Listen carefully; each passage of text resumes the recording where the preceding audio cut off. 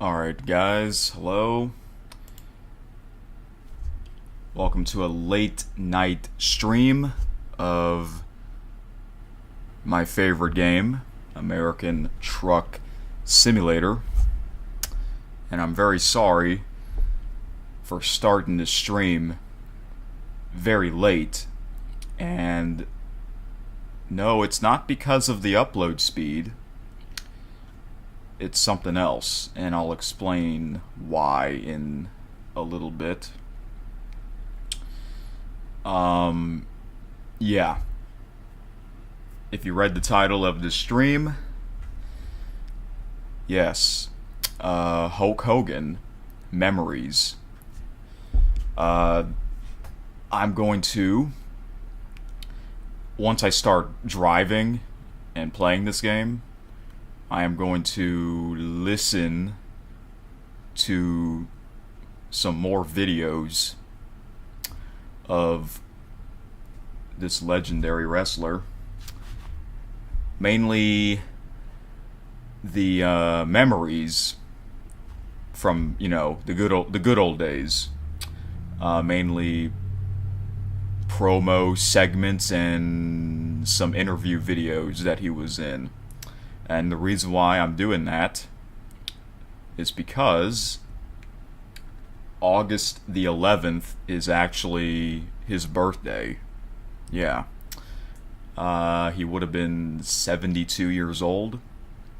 So yeah, his birthday wasn't too much longer after he passed away. So I just remember that, it would have been Hulk Hogan's 72nd birthday. So, and the reason why I'm starting to stream so late is because I made a playlist of the videos that I want to listen to while I'm playing this game, alright? I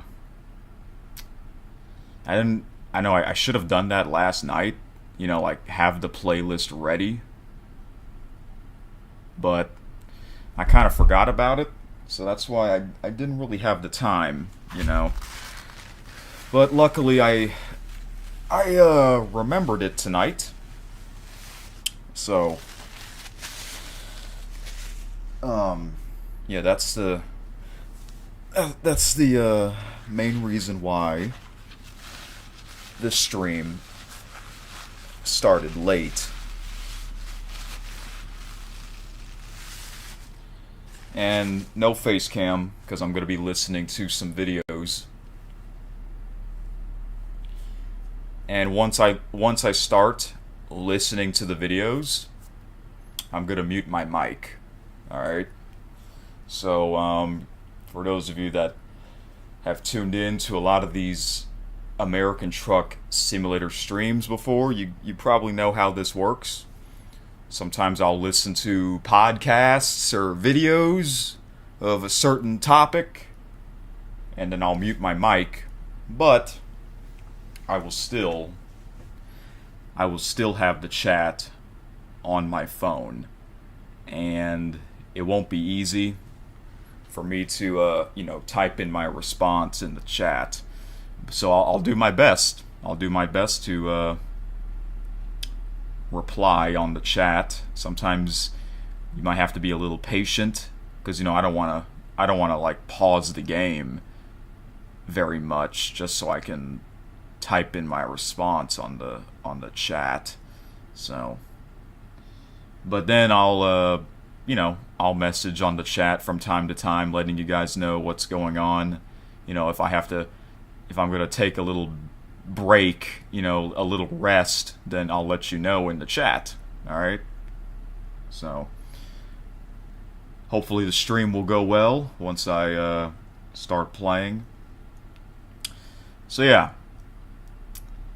And I also kind of have an idea on what I'll be doing tonight.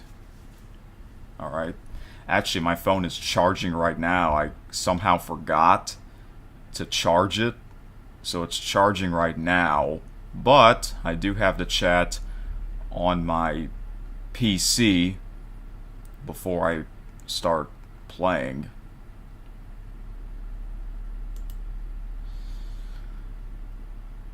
Hello, T-Bone. We got 5 people watching. So, yeah.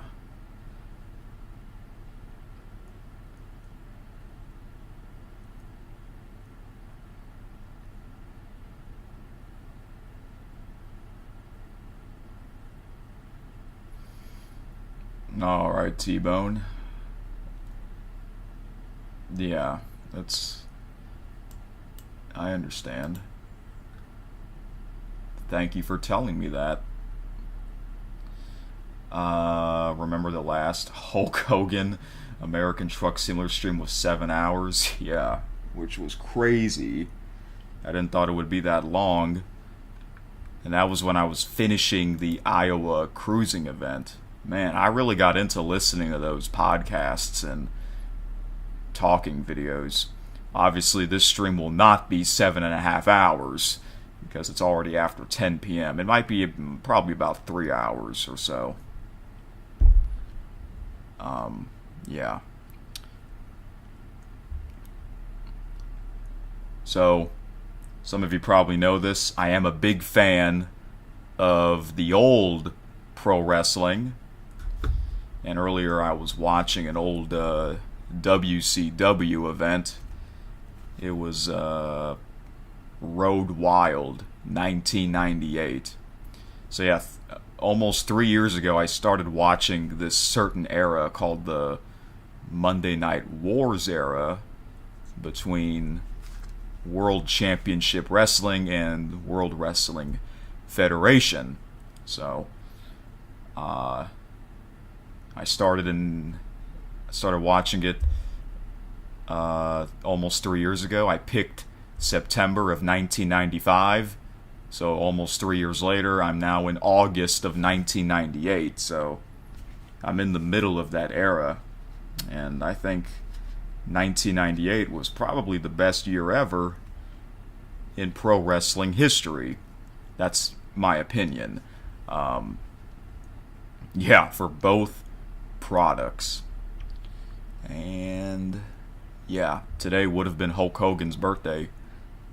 So I'm going to, once I start driving and stuff, I'm going to start playing this playlist that I created of some Hulk Hogan moments and memories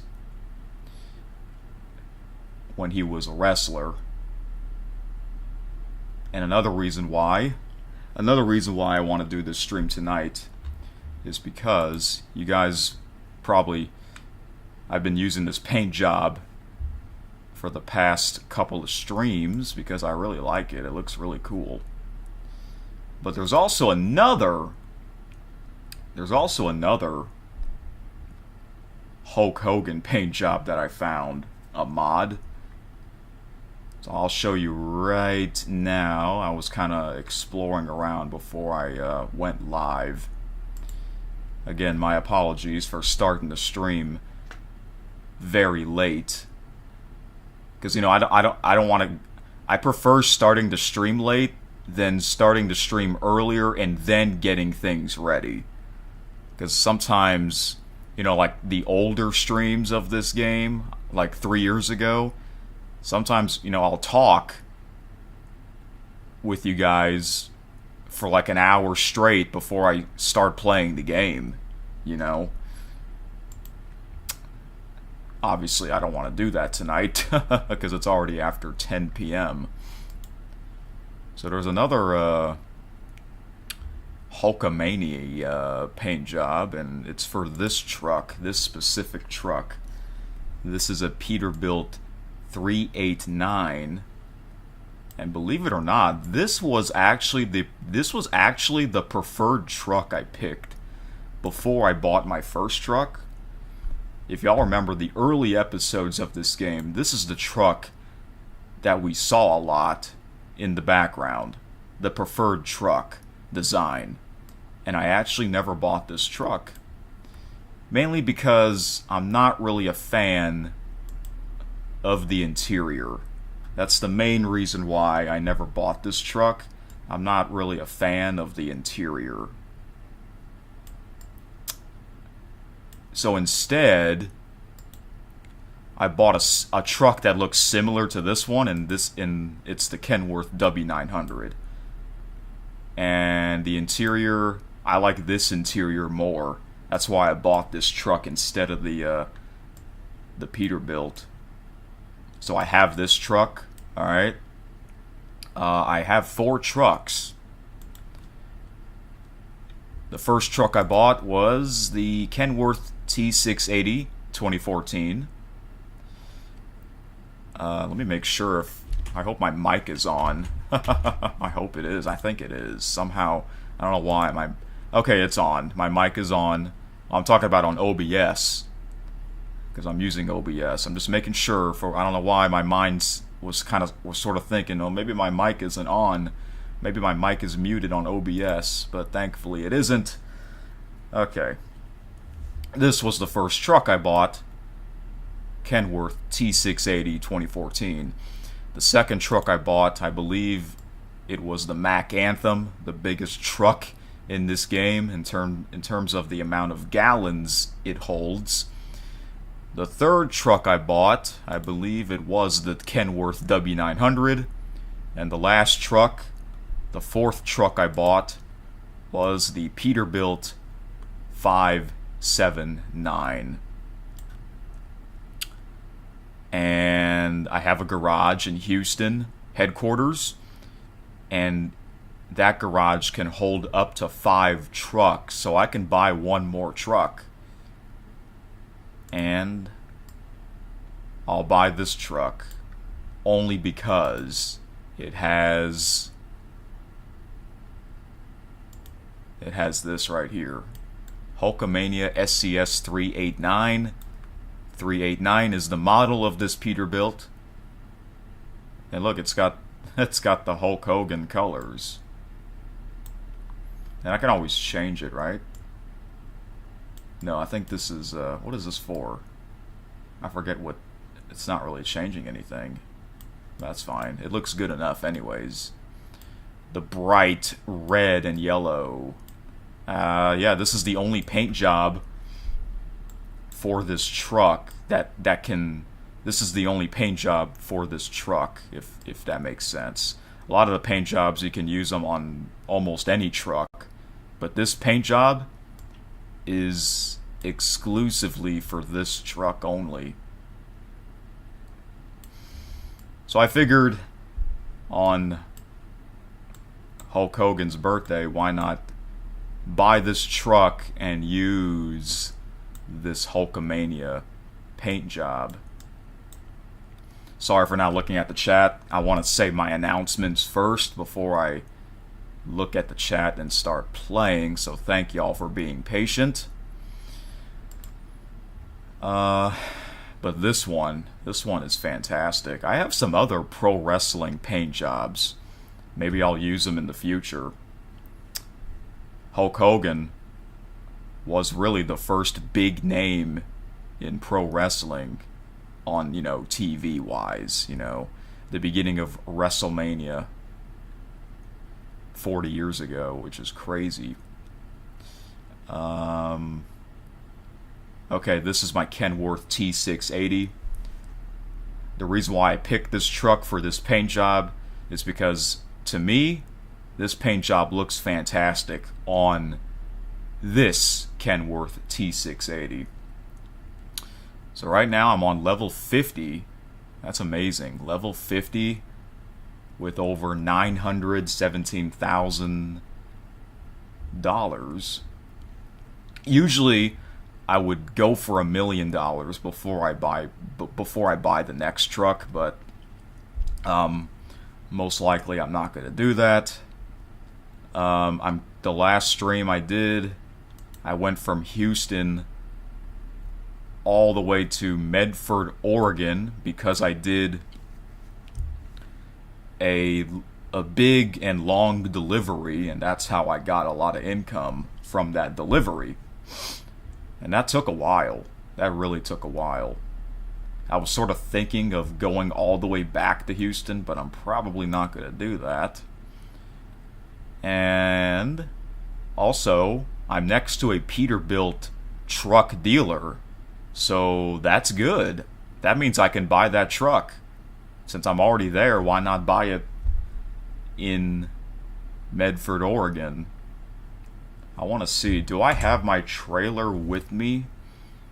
I think I do. It'll say if I do or not.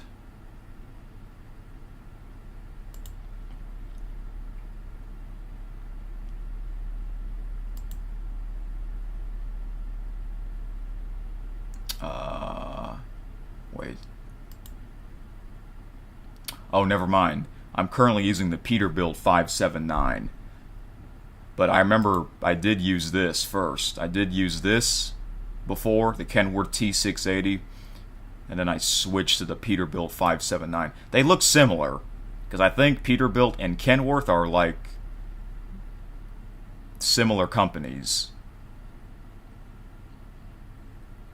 Yeah.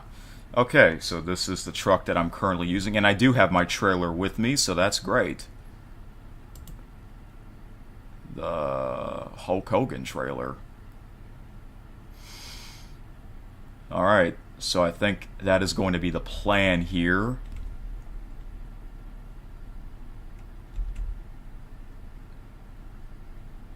And then I'll do a delivery. So yeah, so that's why I picked tonight to go live. So I hope you all understand. So now let me look at the chat.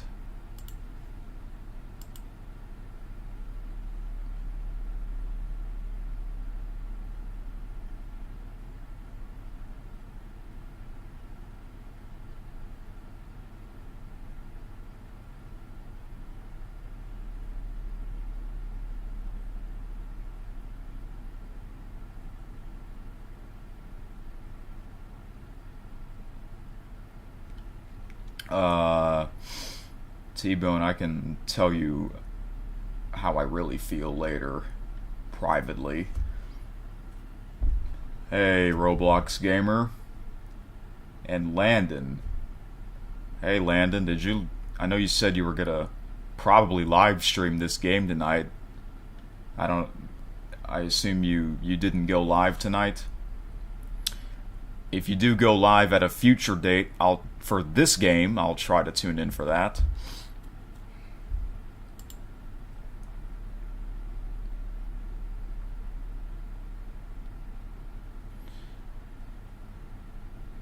Okay.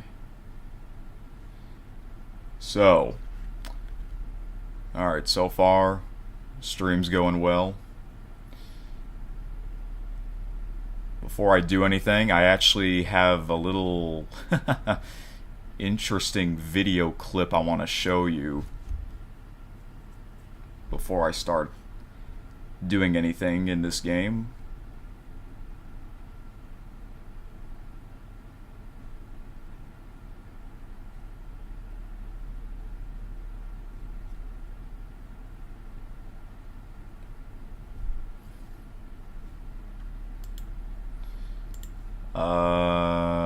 Yeah, so this video, I'm about to play this old this old video,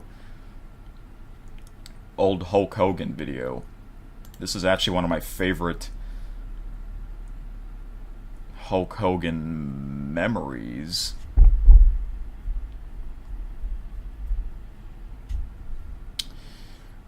And the video is about 2 minutes, I think, 2.5 minutes, and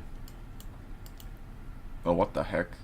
Okay, I made the screen small for that video because it's actually copyrighted.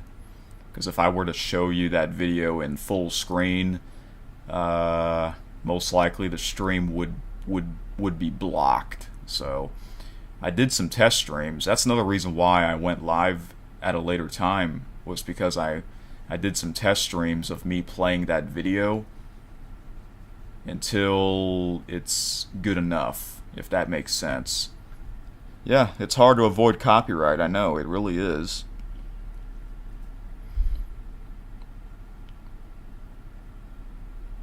Just like music, you know?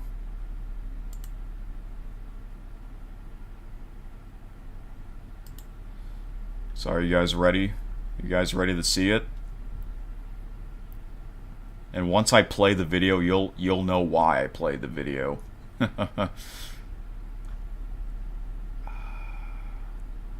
So yeah, once I play the video, it's gonna be on the bottom left screen, kind of like where my face cam used to be at, the bottom left screen. And yeah. I know Hulk Hogan came in before all of us were alive. A lot of us weren't alive when he was in his prime. Yeah. People, they grew up listening to Ozzy Osbourne and watching Hulk Hogan on TV.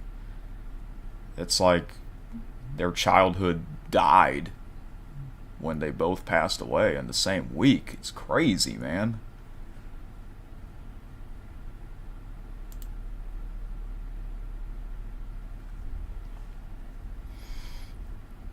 When will I turn the podcasts on? I'll let you know. Well, it'll be very soon after I'm done with my talking. So yeah, sometimes it's gonna be like this. And you know, I kind of like doing it because it's like my radio. It's basically like my radio.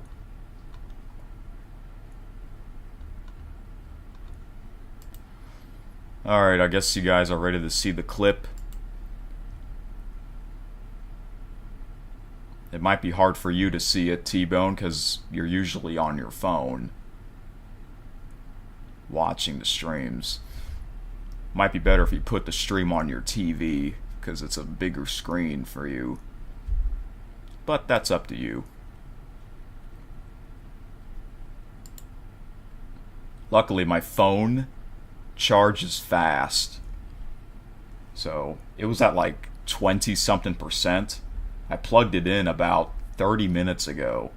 So it should be like, I want to say it's probably over 50%. So that's a good thing.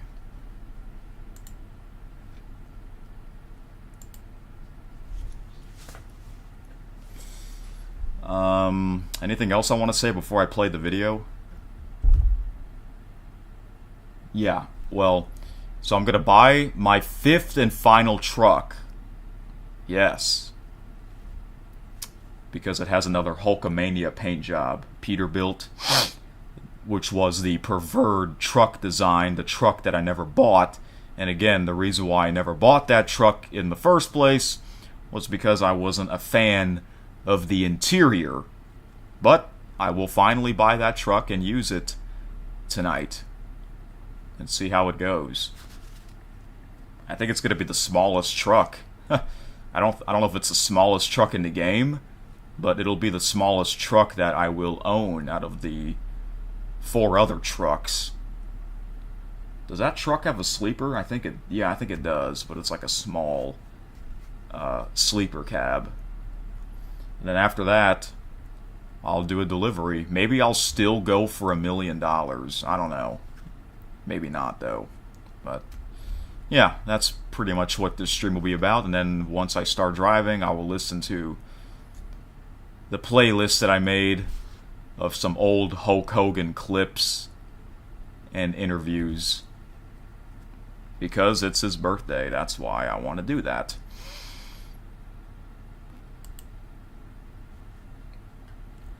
So if you guys understand, then that is great to know. Alright, I guess you guys are waiting for me to play the video.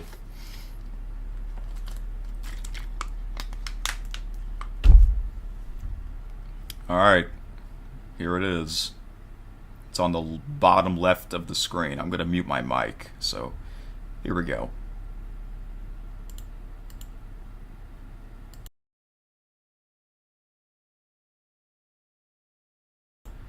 This clip was from February 18, 2002. Exactly 10 years before I joined YouTube. Yeah, I joined YouTube on February 18, 2012. And this was 10 years before I joined YouTube. So here it is. Hold on, guys. Guys. Get back. Get back. People's champ. People's champ. We'll show you about the people's champ. He wanted me to bring him, guys. He's gonna wish I took it back. Yeah, we smell what you're cooking, Hey, Rock. watch what I smell out, Plan A, brother. You guys just get back. Get out of the way. You're in Hollywood ready to smack down on this triple ass. NWO style for life. What are you talking about? Who was in there? The Rock has been changed tough. The Rock couldn't get out if he wanted to. I don't think he's able. Well, the Rock Hogan going on. Something else got something in their ass. On the horns blowing as soon as this attack. Where's he going?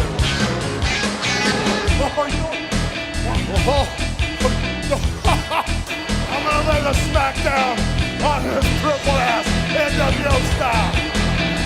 Oh, no. Come on. God, my God, for heaven. My God, no. No, you gotta stop it. Somebody, no. Sake. For the love of God, the Rock has helped us in the ambulance. No, my God, someone, can you see this on the monitors? Can somebody get out there? That ambulance has been ripped in half. No, not again. Not again. Nothing to stop. Oh, God, look at the ambulance. And I shudder to think what the Rock. Look at the ambulance. Damn it. What a low-life son of a... What is wrong with these guys? My God. Somebody... Get the hell? Where are the police? Get the cops out there. Kevin Nash, look at there. What? Oh, yeah, they're really cool. All three of them. They're in the front. Hollywood made a smackdown on his triple ass. Do these animals realize what they've done, King? What they have done to another human being? The Rock is in there. Yeah, they know what they've done. Look at this. Oh, God. They just saw what they've done. My God. They just saw what. They looked at that ambulance and they saw what. They saw the result.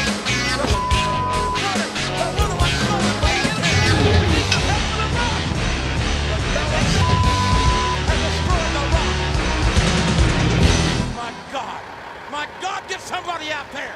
Cannot believe this!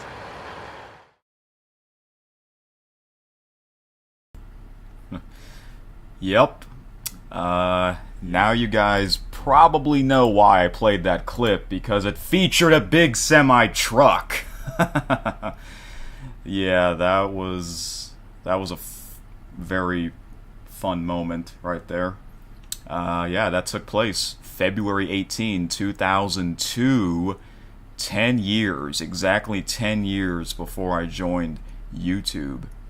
So yeah, the reason why the video was in a small screen on the bottom left was because to avoid copyright. That's the only reason. And I made the video in black and white because that is the New World Order colors. And you can find that on YouTube.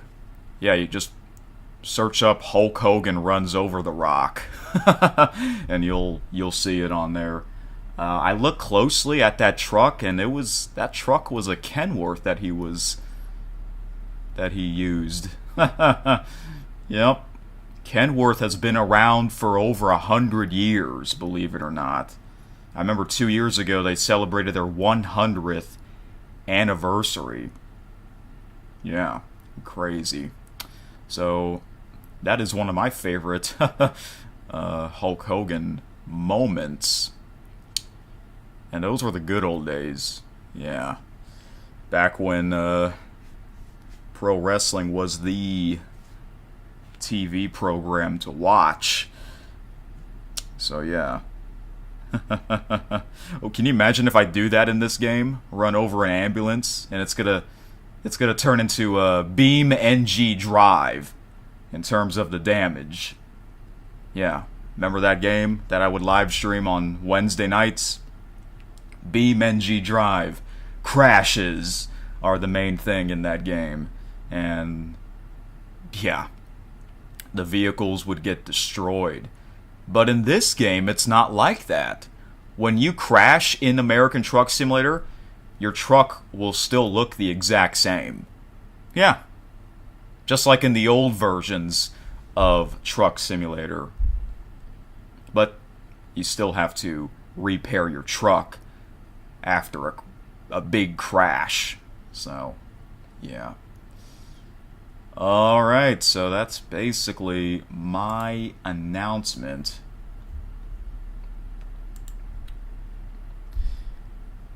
Who was the creator of that video? That was in the WWE, or WWF at the time. And that was not too long after that video. That's when they went from WWF to WWE. World Wrestling Federation to World Wrestling Entertainment.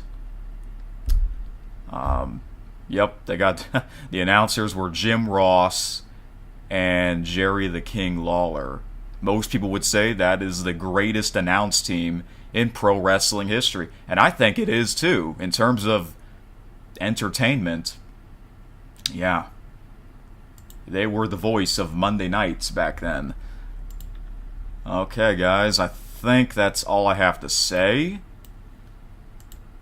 So, I'm going to play the playlist. So, the plan is for me to buy my 5th and final truck, which will be a Peterbilt, the truck that I picked as my preferred design in the early episodes. Remember that truck that we would see in the garage in the early episodes of this game? Yeah, I never bought that truck because I wasn't a fan of the interior. But I'm going to finally buy it tonight because it has another Hulkamania paint job. So that's the only reason why I'm buying that truck. And because August the 11th is Hulk Hogan's birthday. So yeah, another Hulk Hogan special episode. Alright, so after I buy that truck, I will use it along with my own trailer, which has the Hulk Hogan paint job on it. And I guess after that, I'll do a delivery. Maybe I'll go back to Houston. I don't know. I might. Maybe I'll do that. Actually, I was checking to see if that's available. Going all the way back to Houston. I think I'm going to do that. Because that's where my garage is at. And I know I can just teleport there, but I prefer doing it the real way. You know? It's kind of like, instead of taking a loan from the bank, why not do deliveries until you have enough money to buy a truck? And that's kind of what I'm doing in Euro Truck Simulator 2, for those of you that follow that series. By the way, I will live stream that game pretty soon. Most likely, probably towards the end of the month. I think I'm going to do 2 more regular episodes. And then after that, it might be episode 20. I think that's when I'll finally live stream that game. Which means, whenever I do live stream that game, that's when I will buy my first truck in Euro Truck Simulator 2. Just like when I bought my first truck in American Truck Simulator, which was, I think it was on November 1st of 2022. And I think I was doing the Halloween event. And yeah, the first truck that I bought was the Kenworth T680. That's why that truck has the most amount of miles. And it took like over a year until I bought my second truck, which was the Mack Anthem. I bought that in early 2024, I believe. So yeah, alright. I think that's it. So once again, I'm going to start playing the playlist of some Hulk Hogan memories, mainly segments and promos when he was in the ring talking to the crowd, and some interviews as well. And I'm not going to show the video because that's copyrighted. even though the sound is probably going to be copyrighted, but hopefully the stream won't be blocked. It might not be, but if it is, then I'll find out, because I'm gonna get my phone and play the stream on my phone while looking at the chat. So, yeah. That means I'm gonna mute my mic once I start playing the videos, and I will try my best to type in my response on the chat. Sometimes you'll have to be a little patient, because it's not easy for me to type in my response while I'm playing this game. And I know I can just pause the game, but I prefer not to. I don't want to pause the game every 2 minutes and then type in my response, because some people might not like that. I don't know how many people watch these streams as an archive, but some of these streams, surprisingly, they get over 100 views, which is fantastic. So I thank y'all very much. Okay, I think that's really it. So I'm gonna get my phone here.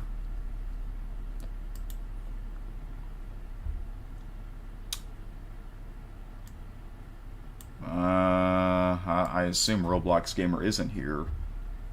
Or maybe he is. Maybe he's AFK. I don't know. Earlier we had like 7 people watching, and now it went down to 2 people. That's weird. Sometimes I think the view count is a little off. Especially like the YouTube shorts. Some of my shorts, they get hundreds of views. Some of them, they'll get under 100 views. It's kind of weird. But the shorts that do get a lot of views, I don't really get any comments. Yeah, I know. It's kind of strange, but it is what it is. Now it says 1 viewer.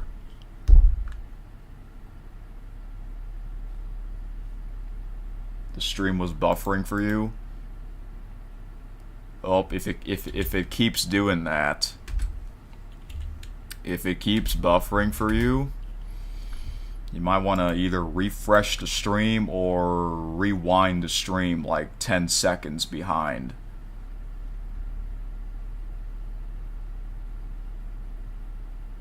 But it's going well for me. It's a green square. It says excellent connection, so that's a good sign for me. Alright, I think I'm ready for real now. Okay, I think that's really it. So, yeah. This stream might be another couple of hours. I don't know how long though, but I'll once I'm done, I will let you guys know when I'm ending the stream once I'm done. All right? So, thank you all for understanding. And yeah, I said it won't be 7 hours again. No, I mean it won't be 7 hours tonight.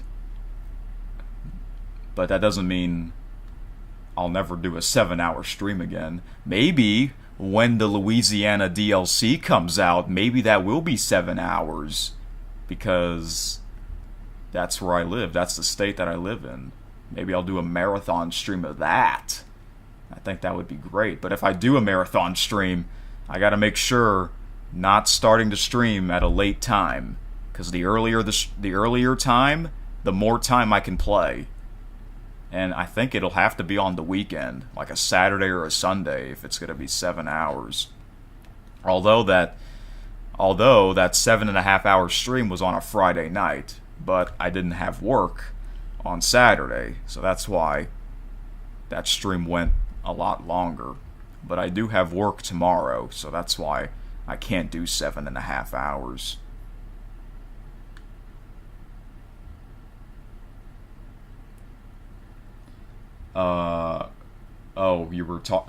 You were saying for this particular stream? I mean, that would be crazy if it was 7.5 hours. This stream is already 40 minutes and I haven't even started playing yet. 7 hours from now will be almost 6 a.m.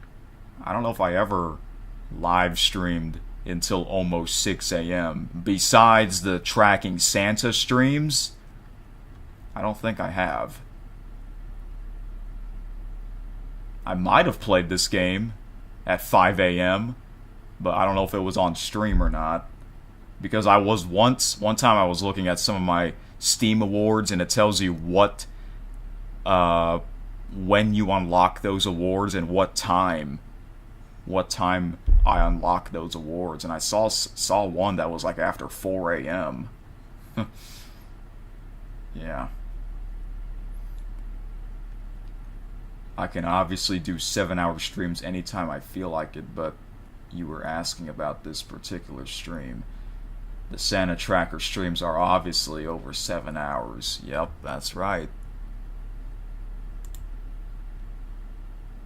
Alright. I think that's it. So here we go, folks.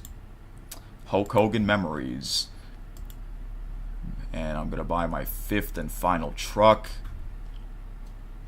using that that other Hulkamania paint job, and do a delivery. I think I will go back to Houston. We'll see. So yeah. Alright, folks. Gonna mute my mic. I'll get my phone and enjoy hearing some Hulk Hogan segments and interviews. I put them in order. Alright, here we go.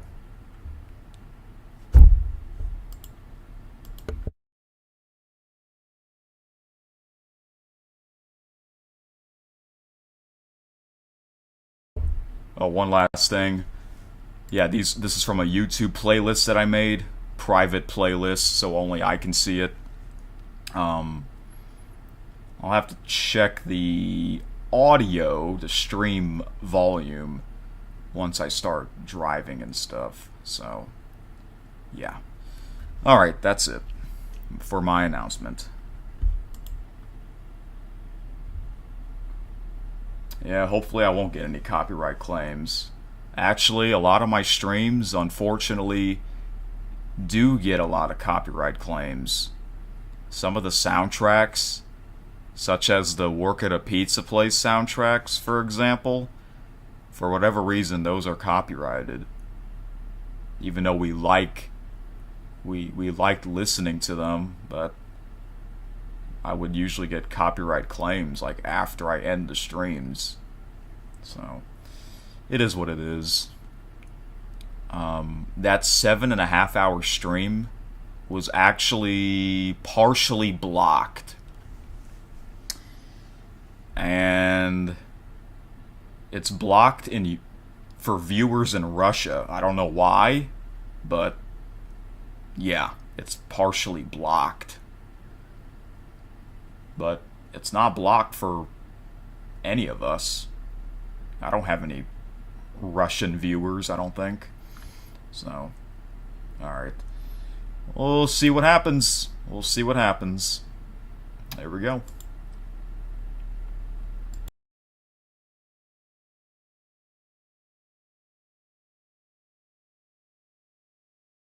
All right, ladies and gentlemen, we got a taste of it a little earlier on here on Saturday night's main event when the madness met the mania. I am talking about Macho Madness and Hulkamania, two mega powers meeting here tonight. Hulk Hogan, what is happening? Well, you know, me and Gene, we really don't know what we're dealing with here, man. And I'm just kind of a little worried about locking up here. It's all right. Because we just might blow the whole planet up, you know. Everybody knows that Hulkamania is the strongest force in this universe.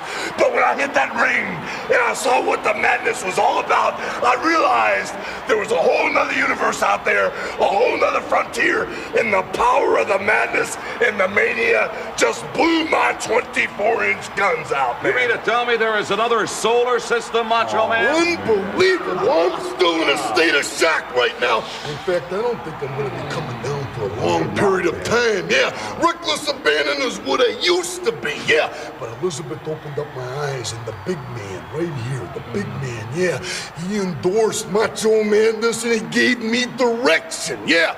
Reckless Abandon used to be, but direction now with the mega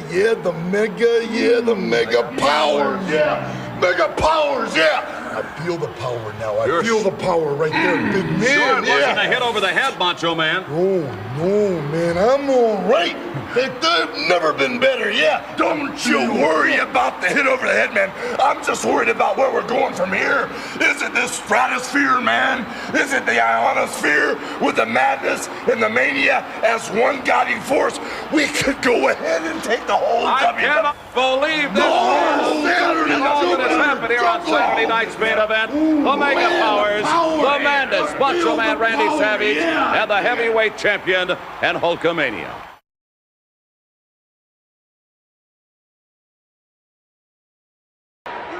All right, over the last couple of months, it has been very difficult for me to introduce this man without using World Wrestling Federation champion Hulk Hogan here at WrestleMania 4 this afternoon. You've got the opportunity to change that. Oh, yeah, it's been hard to live with, man.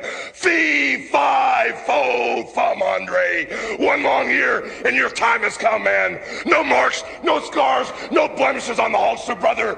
But inside, man, I've been scarred for one long year. Everywhere I go, man, all the little Hulksters ask me, is there any truth to the fact that there was a controversial count? Hulkster, did you really get him over your head? Did you really beat the Giants? Well, today, man, in WrestleMania 4, we're going to wipe all that controversy out. Andre the Giant, in the second round, when you're fresh as a daisy, with the whole world watching, I'm going to prove, brother, that I can beat you anywhere, anytime. And all my Hulkamaniacs, they're going to feel it, too. Speaking of the Hulkamaniacs, Hulk Hogan, we have seen it here at Atlantic City, and I know millions others are watching very intently all around the world. But if you looked in their eyes, man, have you seen the fear in all those little Hulksters? They realize that when I get Andre the Giant cinched up in the launch position, when I slam him through the Trump Plaza, brother, from New York down to Tampa, Florida, the fault line is going to break off. And as Andre the Giant falls into the ocean, as my next two opponents fall to the ocean floor and I pin them, so will Donald Trump and all the Hulkamaniacs.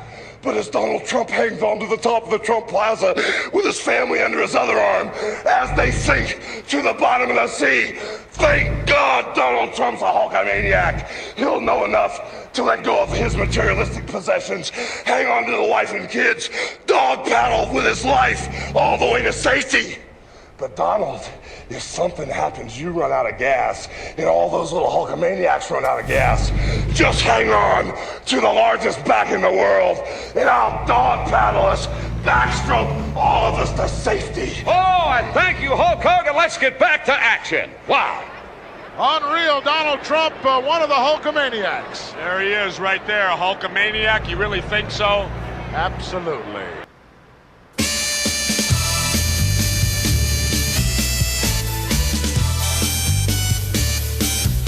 Hi again, everybody. We're gearing up for WrestleMania 5, live from Trump Plaza Hotel and Casino in Atlantic City, Sunday afternoon, April the 2nd. And yes, you can join us on a pay-per-view basis when the Mega Powers explode. That's right. Earlier on, we heard from the World Wrestling Federation champion, Macho Man Randy Savage. Hot on the heels of those comments, we have to hear from the challenger, Hulk Hogan. Even though I knew exactly how you felt about me, Macho Man, at this point, I was letting everything slide, brother. I was just hoping that that cancer that was tearing you apart might go into remission, that everything would straighten itself out. But when I saw Akeem and the big boss man coming down on you, there was no way I was going to let the boss man brutalize you with a stick like he did to me. And as far as our manager goes, Elizabeth, there was no way I was going to let her get in the danger zone. That's why I was there, brother, right when you needed me. We're on the count of 1, 2, oh no, look at that. Well, the boss man had seen enough. Macho was going. Whoa! Hulk Hogan! Hulkster! With a scoop, a slam, Hogan coming in and cleaning house. Hulkster coming to the rescue. My only concerned, Macho Man, was the safety of the Mega Power team. It was only till later, brother, when I viewed the film, that I saw you standing behind me. The cancer still eating you alive. The boss man stick in your hand. The way you looked at me, man, I could see the demons in your eyes then. I let that go too. The next time we were together was Brother Love's show. We were there with another demon. There's another love that you don't understand about. That's the love I have for the Macho Man. It's just as strong as Elizabeth. I love him like a brother. I meant every word I said, Macho Man. I've never lied to you, I've never lied to Elizabeth, and I've never lied to any of my Hulkamaniacs. When I said I loved you like a brother, Macho Man, I meant it. When I say I love my Hulkamaniacs, I mean that too. You know, yeah, I love Elizabeth too, Macho Man, but not the way you twisted the story, not the way you edited the footage. This is what I really meant on Brother Love's show. I love Elizabeth just as much as the Macho Man does, but in a different way. I love Elizabeth like a sister, like blood. I wash my hands completely of you, Macho Man. We started out at the same level, brother, the same pinnacle as Mega Power partners. My little Hulksters gave you everything, man. They gave you their love. They gave you their dedication. You got power. You took courage from them to beat all odds, man. We based our love on the 3 commandments of the training, the prayers, and the vitamins, but you threw it all away, man. You couldn't function as a team with me, man. You're the one that was jealous. Jealousy that turned into a cancer that started eating you alive, Macho Man. Eating your guts, brother. But as we get into WrestleMania 5, the love that you give is equal to the love you receive. That's the same with hatred, brother. You say you hate me. You hate all my Hulkamaniacs. Well, the hatred that you're giving off is going to be the same hatred that tears you apart, brother. When we get into the ring, Hulkamania is going to rule. Hulkamania is going to run wild at WrestleMania 5. And as the cancer starts eating your abdominals, eats your pectoral muscles, goes up into your neck, and starts eating at your brain, there's only one thing that's going to be keeping you alive. That's your life support system, the WWE title. And as you start to lose your grasp, as your fingers start to slide down the front of the belt, that's when I'm going to strip it away from you. Pull the plug on your life support system. I'll be the new champion of the WWE. And what you gonna do when Hulkamania and the largest arms in the world destroy you? Now, when you were born, they didn't say, this looks like a baby Hulk. We'll name him Hulk Hogan. No, but I grew into the name, that's for sure. I was really large in elementary school. Matter of fact, the first day in first grade, the girl sitting next to me named Sarah Eisenblätter, after I was sitting next to her in first grade, she goes, "Has your head always been that big?" But from that day on, I mean, even playing Little League Baseball, I was 200 pounds when I was 12 years old. And when I graduated from high school, I was 300 pounds of fat. Fat? Fat. And you just decided to set out and change your body with the thought of being an athlete, or? Well, no, not so much that. It was just, you know, I played baseball, and then I was a musician. My mom was a music teacher, but it was like, I liked girls even though I was fat, and it was like I didn't have any dates until like the last part of my senior year, and that first date didn't go too well, so it had this effect on me that I better get in shape. And so, you know, that's what I did. I made that one of my priorities, was to get my body in shape, and I've stuck with it. Did you have any inkling at all that this incredible fame would happen? Did you sort of have an instinct? Well, I had an instinct, but I had no idea how far it was going to go. And if anybody had the perfect life and perfect career, it's mine, because I've had to work so hard to get to this point. This just didn't happen overnight. You're also a family man, so I would Yes. think that your wife has some concerns about the fact that you're out there getting beat up every night. And Well, you know, she's seen me get hurt really bad on different occasions, but basically it's kind of like she's heard so much from me. You know, I can complain and be a crybaby to her that it goes one ear and out the other, you know, because she knows I'll keep going. so you won't for sure say anyway that you're ready to stop, you're ready to get out of the ring. I'm ready to wind down. Phase 1 of Hulk Hogan winding down. And the reason is family, a 1-year-old son, a 3-year-old daughter, and a wife that's put up with all this craziness for so long. I don't think a lot of people know about your family. Is your wife a little person? Is she tall? Is she big? Is she? How do I say the right thing and get away with this? No, she's built very well. Are you romantic? I like to think I am. What's the most unusual thing you've done that we'd be surprised to think of Hulk Hogan doing? Crying over a TV show when my wife and kids don't even cry. Do you think you kind of embody that cliche that the big man is really just a big teddy bear, a big pussycat? Well, I've never looked at it that way, but I've always thought that, you know, I'm just a normal type, you know, lovable guy. I mean, I don't even mean that. I mean, I've got feelings and emotions that most people, you know, unless you know me, you underestimate my emotions and feelings, you know. Well, they say because you get so much aggression out in the ring, people who have aggressive lifestyles, that you come home and you just melt. There's nothing else to... Well, I wouldn't go that far, but I mean, you know, there's a lot there that people don't see. This is a hard subject for me. Why? Well, I don't know. I've never been asked that question in that way. Well, do you think it's because, do you feel compelled to keep the image alive that you don't want people to know there's a sensitive side? No, not at all. I mean, when I leave the ring, and I mean, I'm still on the road traveling, I'm still Hulk Hogan, but the moment I walk in that front door, as far as Linda goes, you can take that Hulk Hogan deal and throw it out the door. I mean, I walk in that door, I'm Daddy, I'm Terry. You know, and for me, I'm just sensitive about everything. Touch, feel, smell, taste, everything. I mean, I've always been that way. And with my kids and my wife and family, compassion turns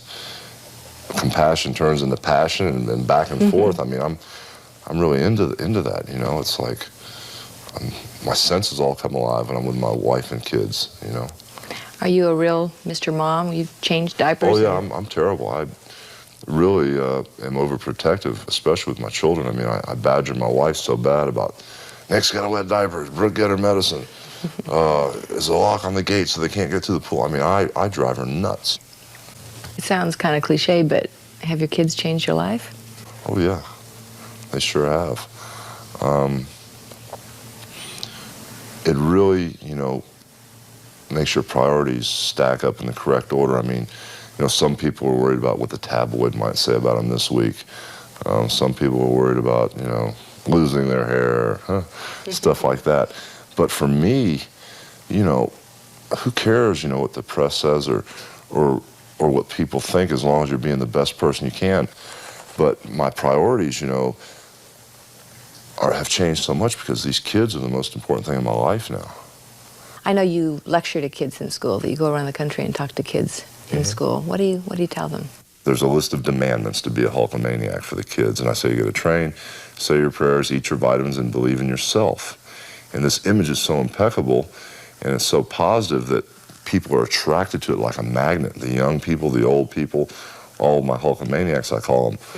And it's even helped me because once I got this theme down and I knew what the image was, it made the man, this Hulk here, it made me get closer to this image, and I'm getting as close as I can. I'm not perfect, but it even keeps me on the straight and narrow, this responsibility to the kids. If you could lean down to one little person, what advice would you give them? What would you tell them, maybe from something you've learned in life? Just believe in yourself. You know, believe in yourself, and if you work hard, you can have anything you want in life, and that goes from materialistic things all the way to being at peace with yourself and your Savior. I mean, if you really want something bad enough and you work at it, you can have it, but you got to believe in yourself. Do you have any personal insecurities at all? The only personal insecurity I have is not knowing. I mean, I don't have a crystal ball, you know, and it's like, I feel like, you know, I provided quite well for my family, but for some reason, I keep forgetting that. I feel like there's more work to do and I have to accomplish something. That's the only insecurity. I need to sit back and realize how well Hulk Hogan has done. What's the best thing being the Hulk has given you? If I had to sum it all up, it's got to be, I'm at peace with myself right now. I'm happy. That's the key word. For so many years, I wasn't happy. But now I'm really happy, and that's neat. We thank you for watching, and remember, stay updated on breaking news and top stories on the NBC News app or watch live on our YouTube channel.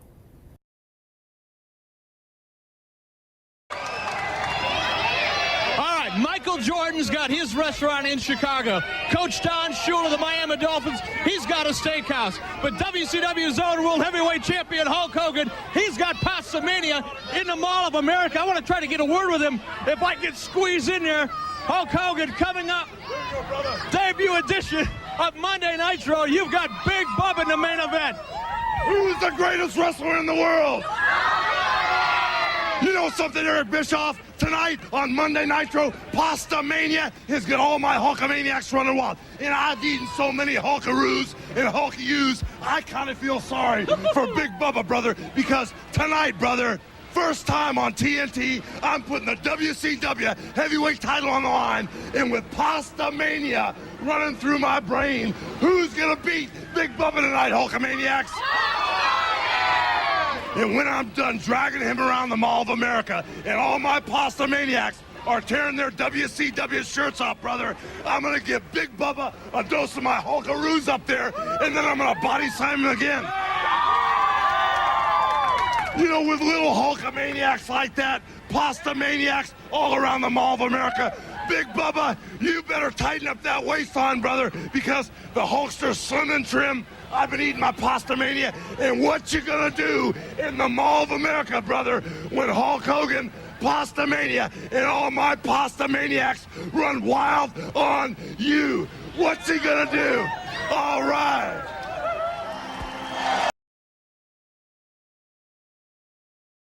Hulk Hogan is here! Hulk Hogan's here! Hulk Hogan is in the building! You damn right he is! Go get him, Hulkster! Yeah, but whose side is he on? What are you talking about? Whose side is he on? What are you talking about? Yes, sir! Get him, Hogan! Go get him, baby! Come on and get some of this now! Who's bad now, boys? Hulk Hogan arrived. Hulk! What is he doing? Oh, my God! Is he the third man? He's the third man! What the hell is going on here? Hulk Hogan has betrayed WCW! He is the third man in this picture! Oh, my God! What the hell is going on? Oh, my God! Are you kidding me? Probably the lowest shot ever given to professional wrestling. That man did right there, Hulk Hogan. Let's get everybody out of the dressing room right now and kick his rear end. Unbelievable, brother. You just sold your soul to the devil. These years? Huh? What have I been saying all these years? Oh, my God. A career of a lifetime. Right down the drain, kid. I hope you love it. Can you see just sold your soul to the devil. See those little Hulksters with the tears rolling down their face right now? We are not going to even acknowledge that 3 count. Now what happens to us? What happens now to WCW? There was no 3 count. I never thought I would say that he's yellow, but he may be wearing red, but he's wearing red and yellow. What do we do now? What a low. I'll tell you what. This is a unbelievable situation right here at Bash at the Beach. Hulkamania, the third guy with the outsiders, betrayed WCW. Can't talk. Excuse me. Excuse me. What in the world are you thinking? Mean Gene, the first thing you need to do is to tell these people to shut up if you want to hear what I gotta say.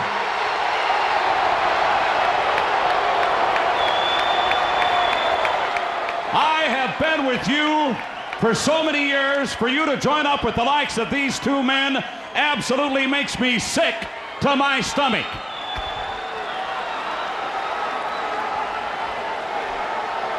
And I think that these people here and a lot of other people around the world have had just about enough of this man, and you want to put yourself in this group? You've got to be kidding me. Well, the first thing you gotta realize, brother, is this right here is the future of wrestling. You can call this the new world order of wrestling, brother. These 2 men right here came from a great big organization up north, and everybody was wondering who the third man was. Well, who knows more about that organization than me, brother? I've been there, I've done that. You have made the wrong decision, in my opinion. Well, let me tell you something. I made that organization a monster. I made people rich up there. I made the people that ran that organization rich up there, brother. And when it all came to pass, the name Hulk Hogan, the man Hulk Hogan, got bigger than the whole organization, brother. And then billionaire Ted, amigo, he wanted to talk turkey with Hulk Hogan. Well, billionaire Ted promised me movies, brother. Billionaire Ted promised me millions of dollars. And billionaire Ted promised me world caliber matches.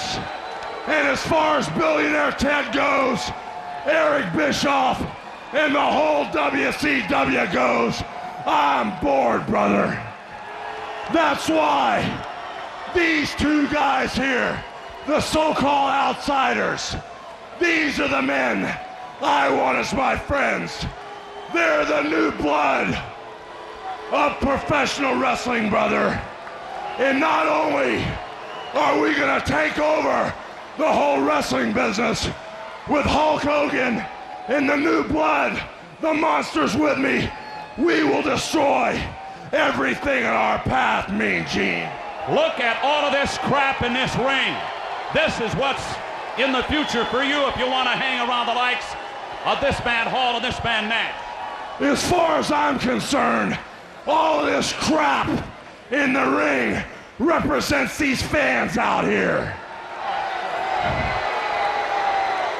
For 2 years, brother, for 2 years, I held my head high. I did everything for the charities. I did everything for the kids. And the reception I got when I came out here, you fans can stick it, brother. Because if it wasn't for Hulk Hogan, you people wouldn't be here. If it wasn't for Hulk Hogan, Eric Bischoff would be still selling meat from a truck in Minneapolis. And if it wasn't for Hulk Hogan, all these Johnny-come-latelys that you see out here, wrestling wouldn't be here. I was selling out the world, brother, while they were bumming gas to put in their car to get to high school.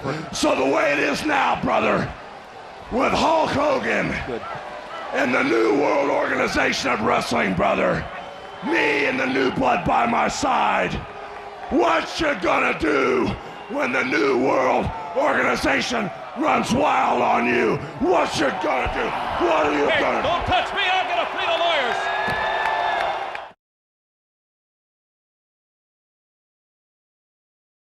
CW survived. They have to fight. Oh my goodness. Hold on. Hold on. What's Jimmy Hart doing up there? Hey, look at this! And what has Lex got in his hand? Lex looking over at Jimmy Hart. Jimmy Hart sees something in the ring. Lex got it. He took Big Bubba out. And now, the outsiders in the ring. Here we go! The outsiders in the ring. And they are hammering away. They are hammering away at Luger, who is all alone in there. This was a sneak attack. There's Hogan! There's Hollywood Hulk Hogan! The scourge of the wrestling world. And notice something, Eric. There's no yellow. There's no red.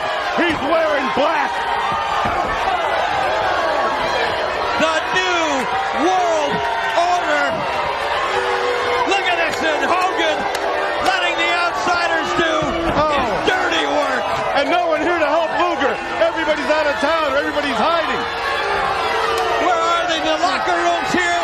No Savage, no Flair, no Giant, no Sting. Disney MGM Studios, they're like a half a mile away. Unfortunately, Maybe we should call Quincy. look at this guy. Hogan Slapping him around after Nash and Hall did all the damage. They got a plan, Eric. They got a big plan. They will not take WCW down. The New World Order may get big. It may.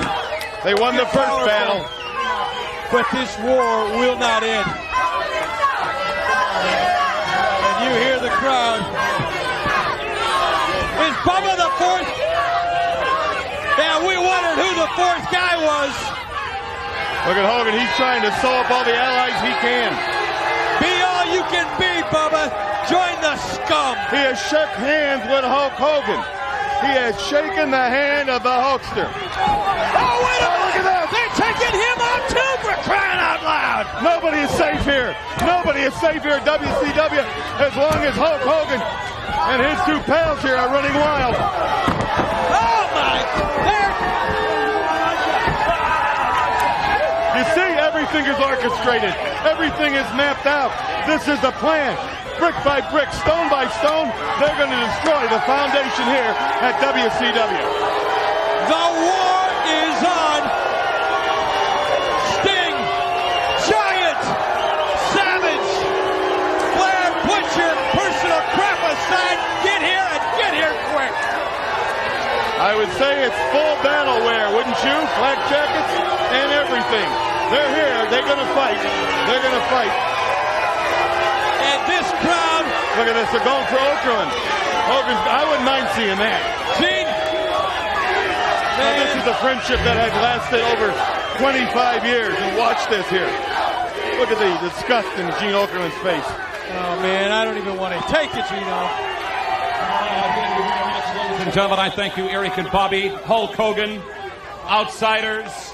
You have led us down the primrose path.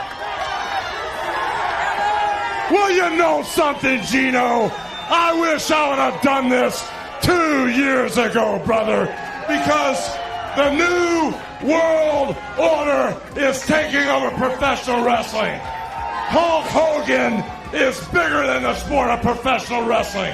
And with the outsiders, the new blood, the foundation of the new world order, we shall rule the wrestling world, Mean Gene. What about the children? You know about the thousands and thousands of telephone calls that came in to WCW. Every man, woman, and child on the face of the earth is totally disgusted with you, Hulk Hogan, including myself. We all know about the trade-in, the prayers, and the vitamins, brother. And like I said, these people out here, after I led their children down the right path, had the gall to boo Hulk Hogan one more time. You fans can stick it, brother. Wait a minute. I think Sting and Eric Bischoff brought it up earlier on. I think Sting said it best when he reported that Hulk Hogan, you can stick it. Well, you know something, brother? As far as people like Sting go, 10 years ago, when I shook his hand in Venice Beach, he was a skinny little bodybuilder. And when he laid his eyes on Hulk Hogan, he was shaking in his boots.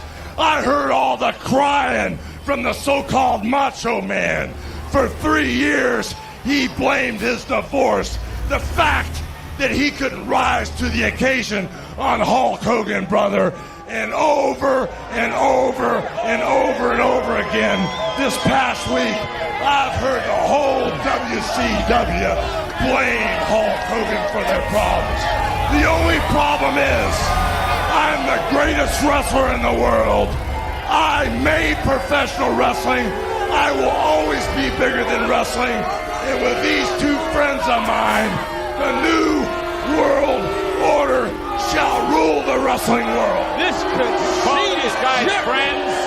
You know about this man's background and this man's background, and look what they've done. This NWO, where is it going to go? Who is going to be part of it? I think that's the question we're all asking ourselves, and I'm going to ask you. Well, these are the renegades, brother. These are the men that when I opened the door, brother, they had the guts enough to walk through it. These are the guys that are going to set the trend for the 90s that will lead Hulk Hogan in professional wrestling to its destiny. But these guys are just the foundation. The thing that everybody or all the people out there don't realize is as I build my empire, will there be more outsiders that I bring in, or will it be people that are so close to Ted Turner, maybe Eric Bischoff's friends? Who knows, man? Maybe the guys that are in the locker room right now there's always been a double loyalty, man. In this business, they've been loyal to the promoters that have paid their bills, and they also have been loyal to Hulk Hogan because they know where Hulk Hogan goes. That's where professional wrestling goes. You have to vent all of this on these people, your peers in this business. How about the kids that have looked up to you for years and years and years, and now it comes down to this? Take the microphone. This is a pretty good example of the way your life is going to go, Hulk Hogan. Well, you know, dude, I laid it out straight for all those kids, brother.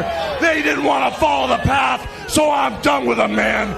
But as far as I'm concerned, I'm not going to mess with that skinny little macho man or that crybaby Sting. I'm going right to the top of the ladder, brother. And at Hog Wild, brother, on August the 10th, if the Giant has got guts enough, I'm going to dismantle the whole Ted Turner organization at one night. We're going to take the WCW belt, make it the New World Order belt, and we shall reign supreme from that day forward. And as far as I'm concerned, brother, if Ted Turner has any boys in the back that have any guts at all, come on out right now. We'll beat up the whole WCW right now. And what are they going to do? Oh, please, Hulk Hogan, I can't believe it.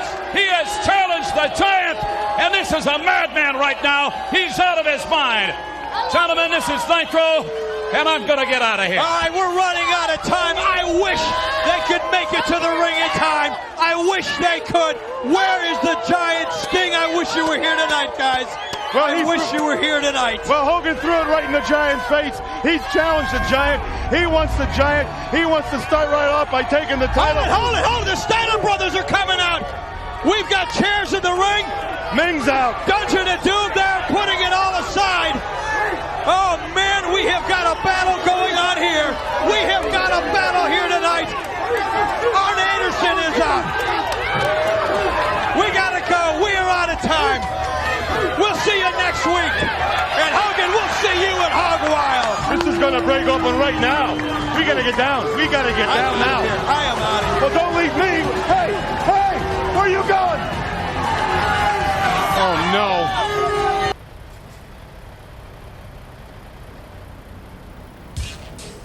The following announcement has been paid for by the New World Order.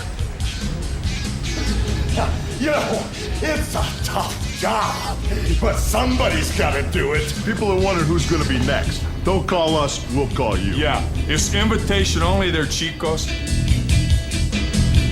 Well, you talk about the money.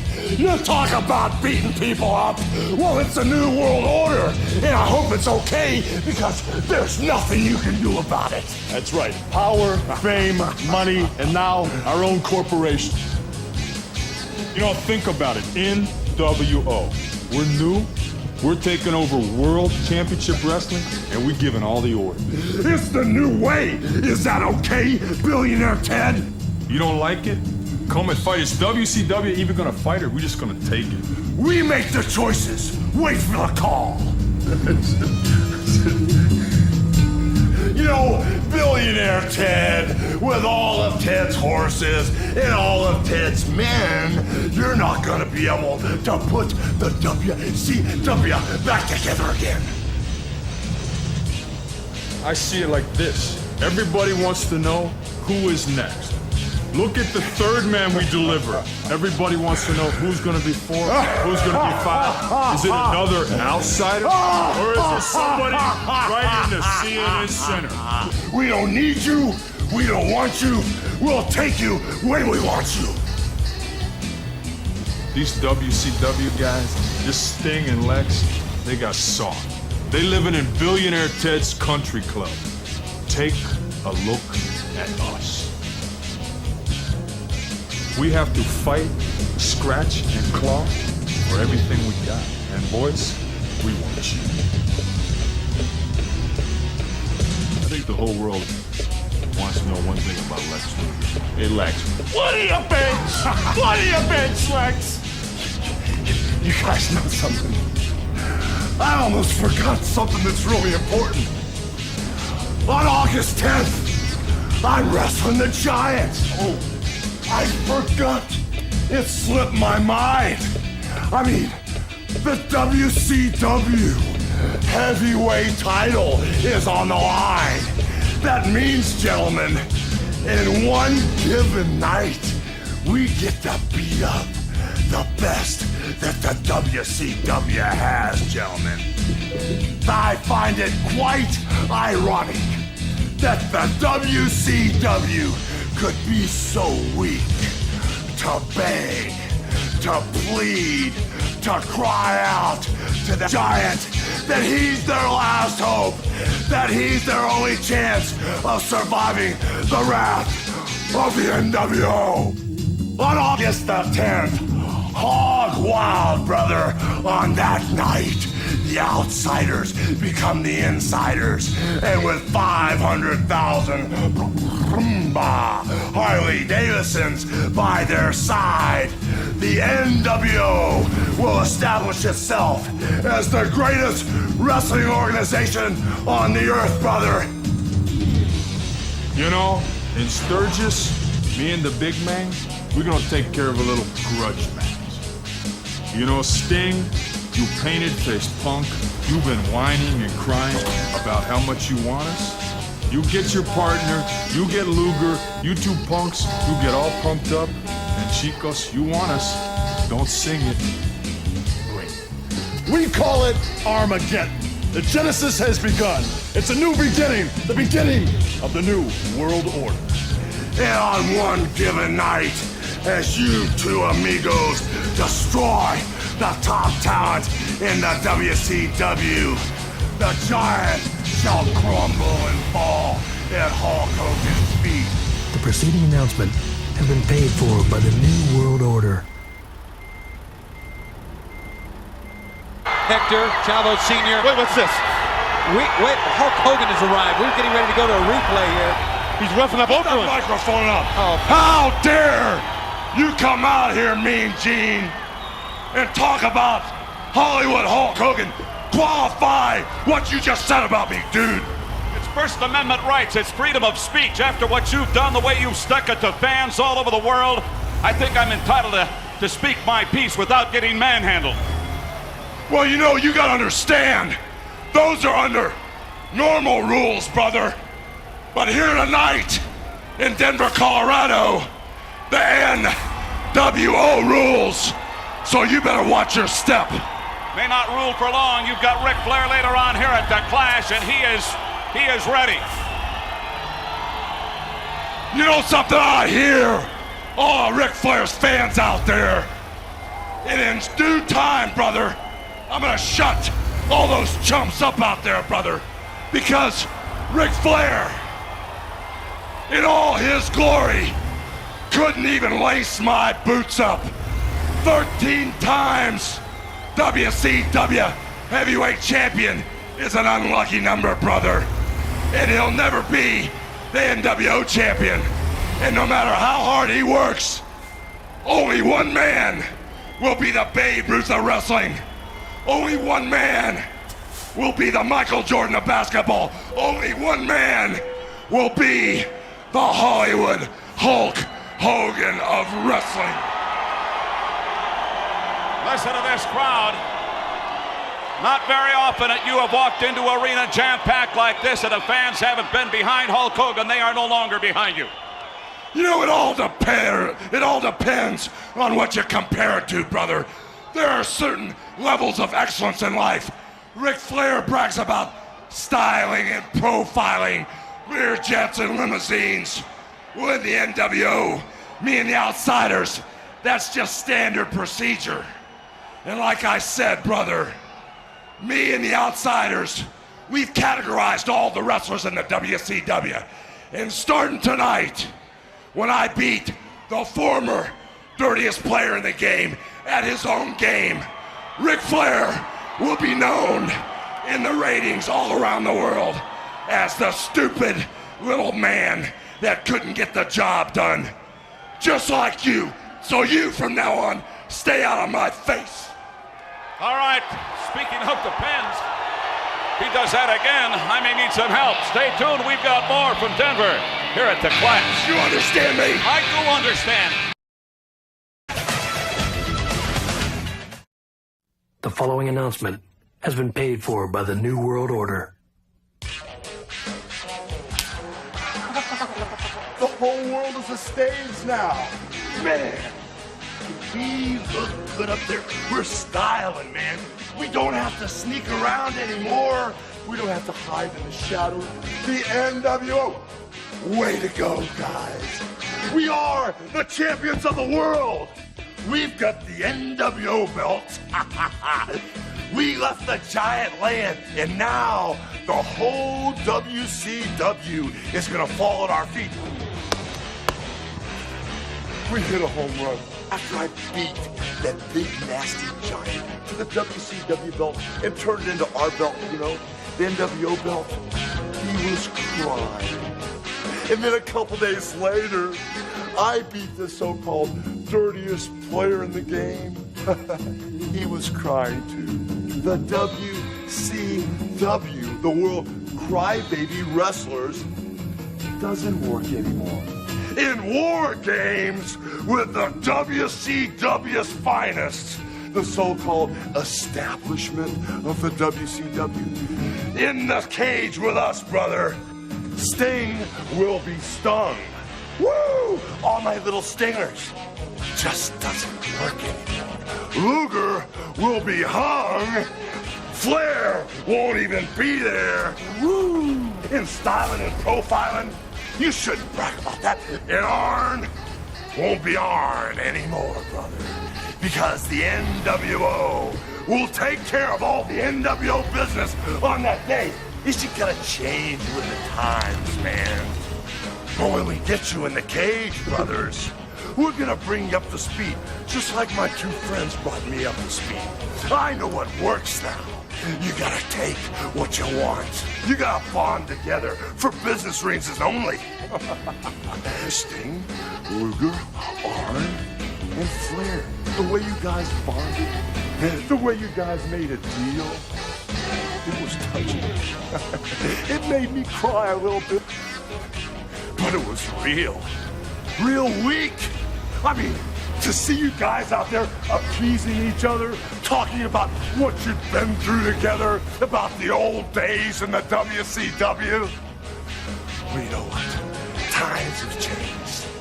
What you gonna do in war games when the NWO destroys you? Anything less would be civilized. The preceding announcement has been paid for by the New World Order.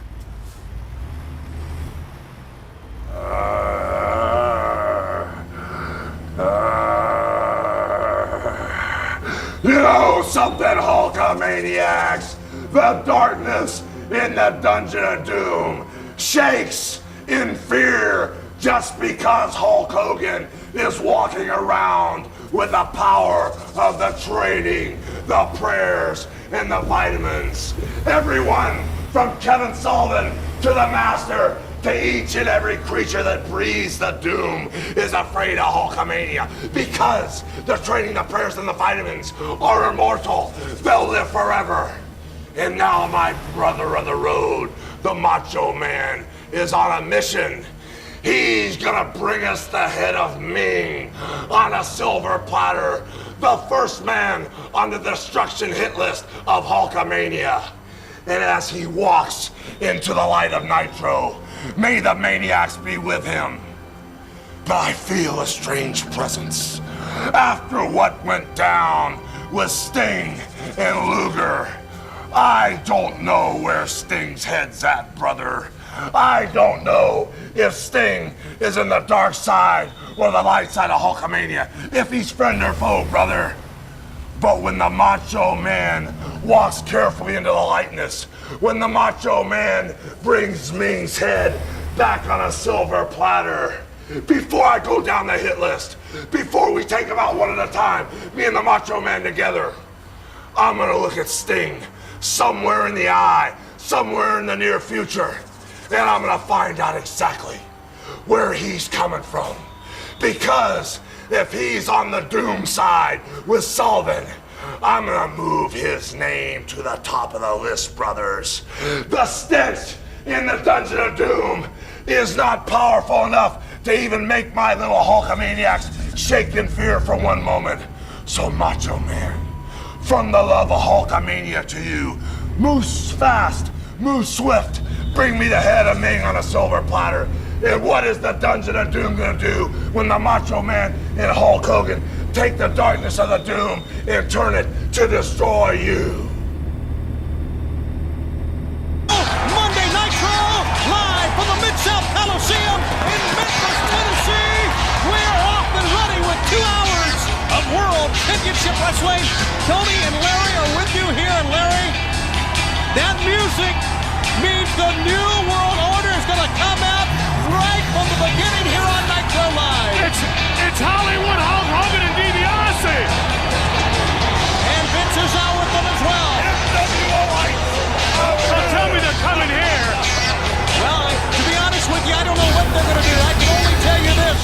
This past weekend on all of our television programs on TBS, you found out the fact that Roddy Piper will be here tonight, live on this program, to answer the call from the WCW Championship Committee. If he wants it, he will get the title shot at Super Brawl 7 on February 23rd, live at the Cow Palace in San Francisco. Piper will be here tonight, and Hogan wasting no time coming out and getting center ring here, Larry. Now, obviously, he's got something to say. We'll find out. But again, Piper will be here. And the $64,000 question is, what is Roddy Piper going to say when he gets here? Let's see what Hogan has to say. Dave, speaking on behalf of World Championship Wrestling, we certainly hope and pray that he says yes, as millions of fans will watch on this 2-hour telecast tonight, one of the most important ever in the history of pro wrestling tonight. And look at that. Look at Hogan defacing the Holy Grail. That's the super prize that Roddy Piper can get his hands on, and that would crumble the New World Order. I don't care how much money Trillionaire Ted has.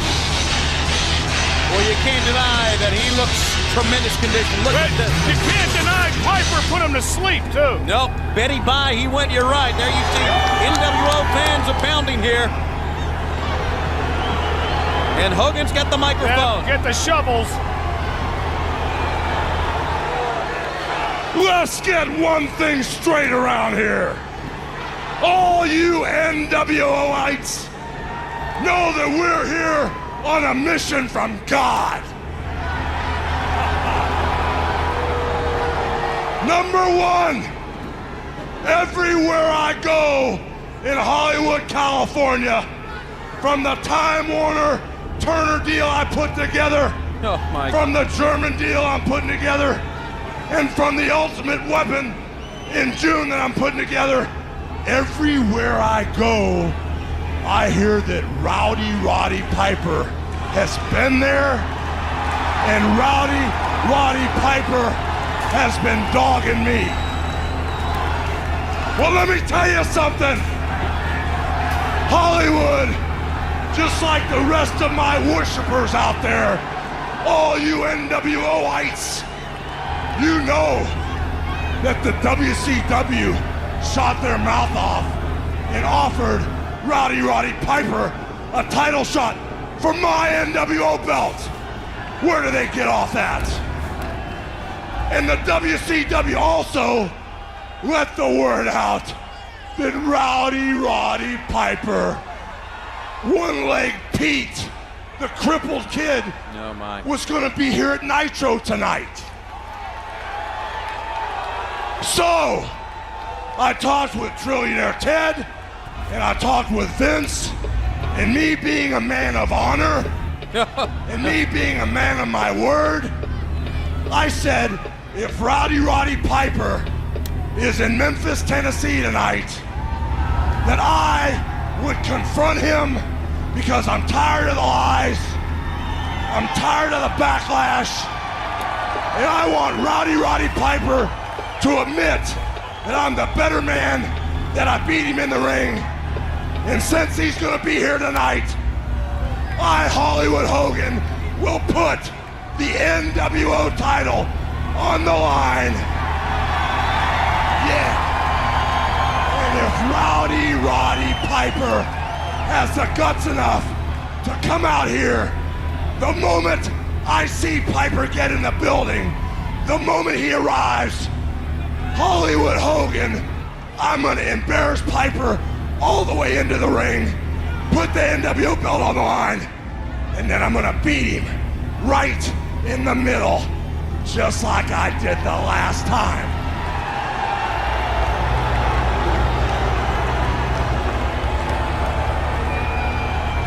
So the way it goes is, no matter how you put it, Roddy Piper promised his 3 fans out there that he'd be here.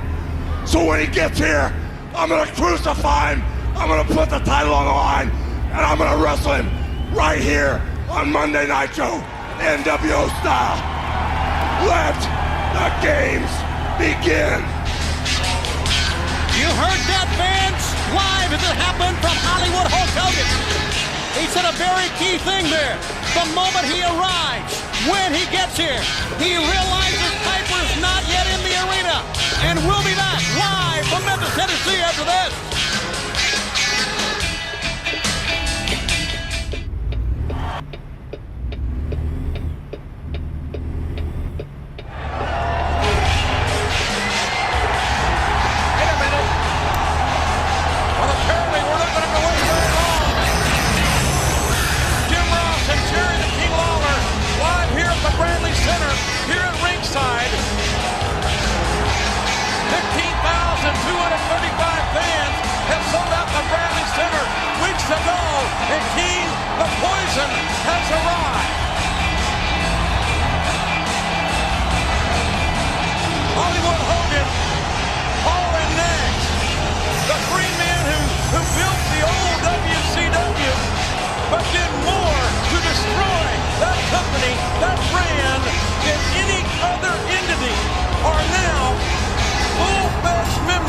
Of the World Wrestling Federation, thanks to Mr. McMahon. And Mr. McMahon even said that he regretted bringing these 3 individuals into the WWF, but he felt he had to do it. I'm going to tell you what, JR, if you want to thank somebody for these 3 guys being here, you can thank Ric Flair. What do you mean by that? What do you mean by that? He's the one that drove Mr. McMahon to the point to where he brought these guys here. Ric Flair did it. These guys are like a pack of dogs. They run in a pack. They will affect their will on anyone at any time. Tell the truth, JR. Tell me right now, did you ever, in your wildest dreams, think that you would ever see Hogan, Nash, and Hall in a World Wrestling Federation ring again? Well, you never say never in this business, but I was damn sure hoping that they wouldn't be in a WWF ring again. Wow. Maybe we'll get a little bit of an indication as to what these 3 men have on their mind, what their agenda will be here tonight. Well, I think we're going to get an indication, all right. They perceive that they are bigger than our business.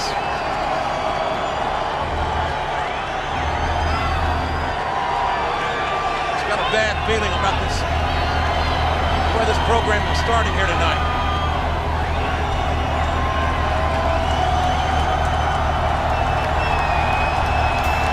Listen up, JR. Pay attention. Let's see what they got to say. These fans need to maybe get on their good side. You know, give them a chance. Maybe show them some respect. Why? we're here tonight to set the record straight. We came in here earlier today, and you would not believe the amount of heat we had with the boys. Some of the stares were actually kind of frightening. And for what? I mean, because of some reputation we have?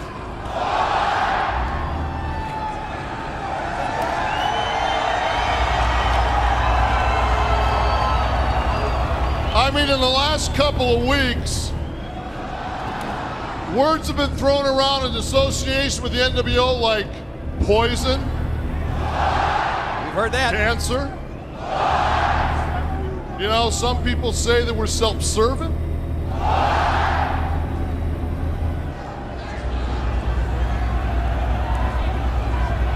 You know, some people actually have used profanity and have said that the NWO is a bunch of company-killing. I think that was you that said that, JR.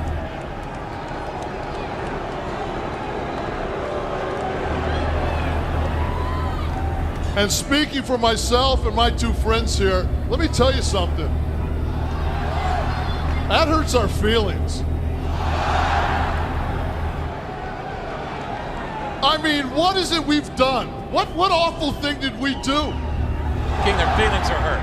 Give me a break. I mean, all we want is a fair chance. A clean slate. We want the ability to come out and prove to you great fans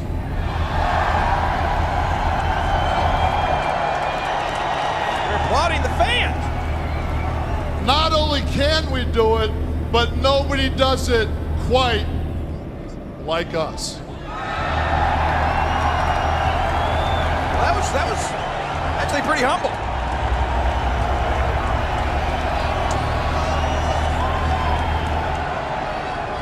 Hey, yo.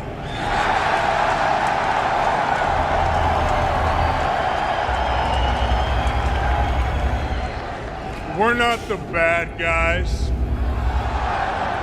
We're fans. We just want the opportunity to work with some of the great WWF superstars.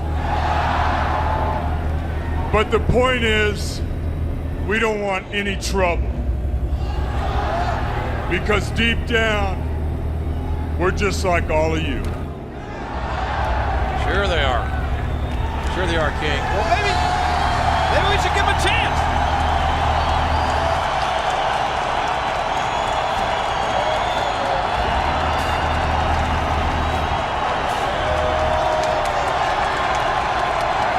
Never thought I'd see this. Never thought I'd hear Hulk's voice on a WWF broadcast again, but I think we're about to. I agree, King. Neither did I. He's choked up. Oh, come on. He's emotional. Don't buy into this. Listen to these fans. Oh, King, but you or nobody else is believing a word of this. You know, Scott and Kevin, I couldn't agree with you more. We're just like all of you out there. I mean, we might be a little richer and a little more famous, but I mean, we're not here to kill the WWF. We're here to make it better. That's a relief. All we want to do is give the WWF fans exactly what they want. And all we want from you is a chance. But it's up to all you out there and all the boys in the back if we get our chance. That remains to be seen. But I can tell you one thing right now. In all sincerity, there's one man who gave the NWO a chance, and that was Vince McMahon.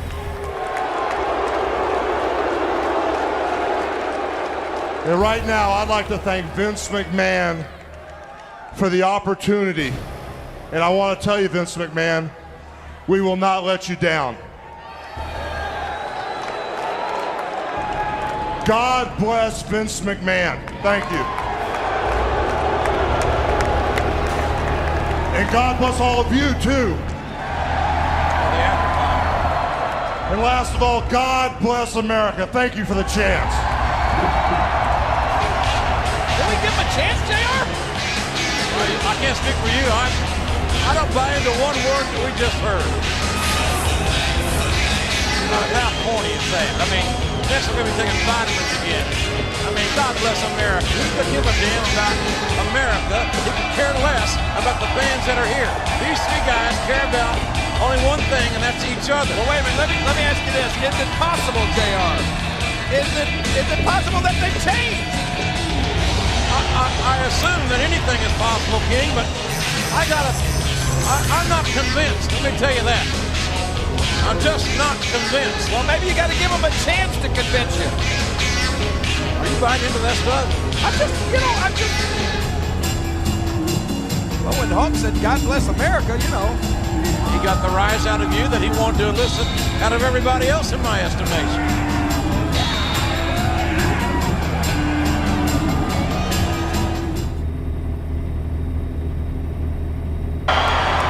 Now, as far as Hogan goes, wait just a minute. Why wait till Backlash?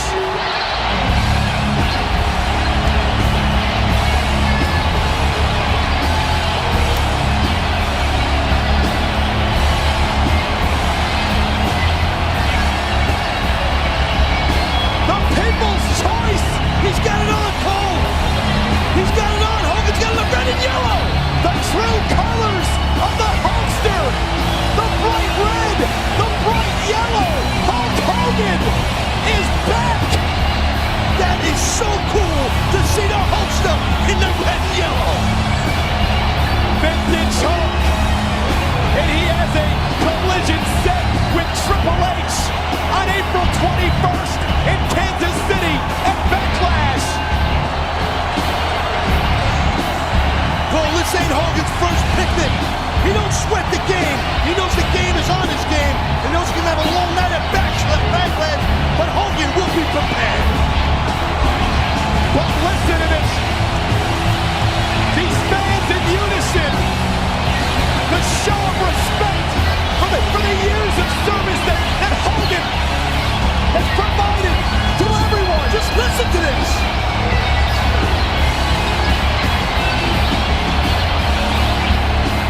Amazing.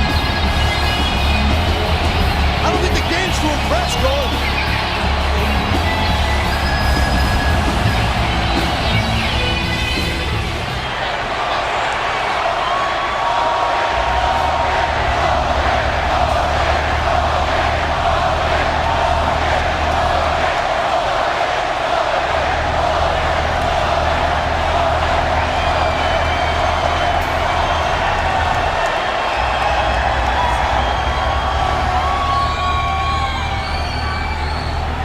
as far as Hogan goes, I was just as surprised as you were, Hunter, when Vince McMahon made the match Triple H versus Hollywood Hulk Hogan for the undisputed World Wrestling Federation Championship at Backlash.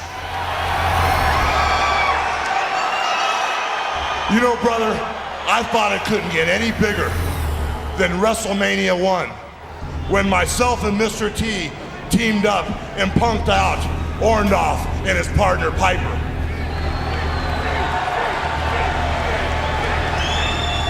And then I thought it couldn't get any bigger than WrestleMania 3, with 94,000 fans screaming, "I pressed Andre the Giant over my head and beat him right in the middle of the ring."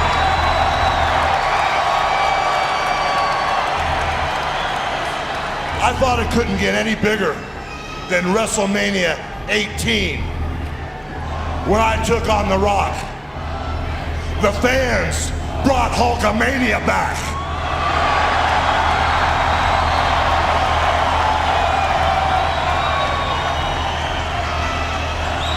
The fans have surprised me more than anything else in my life. And oh yeah, Hunter, Hulkamania is back, brother.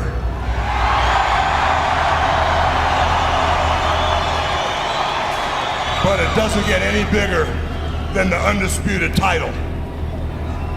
So if these fans believe in me,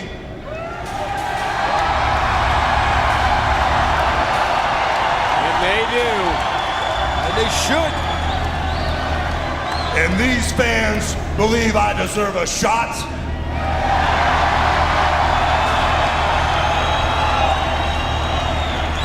well then, brother, I'm gonna take it.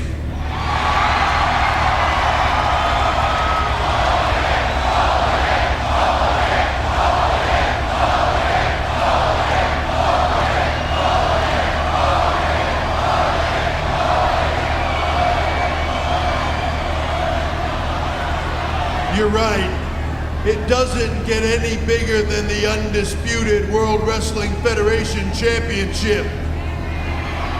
And believe me when I tell you, it will be an honor for me to be in the ring with the immortal Hulk Hogan.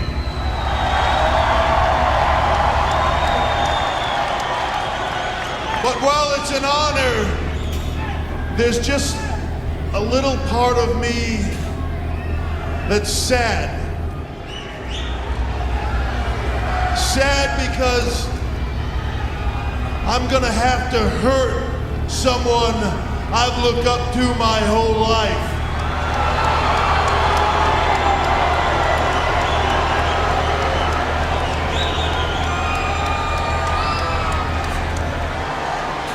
And I'm gonna have to hurt him badly.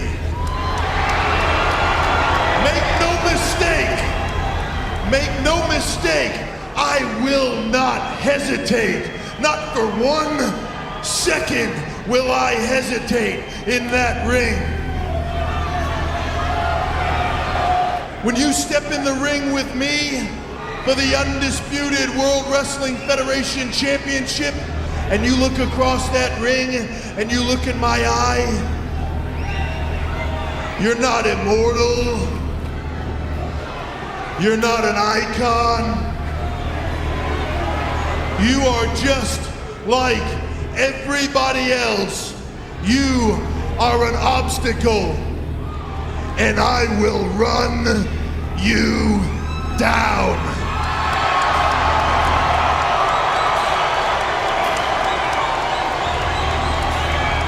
Now,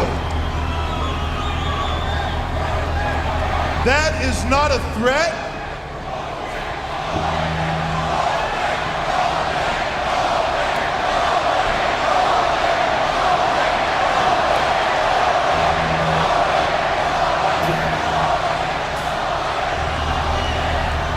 That is not a threat. That is not a warning. That is just a fact.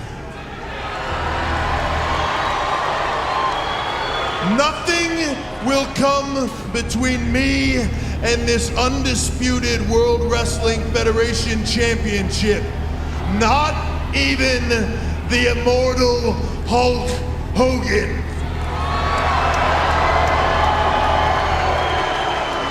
Because, brother, I am the game.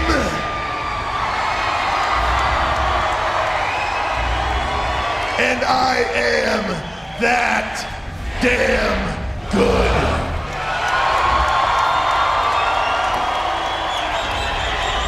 You know, Hunter, you may be right. But even when the experts say Hulkamania is dead and gone, brother, it always rises up again. And at Backlash, my friend, when Hulkamania rises up, brother, Triple H, I got just one question for you.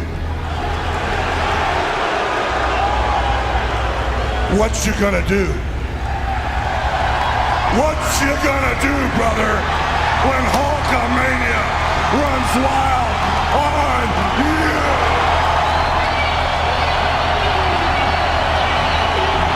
Will it be game over for the legend?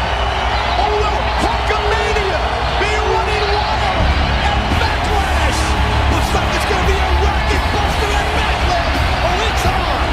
Two of the most popular superstars in the history of the World Wrestling Federation get it on for the undisputed title. It's gonna be a war call. I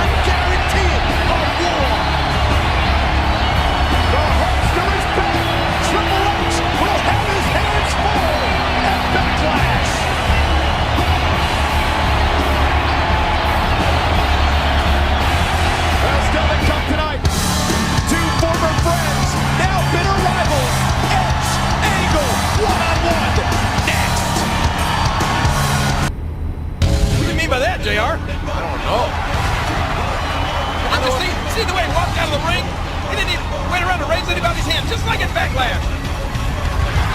Well, we know what's on the mind of this man. The Undertaker, the #1 contender for the undisputed title, will meet the WWF Champion at Judgment Day in Nashville on Sunday, May 19th. And you gotta wonder, King, who the Undertaker's gonna be facing. Will it be Hollywood Hulk Hogan, or will it be Chris Jericho? Right. Because Hogan and Jericho meet this Thursday night on UPN SmackDown for the undisputed WWF Championship. So you know what's on this man's mind. I never can tell what's on the mind of the Undertaker. But we're gonna find out because he's gonna call out Hollywood Hulk Hogan right here. Or so he says. Oh, you think Hogan won't come out? No, I don't think so. I don't think there's anything wrong with Hogan, who's here. Undertaker's an evil, sadistic human being. Oh, menacing words of the Undertaker. Whoa, wait a minute. And the Undertaker is being faced now with reality. The reality of Hulkamania. The reality that Hollywood Hulk Hogan is the man. The reality that Hogan will defend the undisputed title this Thursday night on SmackDown against Chris Jericho. And I don't think the Undertaker actually ever got around to technically calling out Hollywood Hulk Hogan, but here he is anyway. Undertaker did not call Hogan out, but Hogan is here, ready, willing, and able to confront the #1 contender. And this powder keg could explode at any heartbeat. I want to see it. Do it.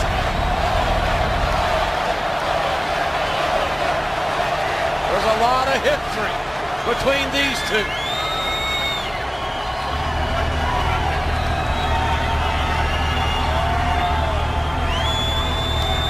Hogan showing no fear. No intimidation. I can see it in your eyes, Hogan. You're ready to go, aren't you? Oh. You want a piece of me, don't you? I bet you even got something to say to me, don't you, Hogan? Well, let me let you save your breath, because I think I know what it is you want to say. Let me tell you what I'm gonna do when Hulkamania runs wild on me. Uh-oh.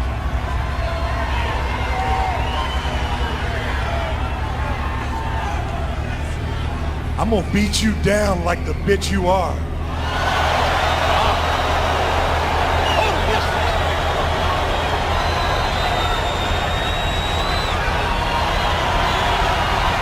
Evil disrespect. Oh, and Hogan just nailed the Undertaker. And Hogan is ready to fight. The WWF Champion is ready to fight. And the Undertaker, oh, don't tell me the Undertaker has the Libertine. Come on, Undertaker. Where'd you go?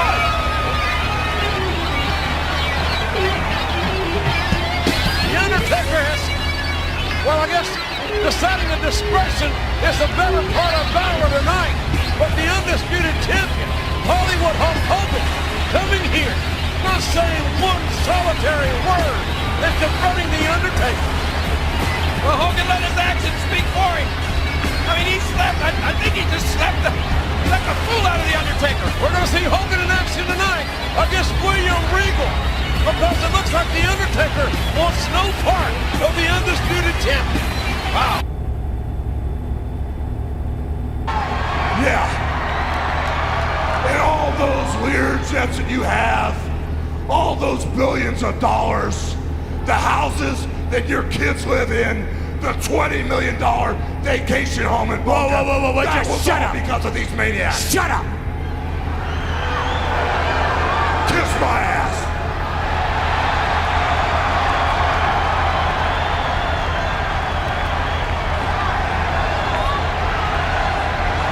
Let me tell you something. I think you're starting to believe in your own bull, Hogan. could have had anybody play the part of Hulk Hogan. I could have had anybody bring Hulkamania. Hold on 1 second, McMahon.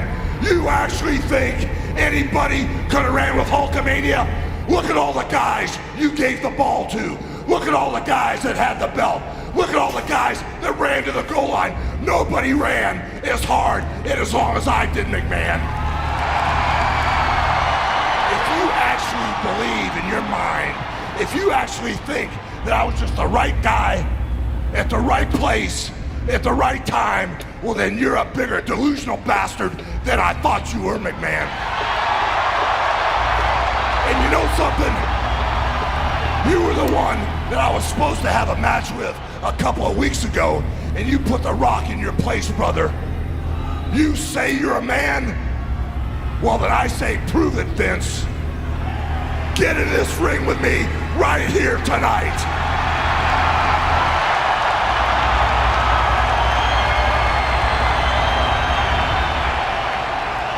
You want to have a match with me tonight? Let me respond to that by saying, there's no chance in hell. Let me say this. You claim that I hate Hulkamania. You're wrong. I don't hate Hulkamania. I don't even hate the Hulkamaniacs. No, I don't. But just for the record, Hogan, I hate you. And I'll tell you why I hate you, Hogan. I hate you because I created you and you turned your back on me. You walked out on me, Hogan. I hate you because you left me. You went down south and joined up with Ted Turner and you competed against me. I hate you for that.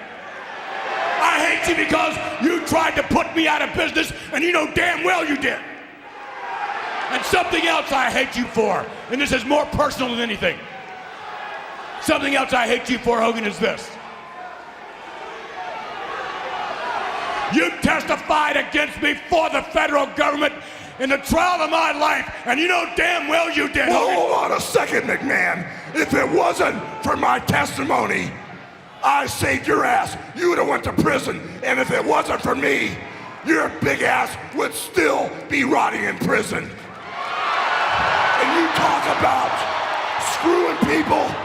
If you were in prison, the word screw would have a whole new meaning. You son of a...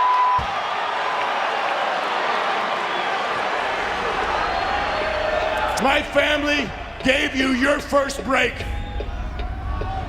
My family gave you your name, Hogan. I plucked you from obscurity from some little town in Minnesota. I made you a household name. I made you a part of the fabric of Americana. And this is the thanks I get. You think I owe you something? I don't owe you a damn thing, but pal, you owe me. I can tell you right now, you owe me and I'm gonna collect. You want a match with me? You're not gonna have a match, Hogan. But you know what you're gonna have, Hogan? You're gonna have a fight. And I dare say to you, it's the first real fight you've ever been in, Hogan. And I'll tell you where this fight is gonna take place, on the biggest stage our industry knows today. Yet another one of my creations, known as WrestleMania. That's where this fight is gonna take place. Oh, but wait, Hogan. There's one stipulation. And that stipulation goes like this. Not if, but when you lose your fight to me at WrestleMania, Hogan, and I want this in writing because your word's no good. I want it in the contract that you will never, ever again wrestle as long as you live. Just like I said, Hogan, I created Hulkamania, and by God, at WrestleMania, I'm gonna kill it. So what's your answer, Hogan? Yes or no? Yes or no? Yes or no? Well, hell yes. I've been waiting for this my whole life. And you know something, McMahon? All my life, I've been waiting for this. So have I. And I got one question for you. What you gonna do, McMahon? What you gonna do? Cut the crap! No. What you gonna do when McMahon kills? No, cut the crap, McMahon. You're right. This is no time for catchphrases. But because of you, there's one that still holds true. And that is, you better start training. You better start eating your vitamins, and you better start saying your damn prayers, McMahon. An emotional exchange between McMahon and Hogan. At WrestleMania, the two biggest names in sports entertainment history. The two men who put sports entertainment on the map. The one-on-one. But there is so much at stake for Hogan. If Hogan loses, his career is over. It's Hogan and McMahon at WrestleMania.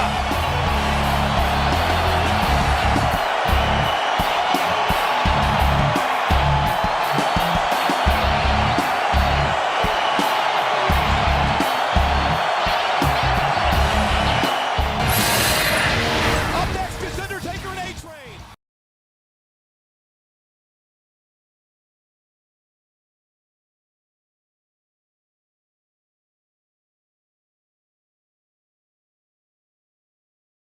When I did leave the WWF at the time, Vince pretty much told me my run was over and the red and yellow was done. And that's where you turn to all, the Cena fans and never give up. And just look at it and go, you know what, I did it for the money, And he would be one of the hottest heels ever. Hulkster, so good to see you again. Good to see you, brother. You look younger and bigger. Younger and bigger? So you're doing something right. I've been eating my vitamins. I've been saying my prayers. I'm doing it all. Let me tell you something, dude. Chrisomania's been running wild, brother. That stuff actually works. If you actually do it, you can change your life and stick to that. Believe me, I know, because I've deviated. That stuff actually works. It's not just a gimmick? Well, it started out as a gimmick. Yeah. But the gimmick was so powerful, it made Terry Bollea a better person. It brought me up. So, as soon as I dialed it in and quit messing around with all the other craziness, it actually works. Look at this spot you've got here, by the way. Thank you for inviting us to Hogan's Hangout right here in Clearwater. Yes, sir. And I've seen the videos you've posted on social media. Like, this is normally a lot of people here, karaoke spot. This is a pretty rocking spot. Yeah, well, it's kind of like when I was growing up here, this used to be called Mandalay Surf.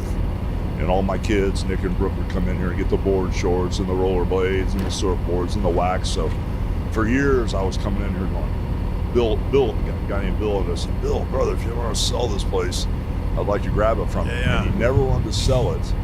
And then many, many years later, fast forward 30 years later, he disappears, the place is vacant, and I got my hands on it. So, I wasn't really sure what to do with it, but I had a big club in Tampa called Hogan's Beach. Yeah.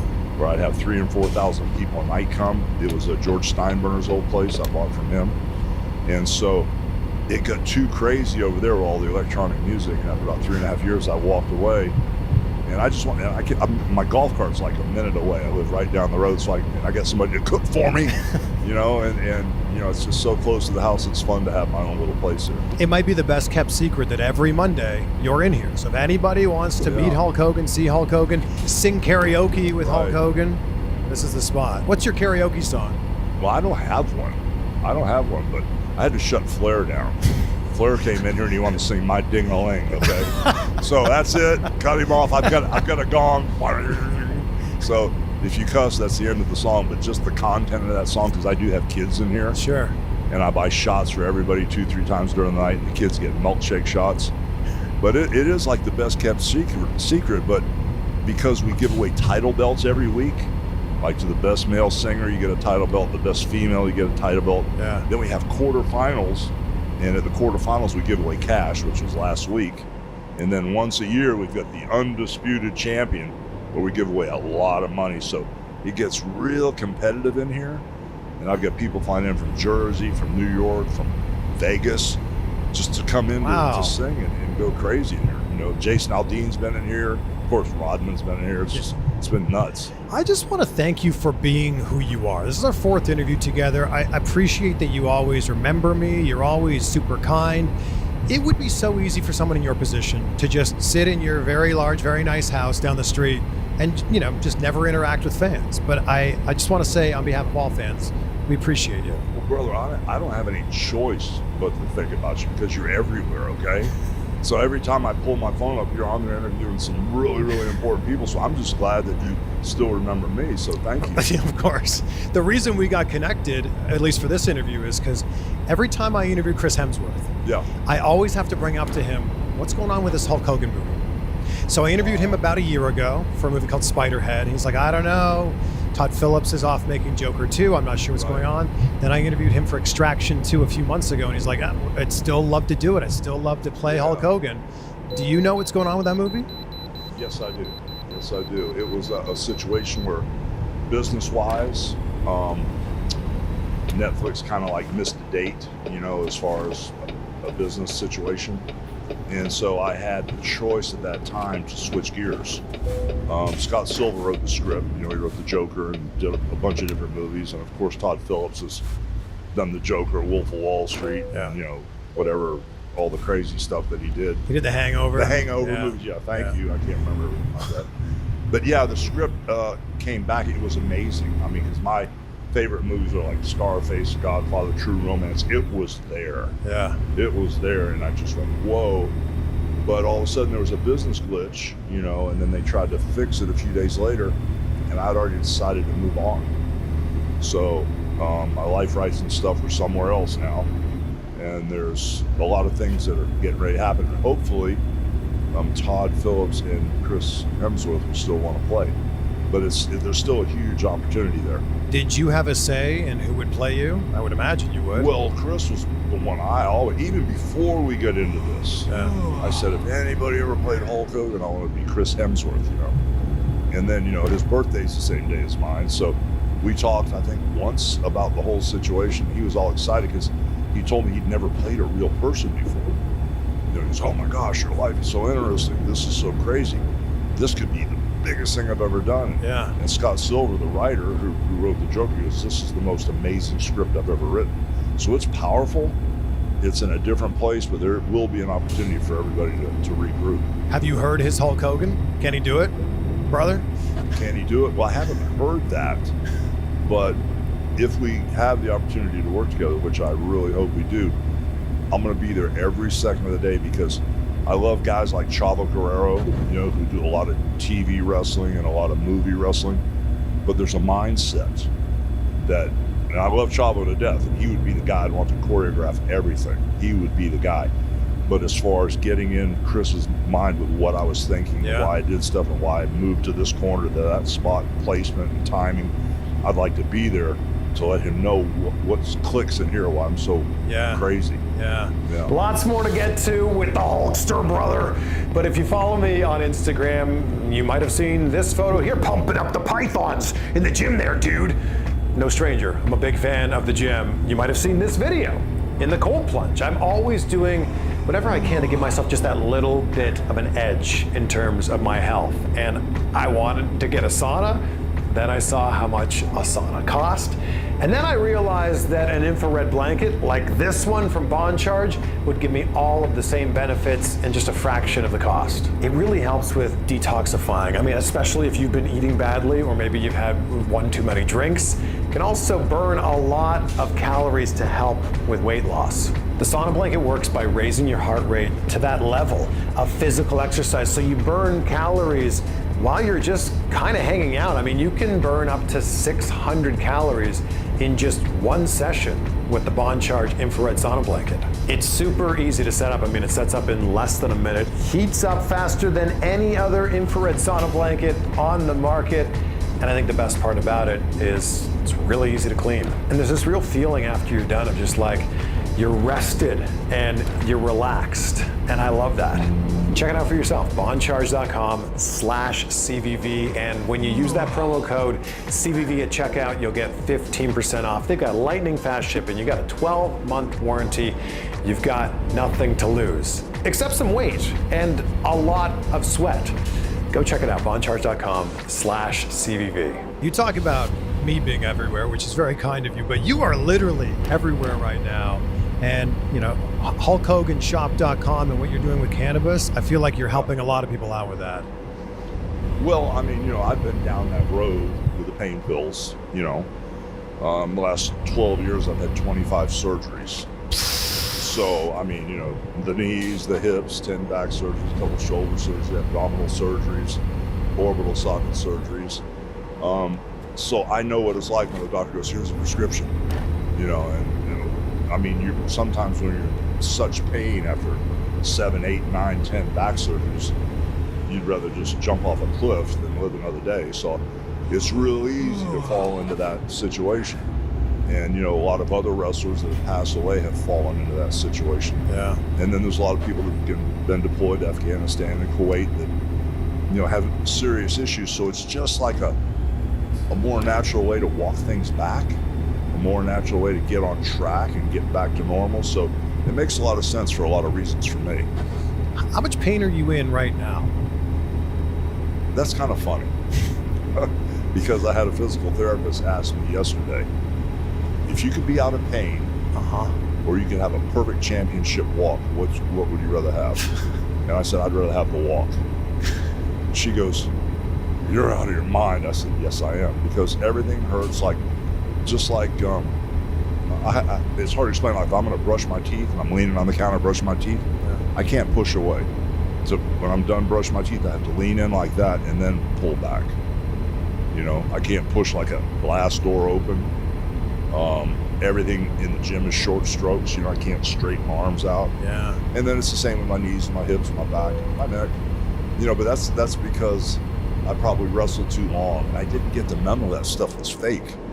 You know, so, and I don't complain about it because, you know, like I was telling Sky, the lady I'm getting ready to marry tomorrow. Congratulations. This will be out, so you'll already be married. Congratulations. Well, that's okay. She goes, well, how much pain are you in? I said, well, I'm in pain all the time, but I'm used to it. You know, and my go-to in the morning, just to get me rolling, is 2 cups of coffee and 2 Tylenols, and then that's it. That's as far as I go as far as the pain pills go. But I could probably lose the Tylenols at this point because they don't do much. Yeah. But it's just kind of like a habit now to eat 2 Tylenols and 2 cups of coffee. And where do your edibles work into all of this? For sleeping. Okay. You know, for sleeping, because I don't like not to be normal, you know, and clear-headed. So if I can't sleep or have a hard time sleeping, you know, I'll wake up after 2 hours and bite 1.5 or something, and it just knocks me out like a baby. Yeah. But I found that I'm not real good with not being normal. So if I got a little buzz on or something, and my phone rings, oh my gosh, it's my son Nick. I don't want to answer it. You know, so I'm not used to that feeling yet. Is it difficult being Hulk Hogan? And I mean that by, you can't go incognito. You are recognizable all around the world. So wherever you go, people are going to know who you are. Well, it's not difficult anymore because I thank God it's still happening. You know, it's kind of like when the Make-A-Wish stuff started coming. You know, I had the gimmick, you know, Venice Beach, California, never lived there. Just trained there, you know. I'm from Florida, from Clearwater. Yeah. Venice Beach, California, the training pros and vitamins. And it was like an Undertaker gimmick, or it was like the American Nightmare gimmick, or it was like the Ninja Daniel Bryan, you know. It was just a gimmick, but all of a sudden, because I'd hit on all 8 cylinders with a very, very positive character, and when I still had a little hair left and I was golden tan, I did look like the guy from California, that's Beach. And so all of a sudden, before I knew it, I had these Make-A-Wish kids coming to me. Okay, what's this all about? This is weird. I'm not used to this. And then as the years went by, I would go at 3, 4, 5 Make-A-Wish kids a night. I got used to it. I started appreciating it. And then the third phase was the kids were still coming. Like when I went to the 30th anniversary of Raw, they had some Make-A-Wish. Sue Aitchison wanted to see some Make-A-Wish kids. And you thank God it's still happening. You know, so that's kind of like, it's not hard to be Hulk Hogan because I appreciate it so much. I could be a wrestler that I walk down the street and nobody recognizes me, you know? Yeah. But it's a situation, you know, like Stallone says, man, I walk next to you, Hogan, I'm invisible, you know? And so it's really cool now to have the mindset and have the wisdom to go, oh my gosh, these people have stuck with me through thick and thin, through the good times, the bad times. They come up to me and they tell me how much they love me. I didn't have a dad growing up, or I was hooked on drugs. I was in an abusive family. And I'm like, oh my God. While I was saying the training, prayers, and vitamins and wrestling and doing my thing, it was helping them survive their personal situations. And so I've got so much respect for the character and so much respect for the people that are still with me. I had no idea how intense it really was until my latter years. And it took that long for me to collect all this information to go, oh my gosh, what a great find this was to be Hulk Hogan. Yeah. So it's not hard for me to be Hulk Hogan anymore because I just can't move past people without stopping or talking with them. And when we have like autograph sessions at my store downstairs, my buddy Ron Howard's about churning and burning. But when I shake somebody's hand, where are you from, brother? Yeah.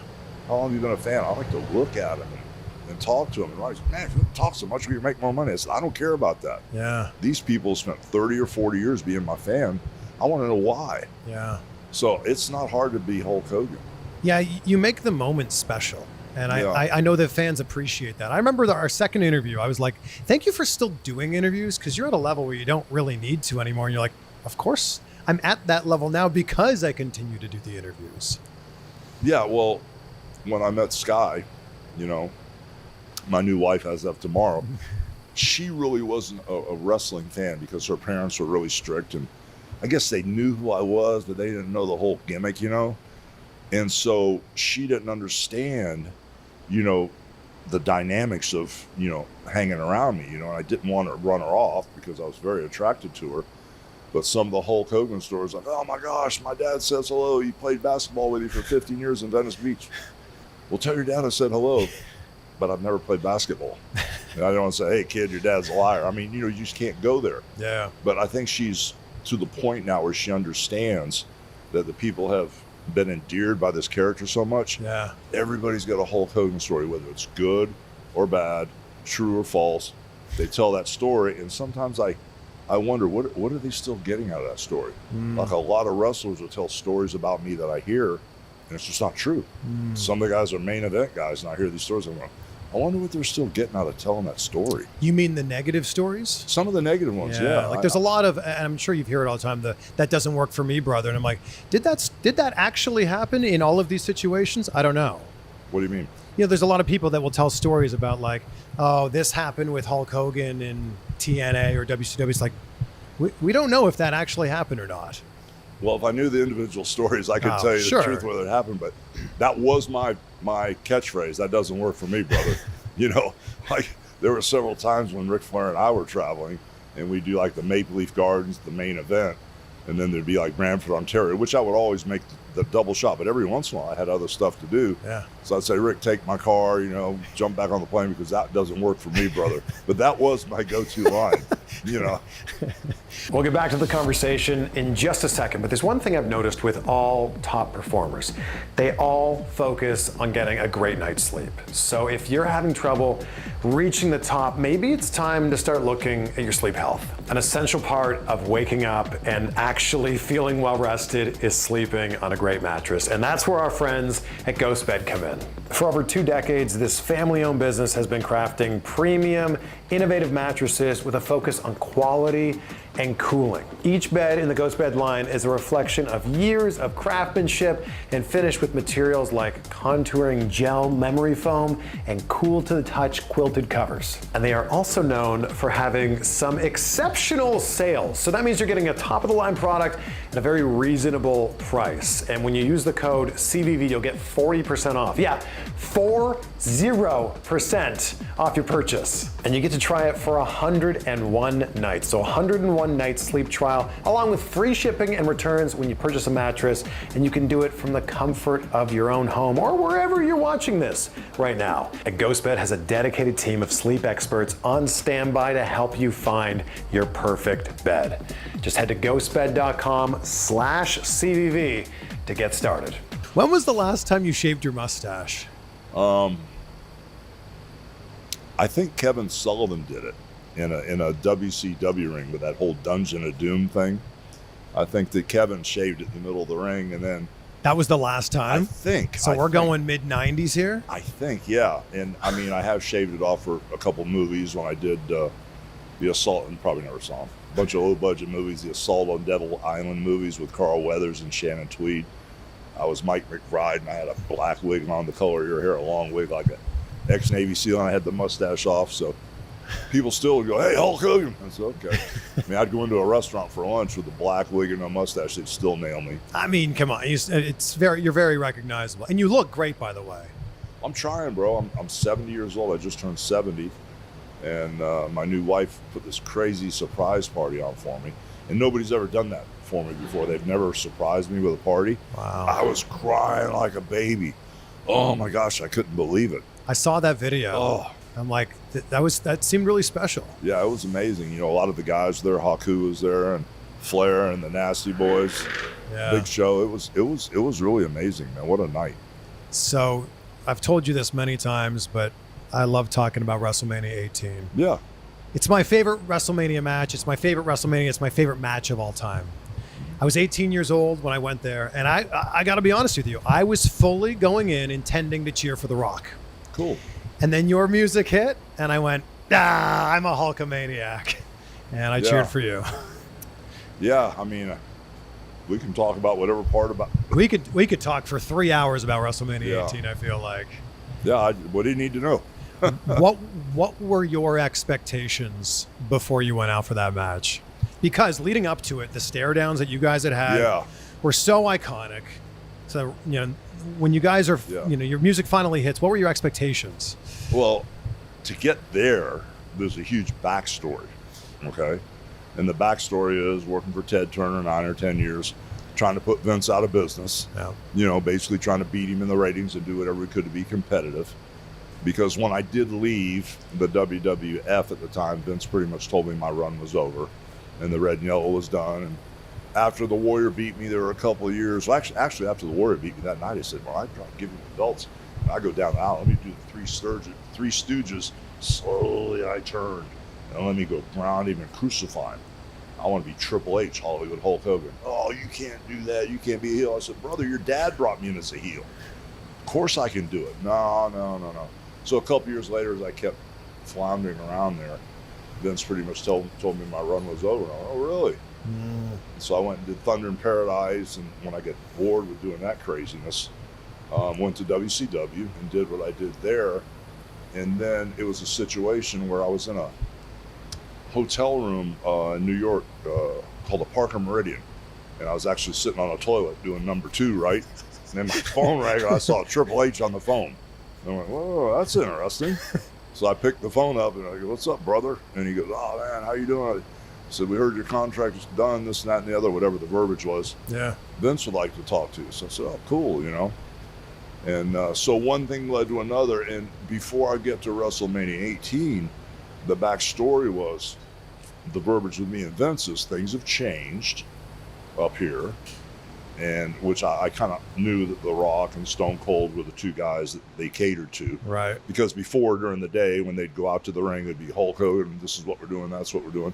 Now I knew it wasn't my time, but it was the new guys. So I already knew that.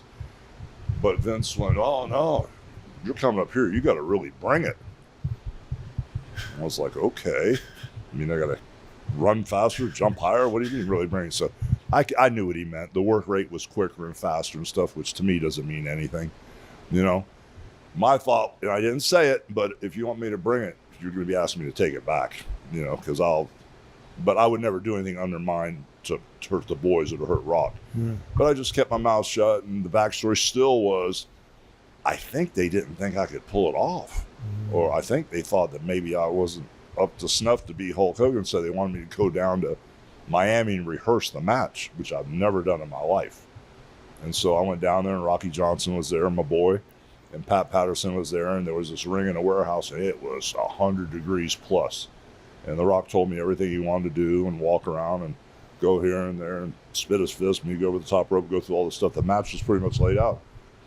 And then Rocky Johnson went, Dwayne, listen to Hogan. Rocky was just like cheering for me, which was kind of funny because he was a good friend of mine the whole time we were in the WWF. And then Pat Patterson said, okay, Telly, let's go to the match, Telly. And I went, are you kidding me? He said, if I fall down in here, I'm going to get hurt. I can't wrestle with no people here. He goes, yeah, you got to, Vince, why don't you go to the match? I said, I can't do it. I said, believe me, we get in front of 20, 40, 50, 60, 70, 80,000 people, I'll be fine. And so, I was kind of wondering that if this whole thing is planned out, what if you start doing this and the people fart at it? Are you going to keep doing what you planned out? And so I really didn't say much. And then we were in the dressing room, and Rock and I were actually in the same dressing room that night. Not a lot of conversation, but Rocky Johnson was in there. Dwayne, listen to Hogan. Thanks. So we get out there, and I fully expected them to boo me out of the building after hitting him with a hammer, putting him in the ambulance, running him over with a semi. Yeah. I did everything I could to get I remember that. I remember you running him over in the semi. It's like, let's lay the smack on him, NWO style. Yeah, well, in the ring, he said, WrestleMania, yes or no? Yeah. And when I said yes, I went to pull away. He held my hand. Yeah. And he pulled me in and rock bottomed me. Yeah. I brought Kevin Scott in, and then we beat him like a dog. Fully expected to get booed. Come walking out the ramp, heard the crowd, and went, oh my gosh, Lucy, we got a problem. People were cheering like crazy, just loyal, over the top loyal. Then we got in the ring, and I remember we started and pushed him. We did stare down, which, of course, we didn't rehearse that. That was just done. And then out of nowhere, I think he pushed me or I pushed him. I can't remember. But I know as soon as he started to take over on me, like he planned, the people started booing him out of the building. Then I cut him off and took over, and it took me about 7 or 8 minutes to get it right, and then we kind of slow danced through it. It was a miracle. He was so good. He was so good with the timing and the placement, and just just to listen to the crowd with his ear and his heart. And once we got on the same page, I could have danced with him all night. It was just really easy, and put him over. It's not a big deal, and it could have went either way, but it didn't matter. It was just it was the art form again, which usually the art form is dead, but we went back to the dance of what this business is really about. There's a moment early on where you push him down and the crowd erupts in cheering. And you kind of look around almost like, because you've been booed for the last 6 years, 5 years, whatever it had been. It's almost like, that's what it feels like to be cheered again. Yeah, and it was really cheap heat for me to acknowledge the crowd. But I was just trying to get this thing to a fever pitch so that when he grinded me and beat me, he really beat somebody important. I didn't want to pass the torch to some worn out old wrestler. Yeah. I wanted to pass the torch to a guy that was like the biggest star in this business, and I just beat the biggest guy ever in this business. That's where my mindset was. If we're going to send him off, let's make sure we send him off the right way. And I've never been in the ring with anybody that could call an audible like him and be that open and giving. A lot of guys would freak out, tighten up on you, and not go for a spot, but he was there for everything. Did you know that the NWO was going to turn on you after that match? Yeah, I knew they were coming down. Was it because of the result of you being cheered the whole match? Was that an audible that was called at some point? Yeah, the referee told me they were coming down. Mike Chioda. Yeah, the referee told me they were coming down. And all I remember is being on my knees and looking up at Big Kev. Kevin's got both arms over his head with a chair, and he's like, ah! And I'm like, oh my God, he's marking out. And I never put my hand up. And I put my forearm up, bro. And he hit my forearm, and I went back and said, Kevin, what is going on, bro? He goes, I never thought I was going to hit Hulk Hogan with a chair. I said, we've been working together. We've been working together for the last 7 or 8 years. I'm your boy. He goes, yeah, but it was WrestleMania, and I had to lay it down. But yeah, but if I hadn't put my arm up, he'd have killed me. But yeah, we laughed about it afterwards, but thank God I looked in his eyes to see that he wasn't even there. you know. But it was a lot of fun. And then Vince ordered me to go back and get the red and yellow immediately. So from Toronto, you had, and I think the next stop was in Montreal. Yeah. So we wanted to send somebody back, and I said they'll never find my stuff, and they will not bring the right stuff. So I flew back and got the red and yellow stuff, and then flew right back. flew all night that night on Vince's jet to get back to Tampa, to get home, to dig through storage, you know, to get the stuff and get my butt back up there. That's crazy. Yeah, it was intense, man. Wow. And my whole reason for going up there was, of course, to wrestle The Rock, you know, and of course, heels are meant to be beat. It was a fluke. I slipped on a banana peel. You could never do it again, you know, whatever. I could have kept my heat, because my whole intention was to have that 2-year run with Stone Cold, because he was red hot at the time, and I was dying to get in his shorts, man, and make some money, you know. And so it was kind of like, you know, because I know Steve had some physical issues and stuff with his nerves and his legs and stuff. Yeah. So I was just like, the air was let out of the balloon when I didn't get a chance to run the Yeah. because that would have been crazy. Let's take it back to when you did turn heel in WCW. When you're backstage there and you're about to join Hall and Nash, form the NWO, turn heel for the first time in however long that was, what's going through your mind? Well, first off, we didn't tell anybody. Nobody. No, Hall and Nash didn't know if I was coming or not. They didn't know who the third man was. Well, there was a possibility, because Eric had been, I was filming a movie out in LA, and Eric had approached me about turning heel, and no, brother, it doesn't work for me right now. You know, I was making really good money there, you know, guaranteed money, and I just wanted to keep things going the way they were, even though the red and yellow thing was starting to lose a little bit of luster. And it was getting old. And I saw, you know, Scott come out, and I went, it's like a shoot, you know? And I'm watching this from LA. And then Big Kev came out, powerbombed Eric to the table, and I called Eric up and said, hey, I'm your third man. He goes, oh, thank God. Because we were going to go with Sting. I said, bro, you can't go with Sting. He's not WWF from head to toe. It's in my blood. I mean, I'm the guy. So Eric didn't want to tell anybody, you know, so up until the time I went to the ring, Eric goes, Hogan's not here yet, which of course I was, outside, hanging out. Hogan's not here yet, and if he doesn't come, we're sending Sting. So Scott and Kevin went not knowing if I was coming, right? So it's really weird, because when I look back at the tape, I know Eric was talking about, oh yeah, well, we spent time outside and we discussed the promo and stuff, and I don't remember any of that, because I just went out, and when Mean Gene came in, it was, let me tell you something, Mean Gene, I just rolled with my normal crap, you know, I was selling out the world, and you guys are bumming gas to get into high school. I just rolled with one of my heel promos, you know, and it was, I never think about what I'm going to say until I get out there. Yeah. So, you know, everything was really cool, and all of a sudden I felt that cold white heat where it got silent for a minute, and then he started throwing stuff. I told Mean Gene, I said, you need to go, bro. You need to get out of the ring, because we're going to have a riot here. And then his nose was bleeding. He got hit with something, and he kept his head down. He was scared. I said, bro, you need to run, because if we start lighting this place up, we could have a riot here, because it was that type of heat I hadn't felt for a long time. Yeah, that didn't really happen in WWF, where fans would throw things into the ring. That happened in WCW with you guys all the time. Yeah, it pissed everybody off, that's for sure. But you guys also turned this whole idea on its head of, like, heels don't sell merch. Well, people are still wearing NWO stuff now. Yeah, well, that was my whole thing, you know, because, you know, other than the art form of this business, the guys working together, I mean, you know, this is a business, you know, so for me, everybody says, oh, this is a work. Well, it's not a work.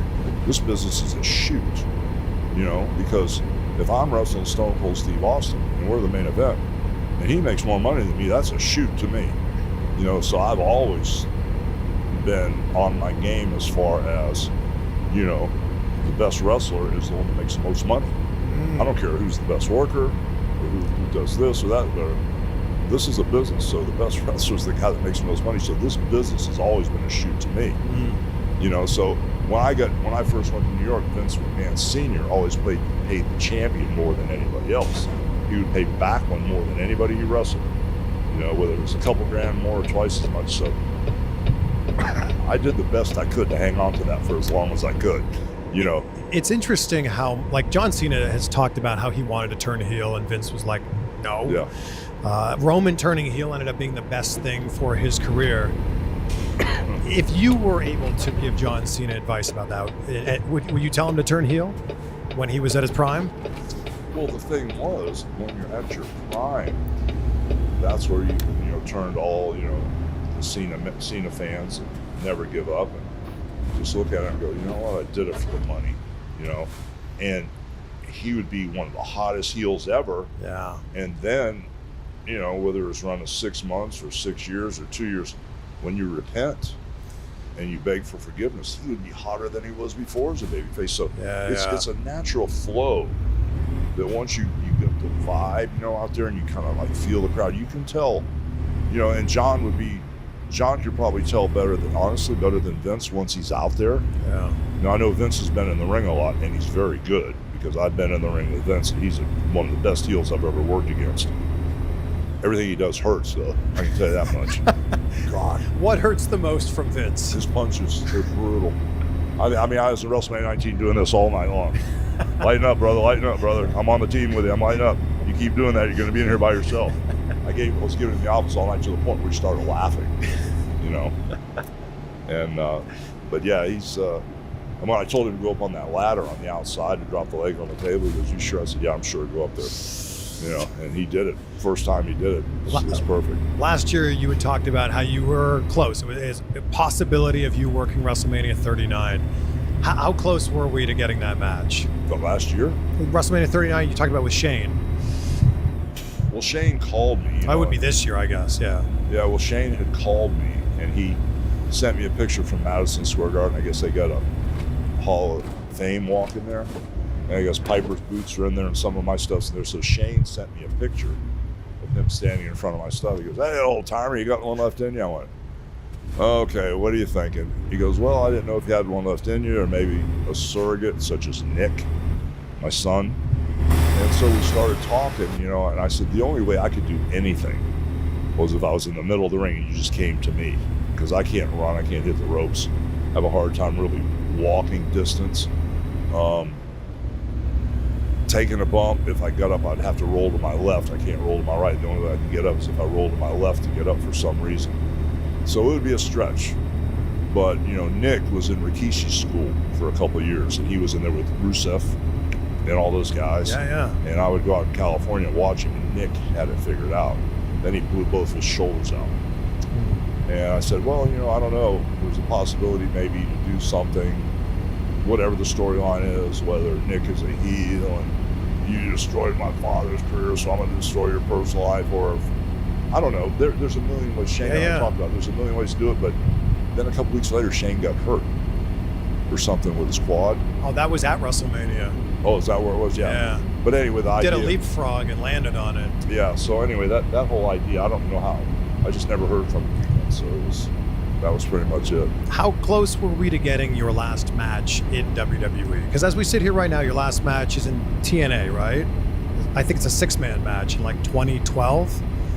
I really don't remember what the last match was. But I feel like that's such a shame because you're one of the greatest of all time. I feel like you should have one of those last matches against another one of the greats. I would have loved to have had that last match, but now it's completely out of the picture. I'm just too beat up from the surgeries and stuff. I think if I took a couple of bumps, you'd probably have to cut on me again. But no, I really wanted to have that last match. Against who? And I wasn't sure. I think it was WrestleMania 25 was in Orlando. So I think the talk was Cena, right? Yeah, and Vince had me all hooked up with Cena, and I said I'd do it. Vince and I were talking every week, and we were putting the plans together, like the old days when I was in the office every day. Him and I were talking every day. All of a sudden, I'm on the phone with Vince. I was like, oh my God, oh, my back. My back went out when I was talking to Vince on the phone. And I just had back surgery number 3 or 4 at that time. And I had to go right in immediately and get cut on. So that was it for that. But I thought that was going to be my last match then. but that never happened, and then it just kind of like faded away. But then TNA happened after that. You wrestled, a bunch of matches there. Was there ever a point during your TNA run when you were still able to work that you could have called up Vince and said, let's do this, one more? I don't know if you saw the TNA run. There were several times I was out in the ring with a back brace on, neck collar, back surgery 8 or 9 or whatever it was at the time. But yeah, it was. I wasn't really good to go after that. I'd been cut on so much and so often that they'd compromised the structure of my spine. That they'd cut so much bone away and put so many screws in and stuff. It was just. It wouldn't be worth taking a chance at this point. With all of that said and the way that you feel physically right now, is there anything in your career that you would go back and change? Well, I've talked about this with a lot of people, and everybody goes, no, I would never change anything. But I know the leg drop doesn't look like a tough move, but most people don't realize is I started wrestling in 77, and at the end of the day, the equipment wasn't like it was. Like, I remember wrestling in Andre in Baltimore. He goes, boss, don't fall down. It was a 22-foot boxing ring, and it was like a concrete road that had bumps and holes in it and lumps. I mean, it was the most dangerous ring I'd ever been in Baltimore. And whenever I would wrestle Andre there, he would say, do not go down. Because I had to wrestle more nights after that. He didn't want me hurt. And most of the equipment was just, every ring was different. Now the WWE is so dialed in. They've got really good rings. They're all very consistent. It's just like, it makes a big difference when you're in equipment that's really, really good stuff. So all those years dropping that leg in those rings, with the board sticking up, laying on my tailbone, oh my God, what was that, a rock in the ring? Oh my God, was that a board sticking up? All those years dropping the leg, I would have changed that, and I would have never dropped the leg, because at the time, my arms were almost 24 inches. I had like the largest arms in the world. Some people say I didn't, some people say I did, but my arms were big, and I should have used the sleeper. No bump. Brutus, go figure out another finish. Greg Gagne, go take a hike. I should have, stolen the sleeper and done that. Yeah. And I think I'd have been in a lot better shape with my spine and my back. Where does Terry end for you and Hulk Hogan begin, and vice versa? Well, it's kind of like to come down here and talk with you. Yeah. I've got the bandana on my head. Yeah. And when I walk out of the house, the mailman was out there delivering another package for my new wife. Amazon? My wife does this all the time. I don't get it. There's like 6 or 7 packages out there. None of them are for me. I mean, every day. That sounds so familiar. I'm like, what's going on, Sky Baby? So the guy from Amazon's there. He goes, hey, what's up, Paul? Hey, brother, how you doing, man? So I give him just a little. Sure. And then when I come down here, I get out of the car to come up here. Oh, Mr. Hogan, you have on? Sure, brother, get over here. And so they don't want me to go, hey guys, how you doing? I'm Terry. But it ends when I walk in the house. When I walk in the house, the bandana comes off my bald head. The Hulk Hogan gimmick's done. I mean, I know a lot of wrestlers. I don't want to drop names, but I know a lot of wrestlers have their title belts in the house, and they've got pictures all over the house. None of that stuff is in my house, because it's a business, and that's not who I am. I mean, one of my favorite people in the world was Randy Savage. We had an 8-year blowout. Thank God we finally got together before he passed, but he was I was with him every day because he lived right down the beach. We just spent, he was like my brother for years, but he never would come. And first off, his voice was like that always, but he kept thinking like the Macho Man, let's go get something to eat, brother. Maybe we walk down the beach, and might see something a little different. Yeah. I mean, Randy, stop. But he was like that constantly. And, I love Ric Flair to death, but he's Ric Flair 24/7. Love him to death. There's nothing wrong with that. But for me, when I go home, I don't want to self-destruct. I don't want to say, oh my gosh, I can't live if I don't hear the crowd, or if I don't have the money, or I don't have the adulation, or that fix every night going in the ring and hearing that craziness, which that's hard to come off of. That's the hardest part.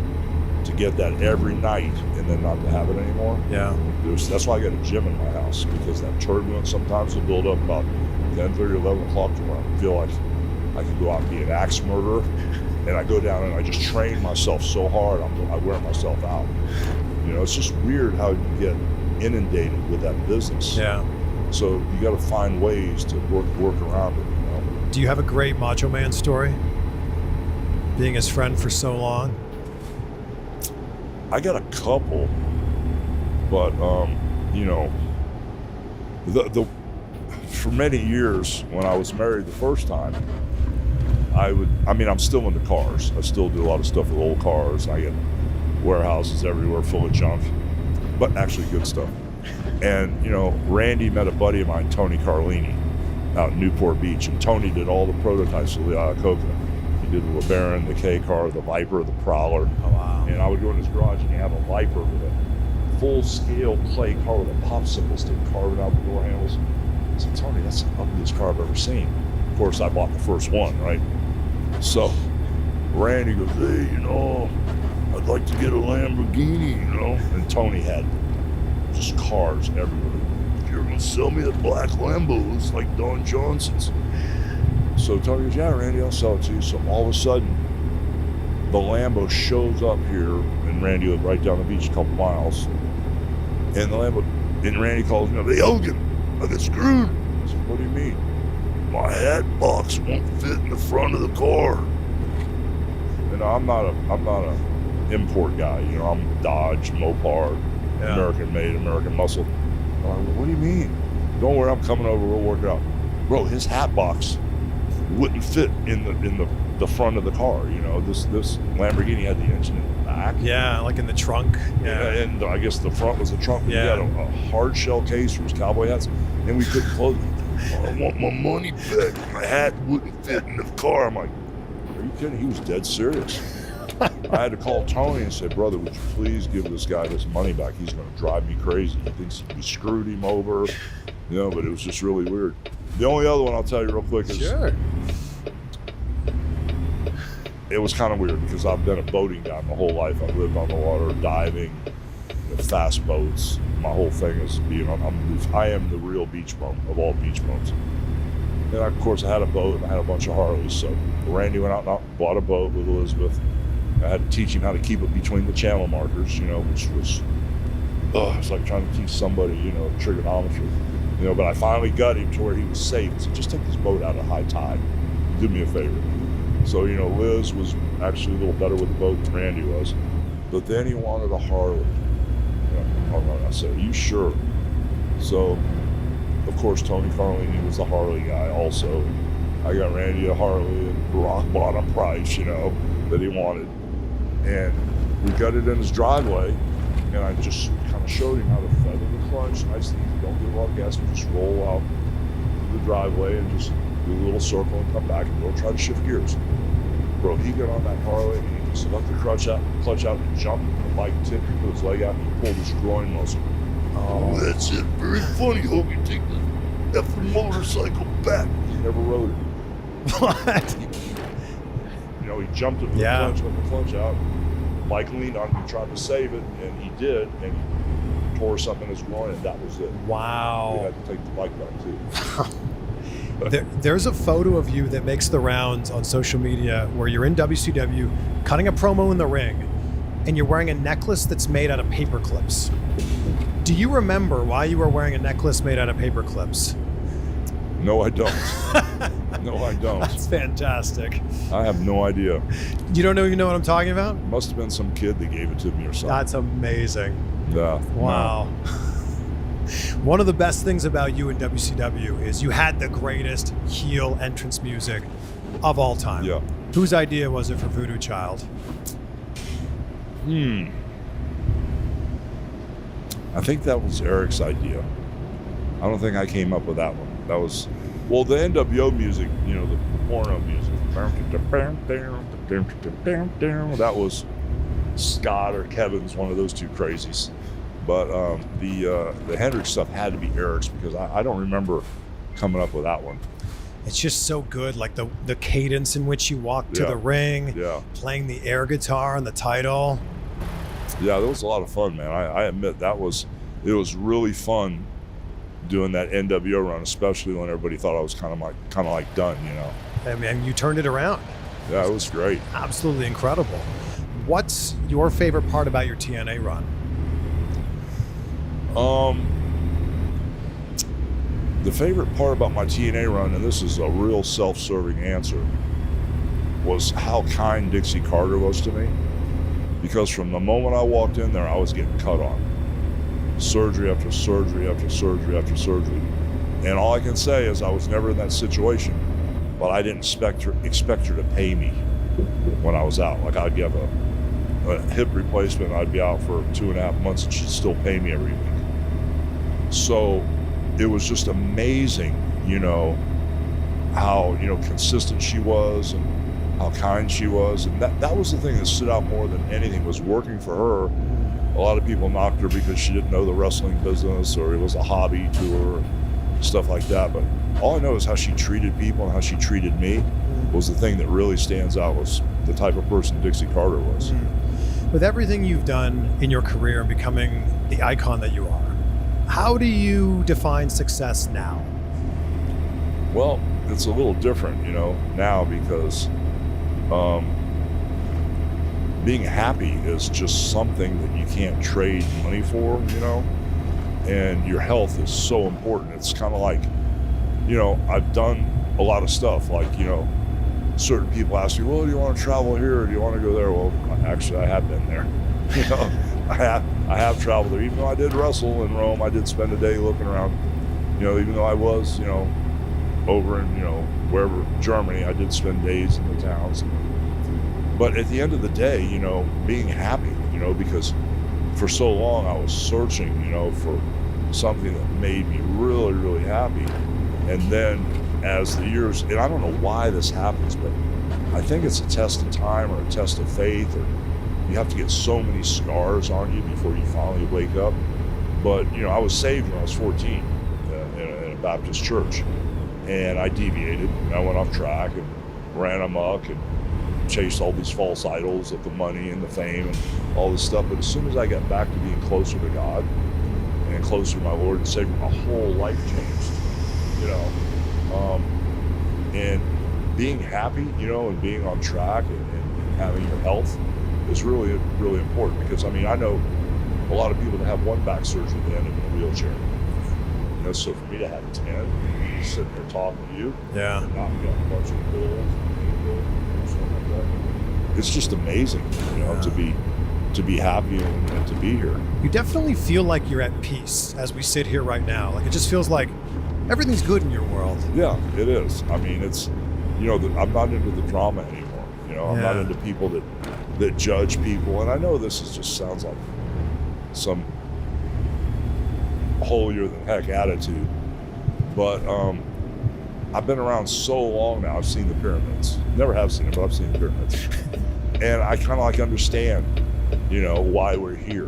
And this is a test of faith, and it's just a real temporary situation, and whether I make another 20 or 30 million bucks or not, it doesn't matter, because then they're done that, and it doesn't bring you, happiness. I've been through a couple of failed marriages, and, the first one was too young and crazy, and was married 23 years the first time.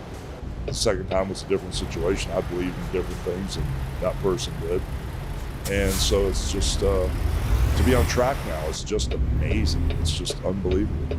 If you were backstage the night before your very first match, and this version of you walked in, the veteran Hulk Hogan walked in, and you could ask that version of you for some advice, what do you think he would say? What's the advice you would give to that Hulk Hogan as he was making his debut? Well, first off, this version of me talking to the Hulk Hogan in 1977, having the first match, would not comprehend anything I would tell him. So I would just say, go out there and get in the ring as much as you can. You're going to have to earn your seat time, because you need to get out there and you need to figure out what this business is all about, figure out if you want to stay in it. And then if you do stay in it, try to figure out a way to survive it, because as I moved along, even though everybody says this is a work, I had a target on my back the whole time. I had that spot for a long, long time. And, I could hear what was being said good. I could hear what was being said bad. There's all kind of locker room stooges that are Hulk Hogan fans, a lot of locker room stooges that stir stuff up like the Hulkster, And so to survive this business, I wrestled in Minnesota one time, and Jack Lanza wanted to put the belt on Jesse in the house show. I went, what? Oh yeah, we think it'd be good. We can tell Vince later. I said, no, bro, we ain't doing that. It doesn't work for me. You know? Yeah. It's like, it's just amazing because especially going to Japan, you know, and spending all those years in Japan, and then all of a sudden Vince coming over and telling Inoki and Sakaguchi that this is the last time Hogan's ever coming there. And then coming to me and going, whatever happens tonight, don't lose the belt. And me, of course, me and Adrian Adonis have been out all night, hadn't slept a wink, and I'm just shaking like I'm getting ready to have a stroke. I'm partying all night. Vince is like, whatever you do, that Fujinami, who's one of Gotcha's boys, don't lose the belt. I'm like, oh, great, thanks, Vince. It was just those things, surviving this business and learning. The young Hulk Hogan would have never understood what I would tell him at that time, but it's just amazing, you know, that I got through it all, and I've got a lot of friends in the business, and the people that, you know, have bad things to say about me, I got nothing but love for them. You know, I just hope that they realize you're only going to get so much out of those negative stories, and tell over and over, you're attract more of that to yourself. Yeah. So, you know, it's weird because I've heard some people say some really crazy things that actually didn't happen, and they're sticking to it. So I'm like, okay. You just let it go. There's nothing you can do about it. No. I mean, you know, I have done stuff. You know, I mean, like the Jesse Ventura story that's he sticks to about. I went to Vince and told him that Jesse was trying to start a union. I did that. You know, I mean, I was making crazy money. I was getting my break, and then Jesse wanted to have a union where everybody got paid the same. Yeah. I said, Vince, guess what Jesse's doing? You know, so he's right about that. You know, if I did it, I'll say I did it. But, you know, there's a lot of stuff that kind of like doesn't bother me, but I pray for those people and say, you know what, everything will straighten out, and they'll learn the lessons I've learned along the way. So it's just really nice to be in smooth waters. Depending on who you ask, you're either the greatest of all time or you are one of the greatest of all time. Since you are one of the GOATs or the GOAT, who's on your Mount Rushmore? Well, that's a tough one, you know, because Andre has to be there. There's no doubt about it. Andre has to be there. And there's just not enough headspace there, you know, because up there, you know, it would have to be Ric Flair. You know, I tell Ric Flair, you're the greatest wrestler that ever lived, you know, and I've had other people tell me other things, you know, but as far as I'm concerned with him loving this business and being a complete sellout, he gave up everything. Family, friends, his own health, everything to be in this business. That's kind of crazy type dedication, you know, way more than I could give, you know, and he did it because he loved this business. And plus, he was a top guy like forever, you know, so it'd have to be Andre, it'd have to be Flair, you know, and then, you know, I'm just going with the older guys, you know, because there's some new guys like Seth Rollins who I really admire. You know, Kevin Owens caught my eye really early when a lot of people didn't believe in him. And I saw him down at NXT. I went, oh my God, that brother's got it figured out, you know. And so I'm all over the place with it. But for me, the quick fix would be Andre, Flair, Rock, and Austin. That's the quick fix for me. Yeah. Those four guys deserve to be up there. I mean, four legends right there. Yeah. You can put yourself on the Mount Rushmore. Well, you can put me behind those guys. Okay. I just want to be able to draw money with each one of them. I mean, because I look at everybody with a dollar sign in their chest. At what cost do you think it has been to be Hulk Hogan?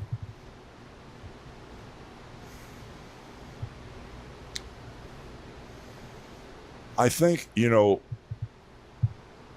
sometimes I get treated a little bit differently, whether it's good or bad. Sometimes, you know, like around the beach here, we've got a lot of friends, and my girl Sky will go, oh, let's go out to dinner tonight. And, you know, I said, okay, well, which restaurant do we want to go to? They said, oh, they're calling to make reservations, you know. And then they'll call Sky back, oh, we called, but we can't get in until 9 o'clock. Oh, let me make a call. We're getting in at 7:15, guys. You know, so that's the good part. You know, some of the bad part is like during the steroid trial. Okay, the feds were hell bent on going after Vince. You know, because Vince was doing so great, because the wrestling was so popular, maybe Vince's character was too arrogant for him, the character on camera, whatever it was. And they were really going after, the WWF at the time. But to really get the media play, they had to have a poster child. So, they grabbed me. And so, maybe if I'd have been a mid-card guy at the time, they probably wouldn't have done that. So there's good and bad to it, but I wouldn't trade it for anything. It beats working a real job. I want to thank you for everything that you've done. The pain that you're in right now, it's because of our entertainment that you did it. And I just want to say, on behalf of all fans, we appreciate you. Thank you. Well, no, the fans are great. I mean, now more than ever, I appreciate them. I mean, I've always loved the fans. I've always done the best I could to honor them and respect them. But now, as I get a chance to step back and really look at what this is all about, it's amazing how loyal they are, bro. They are like, I mean, it's just, the only thing that scares me is some of the tattoos they get. Have you seen some bad ones? I see some of these tattoos where I look like Dracula, and there's some really good ones too. I don't mean to knock the fans' tattoos, but it's just, how do you come home and tell your wife, I've got Hulkamania tattooed across my chest to your wife? Or my whole arm is a picture of Hollywood Hogan hitting Flair with a belt, Because it's for life. Yeah. That's why. But no, the fans have been amazing, and it's like the gift that keeps on giving. It's kind of like, I was telling my son Nick the other day,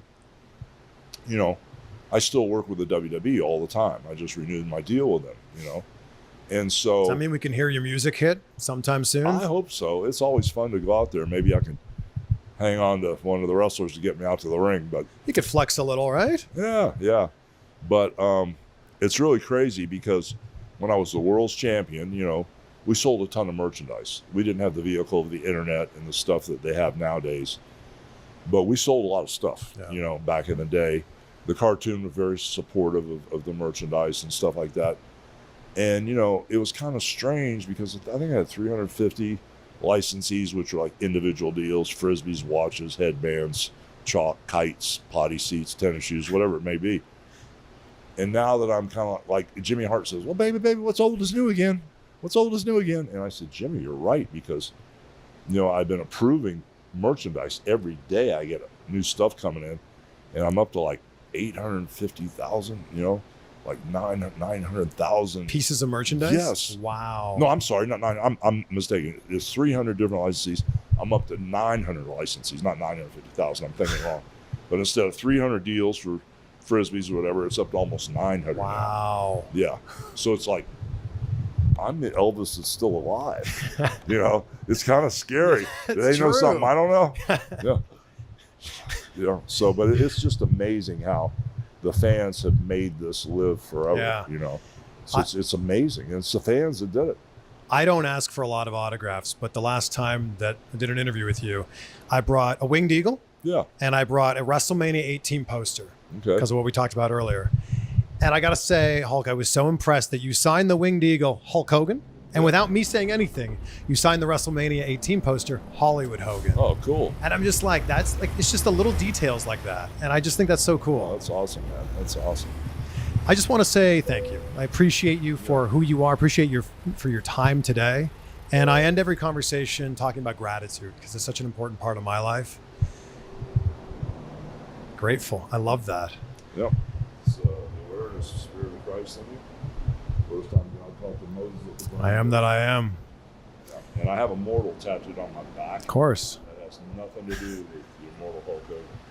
That has to do with when you accept Christ as your Savior, you're going to live forever. So I am immortal. So it's pretty cool. What are 3 things that you're grateful for as we sit here right now? I'm grateful for life after death and living through my Savior, Jesus Christ. Number one thing.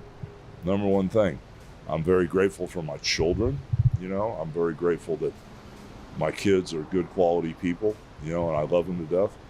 And I'm just very grateful that, I have now met someone that can be my soulmate I get to share the rest of my life with. And there's one more thing. I'm grateful that Hulk Hogan has not been forgotten by the fans. Never. It's just amazing that it seems like it's just as intense as, I always say, the people in New York treat me like I'm still the champion. But that is true everywhere. Yeah. They still treat me that way. It's like, it's just amazing how the character has just left this mark, you know, on the wrestling fans that they won't let go. So it's really cool. Now you truly are immortal. You are. Well, I don't know about all that, but you know. Can we end with a Mega Powers handshake? Feel the. Felt the power there. Thank you, brother. 35 years of wrestling. Yowza. Yikes. Oh, totally. Yikes. How in the world did you do that? But let me ask you this. What became the most draining for you to sustain the Hulk Hogan recognition? Well, 35 years of wrestling first, to answer your first question. I did it because I fell in love with professional wrestling. And I played music for 10 years and was on a stage in front of people. So I wasn't, you know, deer in the headlights as bad as I would have been if I hadn't had 10 years of that type of musical background being on a stage. So when I got in the wrestling business, I just loved wrestling because I grew up with it here in Tampa, Florida. No Tampa Bay Buccaneers, no Lightning. All we had was spring training and a minor league team called the Tampa Tarpons who supported the Cincinnati Reds. So, and played baseball. It didn't have much else going on, but loved wrestling. It was larger than life. At this little armory downtown Tampa, Fort Homer Hesley Armory, that would hold like 4,000 or 5,000 people. Every time Dusty Rhodes would throw a punch, it would sound like a cannon was going off. Boom, boom. So I fell in love. That's why I stayed in it 35 years. I basically got into the business, and once I saw, you know, the mindset and mentality of the cigar smokers and the violence, it only took me so far because I still had that bug in me where I like to look to the crowd and see if I was getting approved, you know, and after I slammed one guy and looked to the crowd, I guess I made a crazy face, but the look that I gave a better reaction than the wrestling move. I went, okay, they want to see me be a little goofy and have fun in here. So I kind of switched the business over from that hardcore, violent, bloodthirsty cigar smoker, middle-aged man to getting families at ringside. And once we got there, we told, you know, the kids and the moms and the dads that wrestling is predetermined. So we deregulated it so people knew it was an exhibition. And that's the reason I stayed in it so long. It was so much fun to do it and be part of it. It just really ramped up once, because I wrestled for many years and I wasn't Hulk Hogan. Mm-hmm. You know, I was the Super Destroyer, I was Sterling Golden, I was Terry Boulder, I was Terry the Hulk Boulder. Then when I hit on the Hulk Hogan character and the 4 commandments, the training, purse, vitamins, and believe in yourself, all of a sudden that character launched me into this crazy genre where, oh my gosh, the kids are coming to see it. Well, why is this happening? And then I'm used to the kids coming to see me. Thank God for the Make-A-Wish kids and the role model stuff. And then now as we sit here, I just thank God it's still happening because I can give to so many people. So it all intertwined together, you know, the character and the wrestling. That's why I did it so long. Was it a challenge for you to separate once you knew that things were scripted, there was a narrative with a predetermined outcome? Mm-hmm. Was that difficult for you to maintain the competition, the competitive side of you while entertaining? Well, as a businessman, I look at it completely different than most wrestlers, because a lot of wrestlers, they will look at it and go, well, it's predetermined and it's a work, you know. And just like if I was to grab your arm like this and put you in a top wrist lock here, that's a work. That's a work.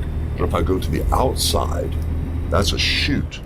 That means you're actually trying to hurt somebody, break bones, submission holds. So as everybody got comfortable in wrestling, and it goes, oh my gosh, it's predetermined, it's a work. I'll take it easy on you out there. I did the same thing, but business-wise, it was a shoot to me. Because if I'm wrestling somebody, they're going, oh, it doesn't matter if you win or lose, it's predetermined. Well, it does. Because if I'm the good guy, My merchandise is selling 5 times more than you. That's a shoot to me.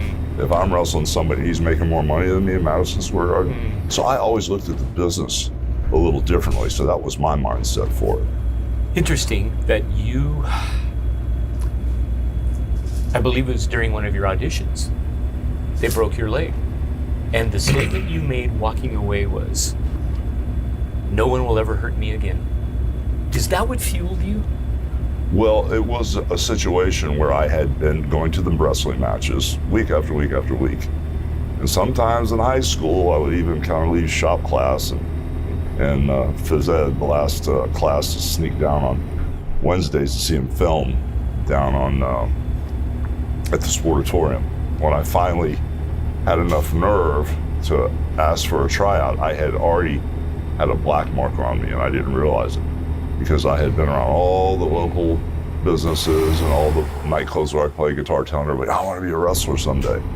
And I guess it kind of like at that time, the wrestling business was very different in the 70s.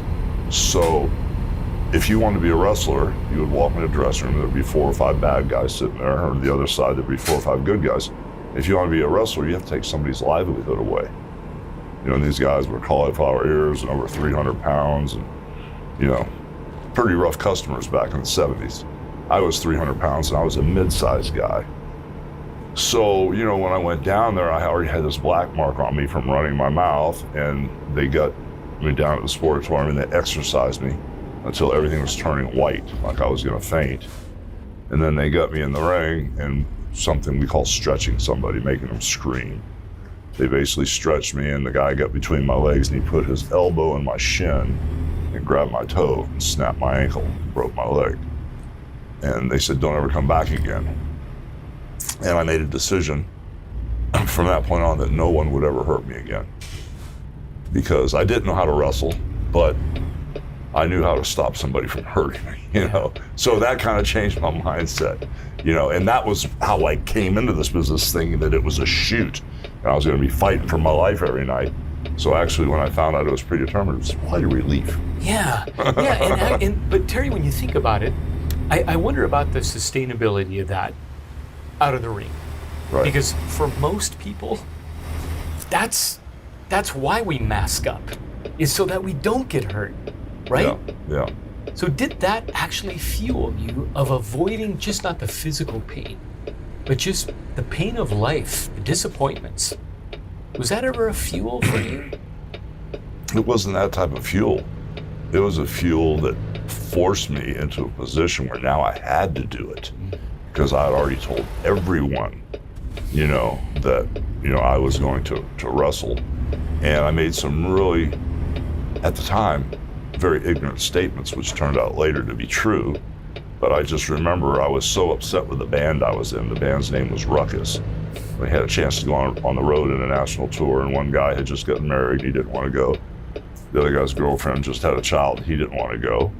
And so I was so upset with him, I told him at the practice session, guys, I'm quitting, I'm getting into wrestling, I'm gonna be the greatest wrestler of all times. And all 5 guys just fell on the floor laughing. They thought it was the funniest thing they ever heard, because at the time it was ridiculous. But wow, amazing. Let me go back to, I'm gonna pop around here a little bit, but there's a reason for it. Public baptism. You've said the greatest moment of your life. Yes, without a doubt. Terry, what did that give you? What did that mean for you? It broke down that 4th or 5th wall, because I caught myself trying to have perfect timing with talking to people. I caught myself going, well, here's somebody that's, you know, kind of desperate and in need. Can I say something? Or, you know, there's a lot of people around, you know. And I was always kind of tentative, you know, to tell people the truth about my Lord and Savior, to explain to them, you know, how, you know, you should look at things, or how you should, you know, care for people and not judge people. I always was very tentative, you know. But having the baptism kind of like set things in motion and set me free, to where even though I was a believer and I accepted Christ as my Savior, I was still very tentative. So I wasn't that perfect vessel. I wasn't that conductor that I should be or should have been. at the time to relay the truth, you know, about my Lord and Savior. So it was almost a situation as if I was addicted to drugs, or if I was addicted to heroin, or my body was full of cancer and I was going to die tomorrow. Whatever those horrible feelings are, I felt like once I was baptized, I felt, like they say, all anew again. You know, I was all anew, and I really felt that way, and I felt comfortable with talking to people, and I just don't know what that weird barrier was that I had, but the baptism got rid of that for me. And it did become the greatest day of my life, because my wife, Sky, and 2 of our children got baptized with us. So it really was a major pivot in my life. It almost sounds like you're relaying the difference between being outside the ring and watching as a spectator, or getting into the ring, as if defining, this is what I am, right? Yeah, you can relate that on so many levels, because it's almost like people, you know, that say they're a Christian and they know of our Lord and Savior, but they really don't know Him. You know, the illustration you just made of talking about wrestling, actually getting in the ring is different. You know, everybody I meet's a wrestler. Everybody I meet wrestled in Indianapolis or in LA, or they tell me a name, I've never heard it, or some promotion. But there's a huge difference when you actually get in that ring, just like you said. And that's exactly the perfect way to describe it. What for you personally is the most significant opposition that you have had to wrestle with? Who's been, or what has been that big opponent for you that maybe you're still wrestling with? If the biggest thing that I've had to wrestle with, and I pretty much have, every time it tries to jump back in the ring with me now, I pretty much whoop it really good, is my own fear and me not being strong enough, you know. And a couple of years ago, not last year, but the year before, I went to a New Year's Eve party. Everybody there was drinking. I mean, everybody. I was the only one. Went there with my wife, and everybody there was drinking. And I felt really weak. You know, I felt really weak, so I pulled myself out of the situation. You know, that's just one example.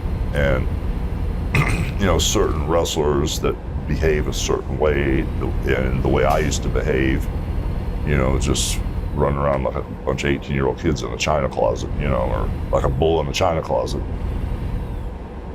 I can't hang around those people anymore, because God took those people out of my life for a reason, and He brought new people into my life for a reason. So I was worried about my weakness, you know, and that was the main thing. That's been the main hurdle.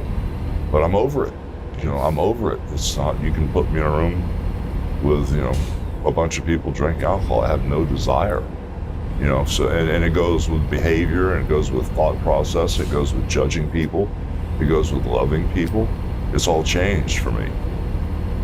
The single most rewarding, memorable moment for you as a wrestler, if you had to narrow it down, what would it be? Well, the single most rewarding moment for me as a wrestler didn't have anything to do with being in the ring. It had to do with after the match at Madison Square Garden, January 23rd, 1984, where I wrestled the Iron Sheik for the WWF title. There was a huge political problem going on. Iran had 444 American hostages, and they were keeping our Americans. And the Iron Sheik, Kaz, nicknamed Kaz, he was the actual bodyguard for the Shah of Iran. He was the real deal, and the fans knew it. And I was the all-American character, Hulk Hogan.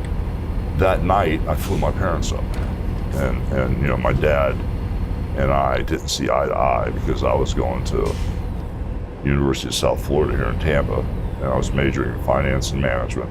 I had a minor in music. And instead of moving on to becoming an accountant or whatever, as I was going to college, you know, I was playing music to get through college, and all the wrestlers came down. That's where I got enough courage to get in the ring down there. But when I left college and didn't become an accountant or whatever that degree would lead me to, there was a huge divide as far as communication with my dad and I. And, you know, it was a situation for, like, when I see my son Nick or we hang up on the phone, I say, hey, all right, Nick, love you, bye. Tell him I love him every time. Same thing with a lot of my family members. And I didn't realize that my dad hadn't said anything like that to me since before I was in high school. You know, so it kind of was a void. You know, I left home when I was 17 and just, there was not a lot of communication. And so that night after Madison Square Garden, you know, my dad goes, man, you know, Terry, I'm very proud of you. You made the right decision. You know, I love you so much. I'm so sorry, you know, that I tried to make you do something you didn't want to do. So that was the greatest night for me, for my dad to say that to me, because I really didn't know if I was right or not. It just, I was doing what I loved doing. Yeah. And to me, that felt right. But then to have my dad confirm it, but I had to be the main event at Madison Square Garden to get him to break. But that was probably the greatest part of my wrestling career, to have that moment with him, because I really valued what he thought about me. Yeah, that affirmation goes a long ways. Yeah. I think he needs to put my blue headband on. It matches his shirt perfectly.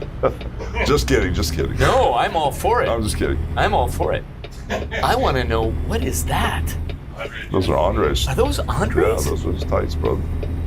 People don't realize how big he was. He left you those tights? We snatched them. Yeah. He was your guy, right? Yeah, he Andre? was. Yeah. And a lot of people don't realize his fingers were like bananas. Yeah. You know, he was huge. What do you miss most about him? His honesty. I miss Andre's honesty because he didn't pull any punches with people, and he had a very, very rough life. You know, I would walk with him to the airport. I could hear people saying horrible comments and things because, you know, he's 7'4" and 650 pounds, and then I traveled with him a lot. And he could never sit in that chair. There was never a comfortable chair. Never could hold a fork or a knife he could work with. Whenever he'd get a hotel room like in the Marriott, we'd make sure we got 2 beds. I'd go in his room and I'd help him push the beds together, you know, and he still wouldn't fit on two double beds. So I miss his guidance and his friendship, you know, and basically him being so honest, you know, just really point A to B, no spice on it, man. He hits you with the real deal. So that's what I miss about him. Yeah. Hey, Terry, you, in the time that I've known you, you strike me clearly as a tender-hearted, compassionate man. Do you see that in yourself? Yeah, I like to think of myself as a good person, you know, always try to help people. I think we had a talk the other day about, and I've talked with Handsome Ron about it a lot. I won't jump in the ditch with people anymore. You know, if somebody would have had a problem and something, I would jump right in, it's so terrible. But now I, would just stick my hand out to help someone and help them out of the ditch. But for me, I feel, you know, that I'm an easygoing person. I try to be good to everybody. You know, I try to treat everyone the same, is what I always say. You know, I just had to explain to my wife, Sky, that, you know, I treat the homeless guy the same way I treat Handsome Ron and all my friends, you know. And so I think I'm easygoing. I think I'm a good person, but I do have a little bit of a trigger finger when it comes to physicality with other men. And I think it's been since the wrestling thing, you know. And I miss it, you know, because every night about 9 o'clock at night, I'm going, you know, I'm ready to go to the ring, you know. So Sky, my wife, goes, turbulence? I went, turbulence. So put something on good that'll take my mind off it.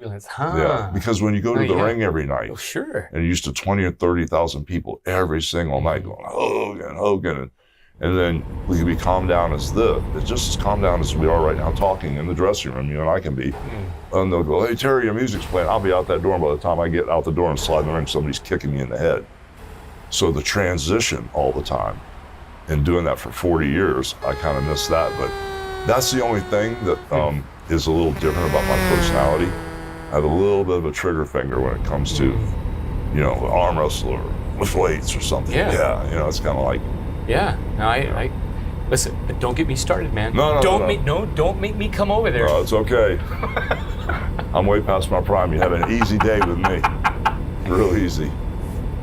Don't forget it's predetermined. No, that right. That still amazes me. But isn't that a lot like the lives we live? We attempt to write the script to control the outcome. Right, Terry? It's very funny. It's very funny to me. It's amazing. We talk about it all the time. This whole thing is a shoebox, brother. Yeah. And we're in the shoebox, and he's in control. And it's going to happen exactly the way he wants it to happen, and exactly the way it's supposed to be. And we're meant to be sitting right here, right now. This is meant to happen. And there are no coincidences. Yeah. None. And I have to say this about you, that what I really appreciate and respect is you take the moment as it comes, and you respect that moment. It's huge. Hey, rock bottom. Yeah. That is a hard canvas to hit. Mm-hmm. How did you land in your moment? What was your rock bottom?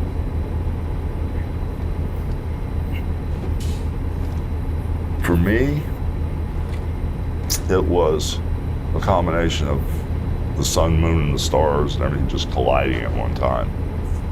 It's kind of hard to talk about. It's really hard to think about, but I had a situation where I was married for 23 years, my first marriage. And I used to brag in the dressing room, I'm the only world's heavyweight champion that will never be divorced. You know, because I thought this contract under God, you know, till death do us part, for better or worse, I thought that's supposed to be something that is a true statement. And you stick by your word, and your word is your bond. And if you're making this promise under God, I mean, who would break this promise? So I figured I'll never be divorced, you know. So the time came where things didn't work out between my first wife and I. We went in different directions, and she divorced me. And around that same time, my son got in a bit bad car wreck. So between my son being in trouble with a car wreck and my 53-year-old wife being with a teenage kid, I kind of bottomed out, you know, and I was drinking very heavily during the day, and of course at night, and, you know, running around with this chip on my shoulder, you know, why me, why is this happening? Couldn't figure it out. And when I bottomed out, I hit hard, you know, I hit hard, and it just got me to the point where I realized I had to get back up, move forward, and, you know, not let that define me. Don't drag that dead animal into this moment right here. Because if you sit there and think about it and think about bottoming out, I mean, I'm just not talking emotionally, I'm talking about spiritually. I bottomed out. I didn't care about anything. Financially, I completely bottomed out. When, you know, the divorce happened, Florida's a 50-50 state. I said, just give her everything. I never want to see her, talk to her, or be with her again. Once she said she wanted to divorce me and didn't love me anymore, you don't have to tell me twice. So it's just, I kind of like, I either go one way or the other way. I'm either all the way in or all the way out with whatever I do. So if you're with me, there's no guesswork. You know, if I'm with my Lord and Savior, I'm all the way in. You know, and when I bottomed out, I was all the way out. So this is the only two gauges I have. You know, I can't lie and split the baby, you know. Yeah. So Hulk Hogan has that Clearwater Beach store, restaurant. How do you manage the brand? And Terry, all the while tending to the expectations of people and the image that you've had to project. How do you now balance that? Well, you kind of hit on a question earlier, and then you stacked another question on top of it, and I went to the second question and didn't come back to the first one. So okay. We're kind of getting there now. Yeah, it's all right. Well, the moment I come home, the headband comes off the bald head, and, you know, it's just Terry. Dad, father, husband, friend, just Terry. The problem is the moment I leave the house, the moment I walk out the front door, the world doesn't want Terry. I walk out the front door and the mailman goes, "Hey, Hulk." So instead of saying, "Good morning, sir," I go, "Hey, brother, how you doing?" I give him just a little, because they expect it, you know. So for me, it's really easy to separate the character from the person, because I always have been able to. You know, I don't have any pictures. I have no wrestling pictures in my house.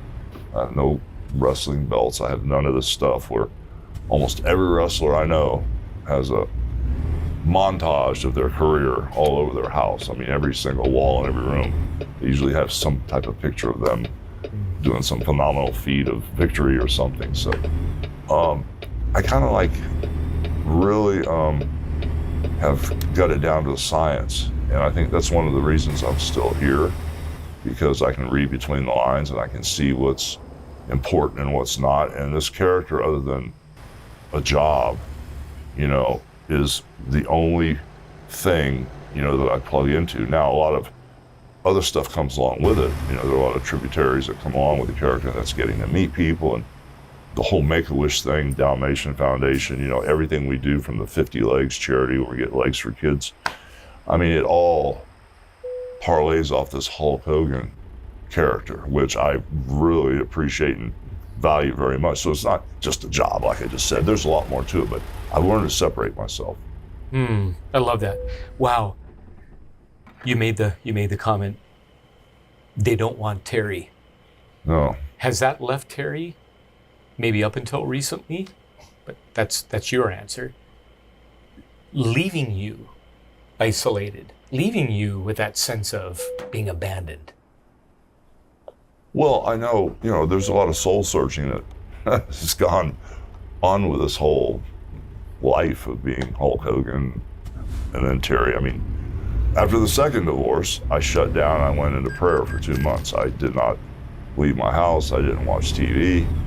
And this is a story I told Ron and a couple people, not too many people know, but I speak out verbally when I'm at home. You know, God, why is this happening to me? You know, God, thank you so much for my perfect health, for my perfect walk. Thank you for the perfect day. I speak out loud when I'm at home, you know, and I can say what I want to say. And as I shut down, you know, in prayer for a couple months, I kept saying to me, you know, why is this happening to me? Because here we go, a second divorce, you know.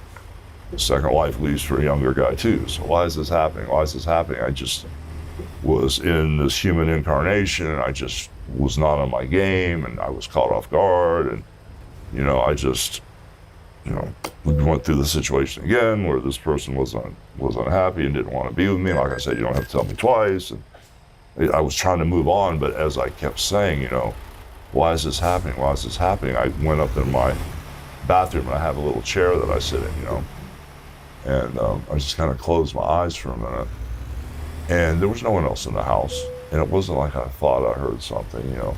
If you were to close your eyes and I was to get right in here and go, Tom, you got a blue shirt on, you would know I said that. I closed my eyes, and I had said, why is this happening to me? Hundreds of times that day, and I'd been saying it for 2 months. Why is this happening to me? Why is this happening to me? I closed my eyes, I nodded back, and I heard the words, I'm putting you through a cleansing. I went, what?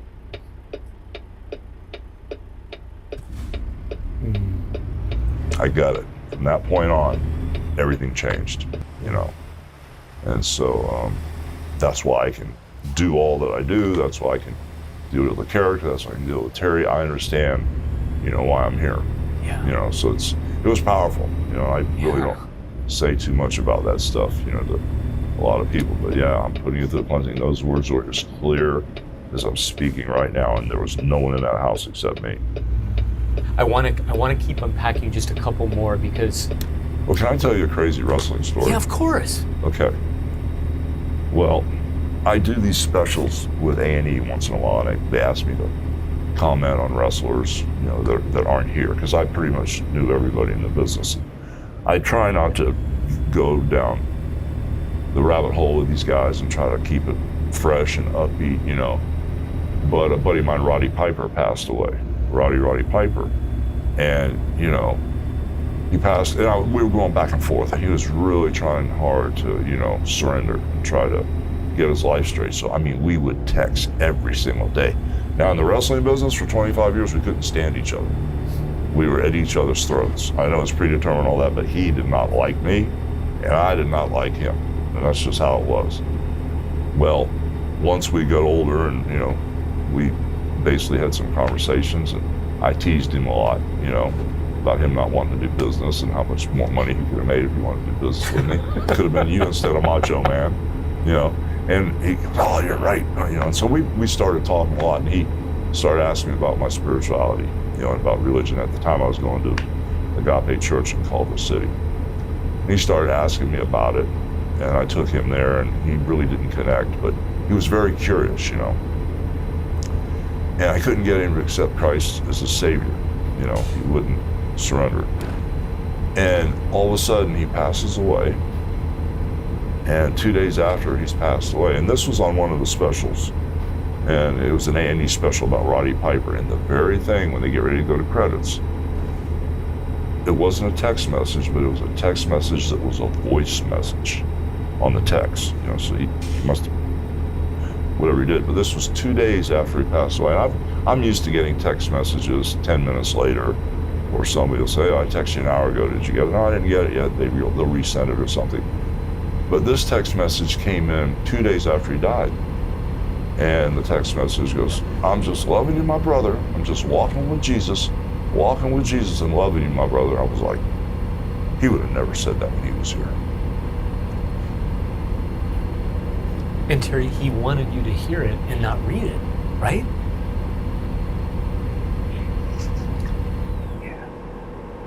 Mm. Yeah. Yeah, because he would have never said that when he was here. So it's amazing how things work, you know. So, I mean, maybe I've been hitting the head too much, but no, you know. Not at all. Terry, let's keep going there on this, because again, we can use all these analogies of how all of us are in our own ring. Yeah. All of us are using stage names, characters, trying to predetermine scripts that we can manipulate outcome. But at the end of it, we have very little to control. Huh, that's true. Isn't that right? Yeah, it's true. I mean, you know, once again, you know, he's holding us by the hand and guiding us and leading us. You know, he's always there, even if we decide to release his hand, he's, you know, still there with us. So it's amazing once you connect. Yeah.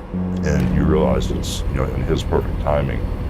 This is kind of like wrestling. It's all predetermined. Help a brother out, brother. Help a brother out. Those that are looking, it's like, yeah, I'm kind of caught in that too. I'm kind of caught in this false self. Yeah. I'm not really being true to who I am. Therefore, I'm not really being everything that God wants me to be. Help them take off that mask. How did you take off that mask? Well, I mean, I've talked about it so many times, you know. First off, once you realize the scope and how big this is just a temporary situation that we're in right now. This meat suit, this human incarnation is just like a temporary situation. But what happened to me was like I get sick and tired of myself. You know, I've said it a million times, the two people in my head, the ego and the real I am. So that's what broke me through. You know, I get tired of the suffering and making mistakes, just not having things happen, you know, the way I wanted them to happen. So I just got to the point where I just got, you know, really tired of me clawing and scratching and fighting, and you get so far and then some drama happens and back and forth. And it's just, I just was so beat up. I mean, I just surrendered. I just said, I can't do it anymore, you know, and I went back to the Bible, you know, and I started reading again, and just everything about it, you know, felt good. You know, everything worked in my favor from that point on. So, you know, if people, you know, are fighting an uphill battle and they're all worried about, you know, what type of car they drive or how much money they have, this is first off, you need to realize this is just a temporary situation. I've never seen anybody going to, you know, the cemetery with the hearse pulling the U-Haul with all the gold and silver clothes. You know, I've never seen anybody. You can't take it with you. So it's kind of like, you know, once you get that in your head, it makes it easy to step up. I mean, who wouldn't want the perfect life or want life easier? And that's what you get, you know, and you realize how fortunate and lucky we are to be right here. But that's all it took for me. I just got tired of it, pushing against the wind.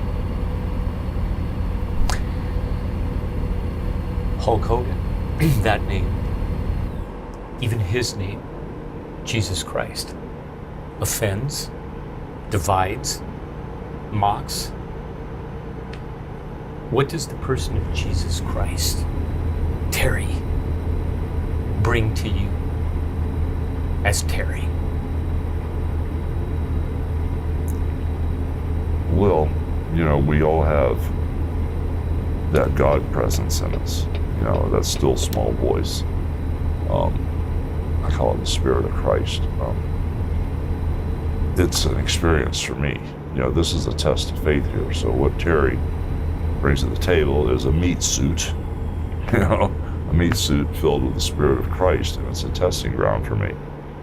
And that's what Terry does. He has given me the opportunity to prove to my Lord and Savior that I'm faithful, I'm loyal, and that now I've learned, and I'll never make those same mistakes again. There's no way I could go back to who I was before, I was baptized. There's just no way. The greatest day of my life changed everything. I mean, I accepted Christ as my Savior when I was 14, but I derailed, and was working different musical business type jobs and went to school for a while. The whole time, it was just a thought. It wasn't my life. But the moment, I started going back to my faith, the momentum was overwhelming. There was nothing stopping me. I could not wait to get baptized, and meeting the right person. My wife, she's a believer. It really made things really easy for me to move forward with this. So I just really think that the person, Terry, like I say, there's the meat suit and there's this energy inside of us, the Spirit of Christ. It just makes it so easy for me to use this as, a test of faith. And the reason and God, I hate to keep rambling so much, but as I talk to you, I keep thinking about situations. But when my father passed away, I was a little confused about a lot of things. My religion, my relationship with our Lord and Savior. And when my dad passed away, we had our hands locked like this, that man handshake. And my fist was real close to his chest, and I was face to face with him. And I had my dad, it's all Mother Nature, Terry, don't worry, it's all Mother. And I said, no, Dad, you accept Jesus Christ as your Savior. This is serious now. We're going to the main event here. The bell's getting ready to ring, so you need to step up. He goes, well, it is all Mother Nature, isn't it the same thing? I said, well, maybe in your mind it is, but you need to understand He died on the cross to pay for your sins. And my dad accepted Christ as his Savior probably about a half hour before he passed away. And so as I'm looking at him, his face was completely like yours, and my hand was like the fist we just made. We were very close, very close. And so, his face had color like you, so when he took that last breath, it went, and then when he didn't exhale, he turned gray instantly. And the moment he turned gray, I was chest to chest with him, face to face. I got knocked backwards. And I looked at the people in the room, I said, oh my God, did you guys feel that? And they went, no. I said, I don't know what just happened, but whatever energy was in his body, it either went in me or it went through me, but I got knocked backwards like I stuck my finger in an electrical socket. And I knew from that moment, there was without a doubt, the Spirit of Christ, the energy in our meat suit, as I call our body. And you cannot tell me otherwise, because I felt it, I experienced it, and I saw his body go dead, but I saw him live as he exited that body. And there really, a lot of things that put me placed where I need to be, and that's one of them. Terry, so you referred to Dad, and a breath and a blink away, right? And here we sit in your store, circled with almost a museum. It's retail, but it's a museum of your history. Glimpses of your career, achievements, all of it. When we meet him, champion, wrestler, if you could take one thing out of here to lay at his feet, what would it be? If I could take one thing out of here that represents that career. Yeah. Well, I'd give him 2 t-shirts. I'd give him the Hulk Rules shirt that says on the back, train, say your prayers, eat your vitamins, believe in yourself. And I'd give him this shirt because they go together. They go together. And that's it in a nutshell, because this character has quite a longevity. I mean, you know, I've always said Hulkamania live forever. It's just so positive, and to be fortunate enough to have the prayers and the vitamins and the training attached to the character, it makes it so the character is so big and powerful. The character is so big, it can withstand any storm, any paparazzi, any media attack. The character is so big, you can't destroy the man. You know, and what the character did for me was this character of Hulk Hogan that was impeccable. It took Terry that was here and started pulling me up. And over the years, it started pulling me up. And over the years, I got closer and closer. And before I knew it, I was, you know, a Hulkamaniac training, saying my prayers, eat my vitamins, which I always did, but I was serious about it. And it works. And it really affects kids, and it changes their whole mindset on things if they put that as a priority to start their day. You know, I'm gonna say my prayers, I'm gonna train, eat my vitamins, you know, kind of like get you training for your future, get you off on the right foot. You know, it kind of like gives you that nudge in the butt to get you out the door correctly, you know.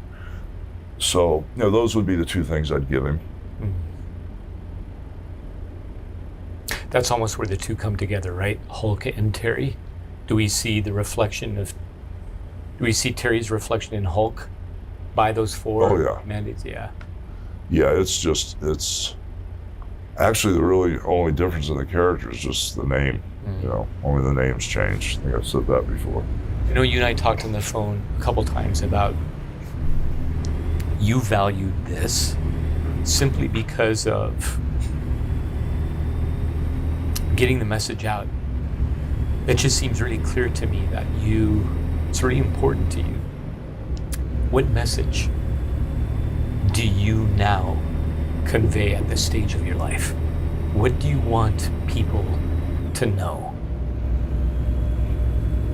Well, there are a lot of people that don't realize that we're in this war right now.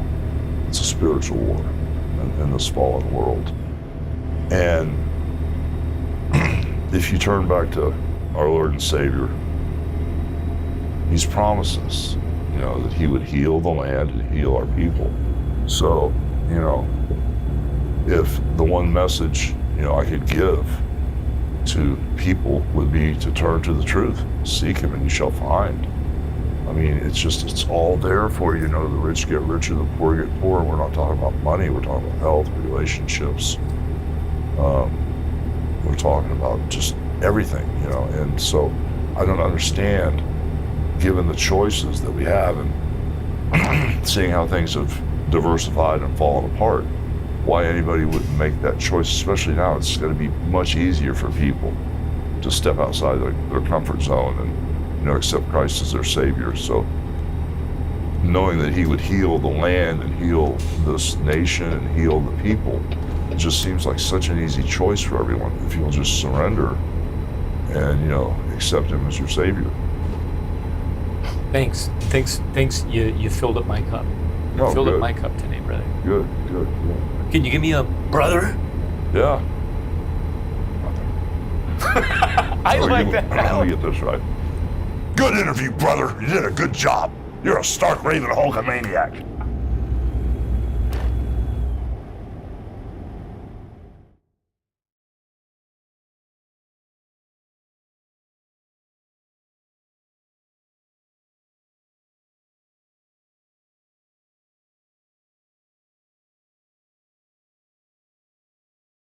And I remember thinking, Hulk Hogan was always my friend, and was always a fan of my work. He told me his dad was the biggest Heart Foundation fan, and that of all people, his dad loved the Heart Foundation. I always thought Hulk was one of my good friends. When I first started wrestling, I I worked with Hulk a lot, and I taught him a lot and helped him when he first started. And when he became a big star, I always thought we were pretty good friends. But the day when I won the title, I guess I was no longer Hulk's friend anymore. Because I remember the first time I saw him, I went up to say hi to him, walked down the ramp going into the building, and he was standing against the wall talking to Brutus Beefcake. And I walked up to him, I said, "Hey, Terry," I came up to shake his hand, and he had his arms crossed like this, and he wouldn't even take my hand. He wouldn't shake my hand. I remember just looking at me and sort of nodding and talking to Beefcake. And so I remember just standing there like this with my hand out for about 20 seconds, and I just walked away, and I was like, "F*** him." Yeah, all right, so. I want to ask you this: why do you think that he did that? I think he thought he was the big dog and the king dog in the company, and anybody else, I don't think anybody. I think he had problems with Macho Man or Warrior or whoever else. He was a guy that thought he was everything in wrestling, and that everyone else we were all backup players to Hulk Hogan, and that's the way he saw it. And once that belt was on me, I became the enemy, or somebody that had to be removed. And I remember still talk to Vince, and Vince is like, no, nothing's changing, no change of plans. Hogan's got nothing to do with you. He's gonna be in tag teams with Beefcake and I don't know, the Money Inc. or something he was wrestling, and he goes, he's just promoting a movie. He's got nothing to do with anything. And so I kept believing that. And then when I showed up in Las Vegas for WrestleMania, the first thing I get is a message to come talk to Vince. And that was the night before. And it was just almost like, I thought it was a joke. He goes, "We're taking the belt off you." And I was like, I remember like just sort of like my eyes burning, beams, like light beams through Vince McMahon. But then he laid it all out to me, and I thought it sucked. I thought it was the worst. Regardless of whether it was me in there, I thought that is the finish, and that the fans are gonna barf when they see that. And I think, I'm probably pretty close to the truth. I think what really was going on is that Hogan was putting a lot of pressure on Vince to take the belt and take it off me and put it on him. Otherwise, he was going to go to WCW. So I think it was our last. Vince just pulled the plug on me, like everything he said, everything he promised me and said to me didn't matter. Just unplugged that and put in Hulk Hogan again. And I remember so many things about that night. I remember Hulk Hogan telling me that he goes, "I want to thank you so much," and she was like suddenly my friend again. Suddenly we're talking, which I wasn't very talkative if you knew me. But he was back to being my buddy again now that he was getting the belt. And I remember he said to me in the dressing room, he goes, "I'll be happy to return the favor." And I remember I stopped and I looked right at him and I said, "I'm going to hold you to that." And anyway, the truth is, after that, after I lost the belt to Hogan, my popularity or my crowd, sort of my popularity with the company never diminished at all. I was still basically the star of the company, but Hogan was the champion. And I know he did a tour right away. They did a tour over here in England and Europe, all over, and I don't think it did as well. And they were starting to have second thoughts about Hogan, I think Vince was.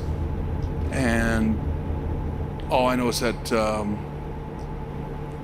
I could feel it. Like sometimes you get like a instinct. I said, I'm probably gonna win the belt back. I remember thinking to myself, the main event has to be SummerSlam, has to be Bret Hart versus Hulk Hogan. It's gonna be the biggest match. Of all the wrestlers we got in the company, that's the two guys, that's the one everyone wants to see, Bret Hart versus Hulk Hogan. So I could feel it. And then Vince had called me and said, because I was still over with or without the belt. which was a surprise to me because I thought my time had come, and I actually thought I failed maybe as champion and didn't do a good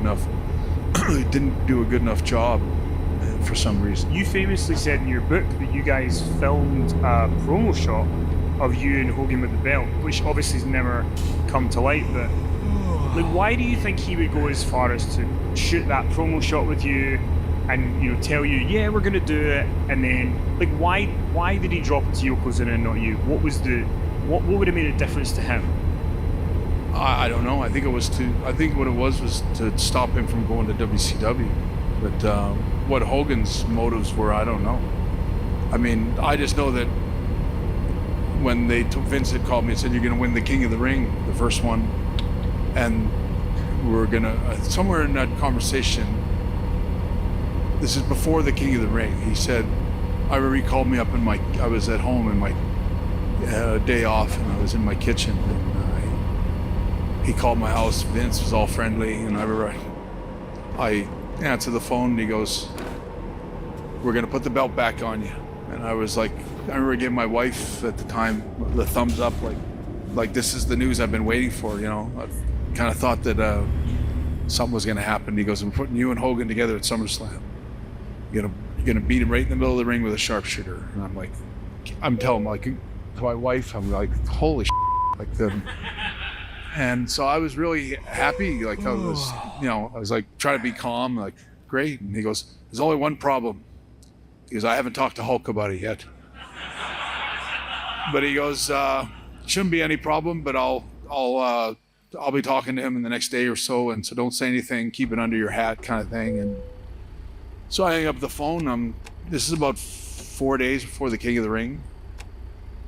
And we went on the road, and I called him from the road. I called Vince every day, and he goes, basically that Hogan's not buying it, doesn't want to do it, doesn't want to put you over, and won't agree to do the finish.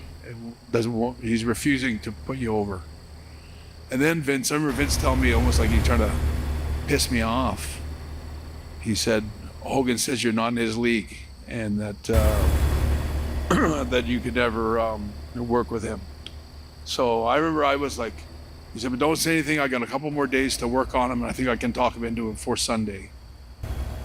So I go to the pay-per-view on Sunday, and I'm pissed off. I'm so mad. I can't believe that Hulk Hogan would do this to me. Like, I was a guy that always thought of him as a friend, and vice versa. And I know I worked really hard to finally climb up that ladder to get to that spot. I worked so hard, and here he was, stopping me from getting my proper push. And anyway, that day in the dressing room in Dayton, where I won the King of the Ring, I remember I got there and they said, basically, it's no change. Hogan refuses to work with you, says you're not in his league, and so we're putting you with Jerry Lawler at King of the Ring or at SummerSlam. And I was like, what's that supposed to be? Like, you know, there's no money in that match. You know, first of all, when you're a world champion, in those days, I don't know about anymore, but in those days when you were the champion, you had the belt, you were the highest paid wrestler on the card, period. And so, I mean, I was just starting getting used to some pretty good, serious money that I was making at the time. It was a big blow for me to have Hulk Hogan refuse. And so when Vince told me that all that night in the dressing room, that Hulk didn't want to refuse to put you over, and so we're gonna have to change it. We're putting you with Jerry Lawler now. I was so mad. I thought, who is Hulk Hogan to dump my career out the back, you know, just to over my career like it's nothing. And so I remember thinking I should just go in and confront him straight up, face to face. But I thought, well, I better not do it first match, because if we get into a fight and he can't wrestle or something, or I beat the crap out of him, or, you know, I was mad enough, and I was really, really mad and pretty fired up and ready to do whatever was necessary. But I thought I better not do it before his match, because he's got to go in and wrestle. And at the time, I thought, it's not Yokozuna's fault. He's going to get the belt. he's going to be the new champion, all because of Hulk refusing to do this for me. Suddenly he's going to get all the top money. He'll be main event, be the world champion for 6 months till SummerSlam. Anyway, that's all the money that should have gone to me that's going to him. So it's not fair for me to, hold that against him or screw up something for him. So my thinking was, don't say anything till after his match. Let him have the match, let the belt change hands like it's supposed to, and then just go in and let him know what you think of him. And so that's what happened. He had his match. He dropped the belt to Yokozuna, which, if you remember that match with Yokozuna and Hulk Hogan, that might conceivably be the worst finish in all wrestling history. That's specifically what they asked for, was 97 Shaw. And the thing is, so the only part that was ever frustrating was, me having to do a lot of it on my own and sort of it constantly changing, week to week, and of what we, originally had thought it would be. But other than that, I mean, that's what everybody wanted. And look, I will say this, and it doesn't matter what I say, but you have to understand the wrestling business is always going to that's what we do, make things 10 times bigger. And the great thing about it is, when we make it 10 times bigger, you guys make it 20 to 30 times bigger in your own minds, in your own world. And so the thing is, I'm no dummy. I know the past that I created. All I have to do is give you a hint of that, and you think I'm back. You think I'm wrong. He's doing it again. And I don't mean it to be mean or cruel. It's just, the human wrestling fan is an easy thing to manipulate. God bless you. You know what I mean? But it's not like, I'm just saying, it's not like I could have done that whole Larry King live thing and nobody in the WWE have okayed that. You know what I mean?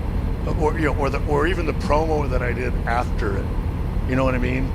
It's not like, because this is no longer 97. This is no longer, a world where it was just owned by one guy and we only had to run it by him.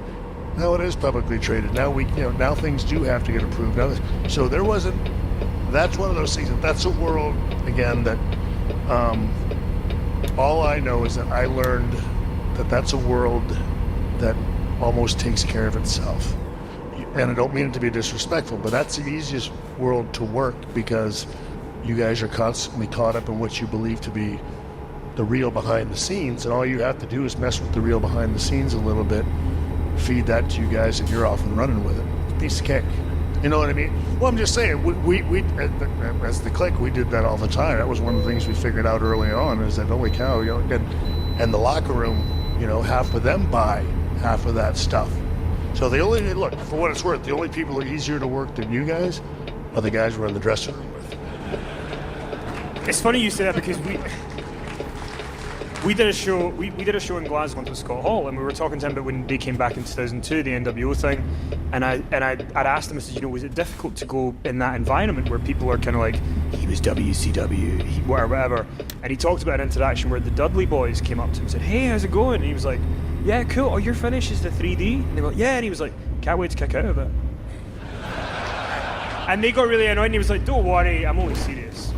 And I guess that's kind of to your point, but you've talked before about in the Hogan thing that it was originally going to be a few matches, maybe he would win one, you would win one, you'd have a rubber match. So looking back now on it with what it was, are you glad you did it? Is it something that you enjoyed doing when you look back? Yeah, well look, I'll put it, it was one of those things that, for me, I don't care who you are, if you're in this line of work and even remotely in the same era as him, you want to say you were out there with the biggest, say what you want, but he's the biggest name that this business, you know what I mean, will probably ever see or ever know. And so, look, it's one of those things that you just sort of go, again, same thing with Rick. It's one of those things that you, as a guy, well, I'm just saying, it's one of those things that, look, if you've got this, your own little checklist in your mind, to be able to say that, because again, I was a fan once too, and all of a sudden, then one day you're in the locker room with these guys, and it's like, oh my goodness, And then again, time goes on, then you're their peers and your friends or whatever, and then all of a sudden your business, whatever the case may be. But there's still a part of you that's like, I would love to, that's one of the things I'd never done is been out there with Hulk Hogan, and he was back, and it seemed like, look, this is an opportunity for this to be able to happen. Anybody think anything's there? We got anything? And so, and everybody seemed to, think it was something that was viable. So I was definitely into it. Look, I will say that again, it was originally wanted to be, just good guy versus good guy, and it was one of those things where HBK just needed to know, and those things got changed. And again,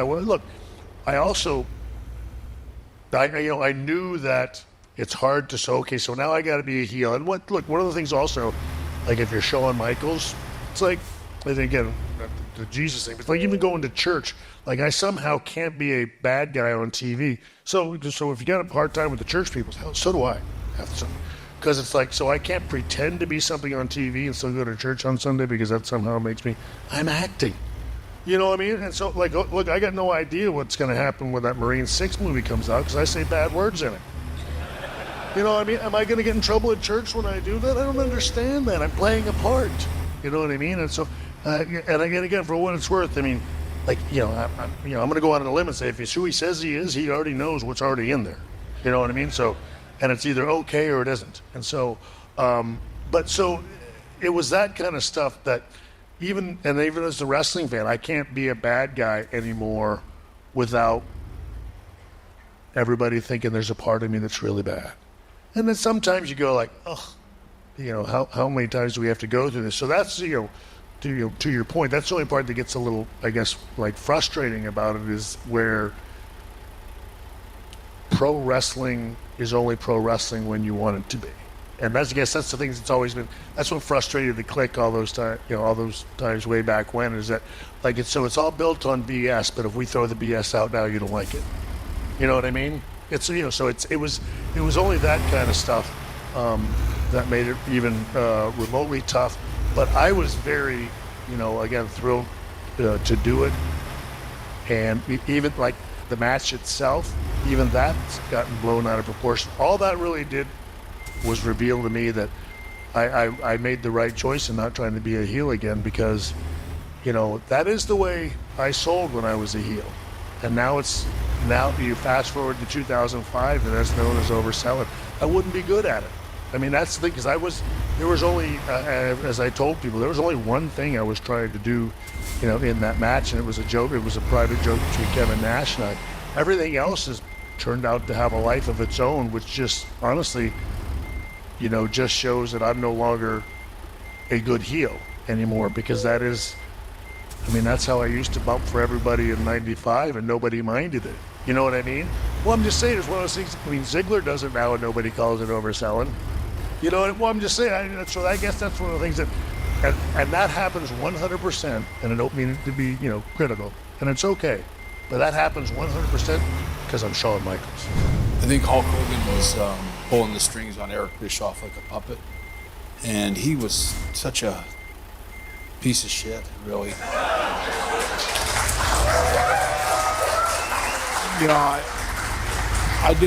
I was always such a Hulk Hogan guy. I was all the years I was in WWE, I would have done anything for Hulk. I was a big supporter of his, and anything I could have done to help him, including work hard on his cards and stuff. I was a very much a company guy. He was always stabbing. What they should have done in WCW is put me with Hulk Hogan right, like in the first night I came, and done a big pay-per-view. And I don't know, I'm not saying I should have beat him or anything, but we should have started a storyline that would have maybe saved that company. They were just stupid. It's two different stories, really. Dealing with Hulk Hogan as a person was very easy, because he's a nice guy. He's a very generous person. He's easy to deal with. He doesn't put on a show in a negotiation. A lot of times you're negotiating. I've negotiated. Thank you so much. A lot of times you deal with people and they go into a negotiation acting like they have to present themselves in a certain way, and it's not real. Hulk was the opposite. He was very open, very honest. However, he had an attorney by the name of Henry Holmes, who was a animal. He's just an animal. And that part was very, very difficult. That being said, they were very clear right from the very beginning. Here's what this deal has to look like. These are our parameters. And there wasn't a lot of room for negotiation. Fortunately, Ted Turner was very committed. Bill Shaw, who was my boss at the time, who worked for Ted Turner, made sure that I had the resources that I need and as much support as I possibly could get from Turner Broadcasting to make the deal happen. So it was tough because they were tough, but I think the whole process only took about 60 days, which is not a long time for a deal like that. And I mean, what was there a lot of trades that WCW had to make to get him? How important was it for WCW to get that deal? It was critical because, let me back up just a little bit. When I was hired as executive producer, and I think that was about 1993, I was hired in that position because Bill Watts, who had formerly been the executive vice president of WCW, said and did some really stupid things that provided a lot of embarrassment for Turner Broadcasting. He made some very stupid racial comments very publicly, and all of that got back to Ted Turner and to a gentleman by the name of Hank Aaron. And if you don't know who Hank Aaron is in the United States, Hank Aaron is a Major League Baseball legend. And Hank Aaron had an office right down the hall from Ted Turner. So when the comments that Bill Watts made very publicly, and they were very racial and very tasteless, made their way back to Ted Turner, Bill Watts got fired. Ted Turner himself was very embarrassed. The company was embarrassed. And Ted appointed Bill Shaw. I know this is complicated and maybe boring, but I want to give you the background. Bill Shaw was the vice president of human resources at the time. So Ted said to Bill Shaw, Bill, I want you to fire Bill Watts, take over WCW, and we're either going to make this thing work, it's either going to turn a profit, or we're going to pull the plug.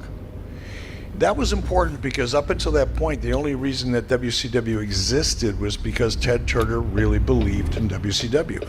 All of the other senior executives in Turner Broadcasting at that time really wanted to get rid of it. They had tried to talk Ted into getting rid of WCW, but Ted was adamant. He was determined to keep WCW as a part of Turner Broadcasting. But at this point that I'm referring to in 1993, even Ted Turner had had his fill. So the challenge was to turn WCW around as quickly and professionally as possible with the least amount of embarrassment. So Bill Shaw came down to the WCW offices one day and he just basically read us the riot act. Now, Bill was a very nice Southern gentleman, but he made it very clear that WCW was either going to turn around and turn a profit very soon, or Ted was going to pull the plug. Okay. So I ended up getting the job. I was promoted once or twice along the way. We actually started at least appearing as though there was a half a chance that we could make a profit. And I went to Bill Shaw one day and said, what if we could bring Hulk Hogan in? Because that would be the one, like the big domino, that if we could get that domino, there would be other dominoes that would fall along the way. And Bill was very supportive of it. He went to Ted Turner, got Ted Turner's support, and bringing Hulk in was really the thing that, there was it was like a chain of events that happened after Hulk Hogan. First, Hulk Hogan came, back it up even further. I started producing television shows at the Disney MGM studios, which to the wrestling fans, it didn't matter. In fact, a lot of them really didn't like the idea because it was Disney MGM or wrestling, that doesn't fit. But from a business perspective and from a financial perspective, it made a lot of sense.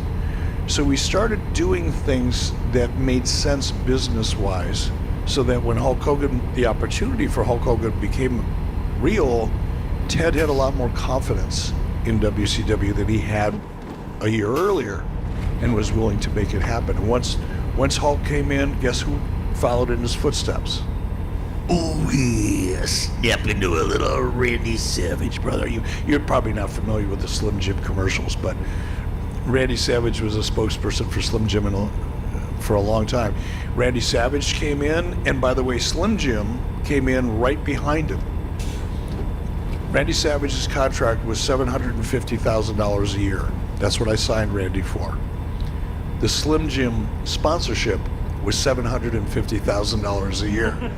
I got Randy for free, and I got a deal on Slim Jims. And when you bring Hulk in, his first programs with Ric Flair, you guys do pay-per-views together. Were the results in WCW instant? Were you seeing results financially and all that straight away when you That's got? a really, really good question. Really good question. There was a lot of curiosity. There was a lot of buzz. There was a lot of awareness amongst wrestling fans that Hulk Hogan was coming in and he was going to be working with Ric Flair. So the first pay-per-view did really well. But interestingly enough, television ratings didn't move a whole lot. There were two classifications of wrestling fans. There were the former or current WWE fans, and there were current WCW fans. And the WCW fan base was much, much smaller than the WWE fan base. So when Hulk Hogan first came in, a lot of that WWE fan base had never really watched WCW because at the time it was considered to be kind of southern wrestling, you know, kind of small regional country boy wrestling, whereas the WWE was perceived to be a big international brand. But a lot of that WWE audience came to sample us. They wanted to see Hulk Hogan at WCW. Wow, that's weird. Let's go check it out. And they did. But once the newness of it wore off, we started seeing the television audience kind of go back down to where it was. The big difference was on the business to business side, meaning advertisers, potential sponsors, the pay-per-view partnerships we had. Why is that important? For example, when we do a pay-per-view prior to Hulk Hogan, it was a 60-40. So if we sold the pay-per-view for $30, the pay-per-view company would get 60% of that, we would get 40%. Once Hulk Hogan came on board, I was able to flip that. Now we're getting 60% and they're getting 40%. So right off the bat, we're making a greater profit margin on our pay-per-views just because we have Hulk Hogan. Now at that point in time, we're probably making around $2 million a pay-per-view. Well, that's $200,000 a pay-per-view that we got to raise. So that's where Hulk started paying off big dividends very quickly, was on the business to business side. When Hulk came in, followed people like Hacksaw Jim Duggan, Honky Tonk Man, the Nasty Boys, all people who had been in WWF, had been there for a while. I'm guessing that was maybe part of the deal, and that to get Hulk, you kind of have to have some people that he feels comfortable with. What was that like? The only person that was part of the deal contractually was Jimmy Hart. Jimmy Hart was the only person that you mentioned, and there were more than you mentioned, that was actually part of the contract. Jimmy had his own contract, and it was referenced in Hulk's contract. The rest of it kind of happened organically, and I'm not going to sugarcoat it. Hulk had a lot of influence, right? And part of the position that I was in, as anybody that's ever managed talent will be able to tell you, no matter how much they dislike the fact that they have to admit it, but when you've got a key piece of talent like a Hulk Hogan, or if it's an actor or an actress or probably a football player here, or a rugby player, if you've got a big star, that big star has a certain amount of influence. And Hulk had influence. So a lot of those names I brought in to kind of keep the big star happy, because Hulk felt comfortable with that group of people around him. Hulk is a very unique person. You know, he's a larger-than-life character. And, you know, if you go back and you look at him, you know, late 70s when he was first breaking in, or early 80s, mid 80s, certainly by the late 80s and early 90s, he was a larger-than-life character. He was on the cover of Sports Illustrated. He was on, you know, he was the most, other than probably Muhammad Ali at the time, one of the most recognized characters in the world. But it's interesting sometimes how people like that are, in some ways, insecure, to the extent that they want to be surrounded with people that they're comfortable with, that they know and they can trust. And that's how Hulk was able to influence me to bring in, and not all of those names. Some of those names I thought did have their own value. They all had value, some more than others, but like Hacksaw Jim Duggan. Hacksaw was at the end of his career by that point in time. He certainly wasn't at the peak of it, right? But the audio, if you go back and watch some of the shows, if you could find them from 94, 95, when when Hacksaw would come out, the crowd reacted.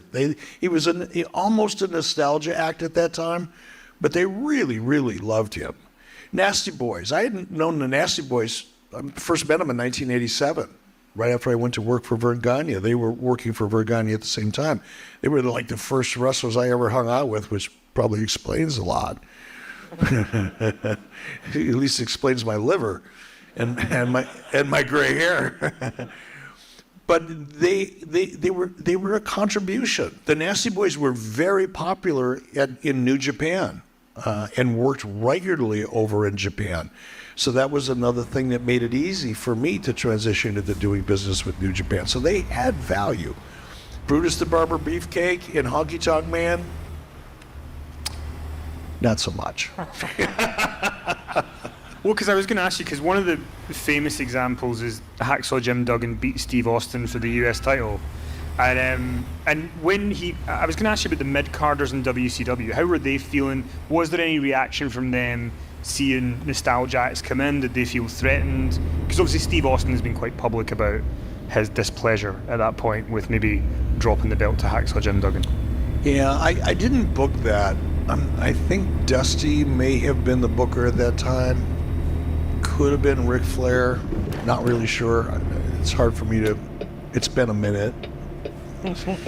I remember Steve coming up to me one night, and this was before I was the head of creative or the booker, as it's referred to sometimes. Steve Austin came up to me one time. We were still taping shows at the Center Stage Theater in downtown Atlanta for our WCW Saturday Night Show, which at that time, this is before Nitro. At the time, that was our kind of flagship show. And Steve Austin came up to me, and this was right after Hulk Hogan got there. He said, "Eric, I got this great idea. I'm going to be Hulk Hogan's little brother. We can be a tag team, and then I'll turn on him," or something like that. I went, wow. But I wasn't the head of creative at the time. I said, well, let me pass that on, and we'll see where that goes. Now, I knew in my mind, because one of the things when Hulk Hogan came in, you mentioned Ric Flair, and as I talked about, Hulk was very big on working with people that he trusted. One of the reasons that Ric Flair was so instrumental in allowing us to bring Hulk Hogan in is that Hulk Hogan really trusted Ric Flair inside of the ring. He really knew that if once that bell rang, that Ric Flair would do everything in his ability, which was a lot, to make Hulk Hogan look great. Hulk didn't know Steve Austin. There was no way Hulk was going to get into the ring with Steve Austin anytime in the immediate future.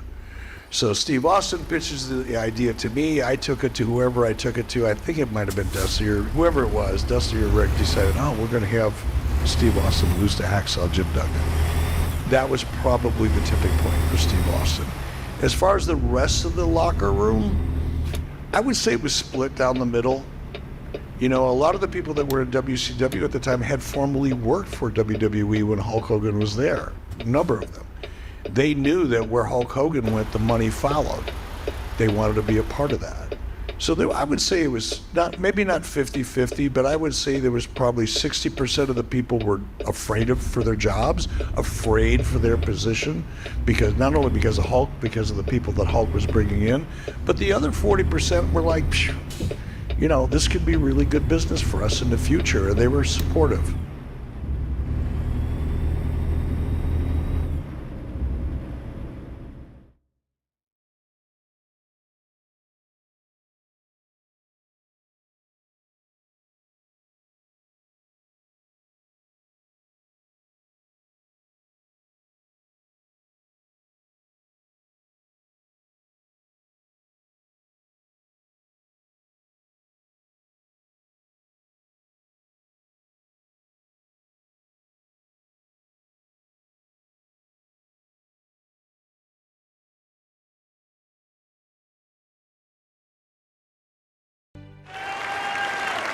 You can call him Rocky.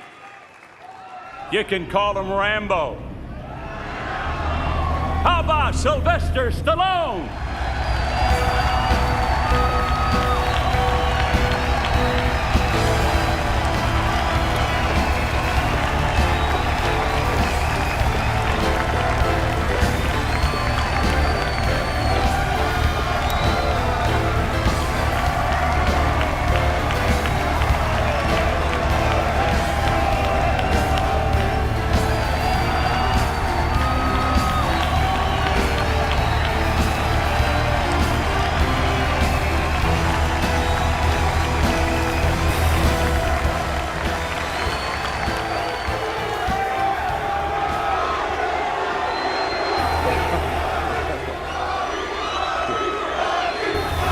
Okay, thank you.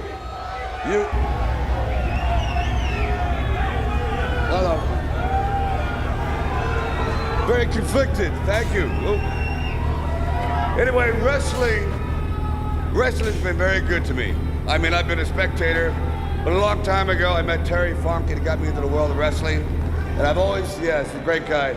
And I've always thought that wrestlers are extraordinary athletes.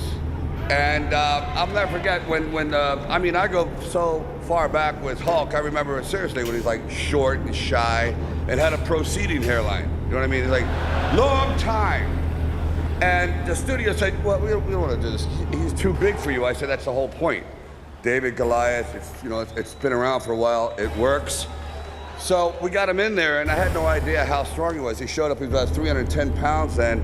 And I thought, okay, I'm gonna go in there and I'm just gonna take him apart, and I'll never forget.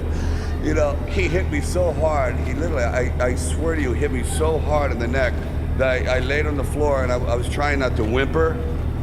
Seriously, because I knew my collarbone was now part of my toxic bone. But anyway, and sometimes people get wrestling, they say, oh, I don't know if it's all real. All I can say is in the scene when Hulk Hogan throws me out of the ring and then jumps into the audience, we had 8 stuntmen. 4.5 of them went to intensive care. Seriously, on my children, 4 of them left in stretchers because he didn't know it was acting. That little thing that you do like this, he kept it going. Anyway, I want to say that this guy is a brilliant performer, I'm sorry, brilliant performer, comes along once in a lifetime, and I knew he was a star the minute I laid eyes on him. So I just want to say thank you for the world of wrestling, Vince McMahon, all you legendary guys that just keep it going, and I will forever be indebted to you, and most of all, indebted to Hulk Hogan for making me a lot better than I am.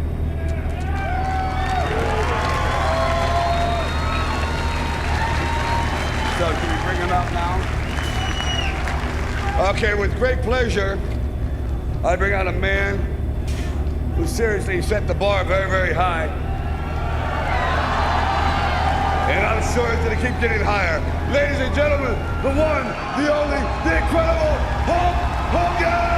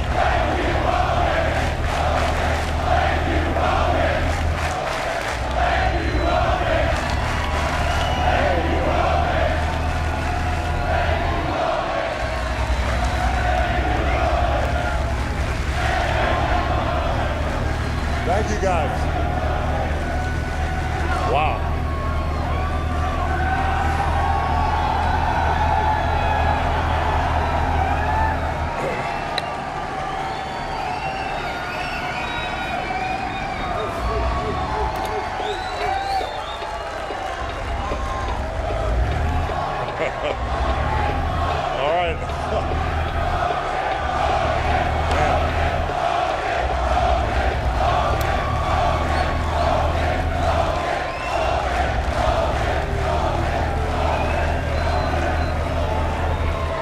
Hey, I love you guys too, but I don't. The standard rule in professional wrestling, Triple H, everybody knows if you're on last, you don't want to miss room service.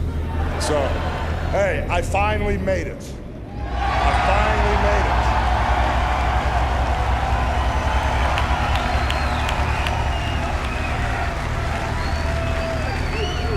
it. You know, sometimes you sit home and you watch the WWE on TV and you kind of start second guessing yourself and you go, man, you know, what happened? How did it go so fast?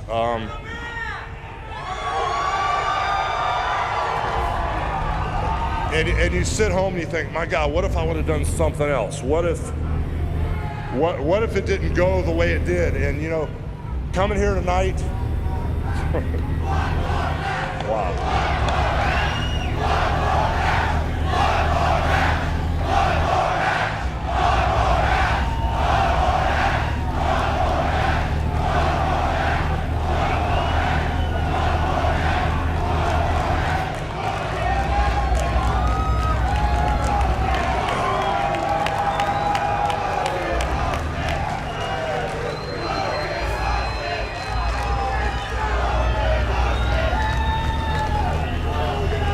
Coming here tonight, seeing all the guys, I know I made the right decision.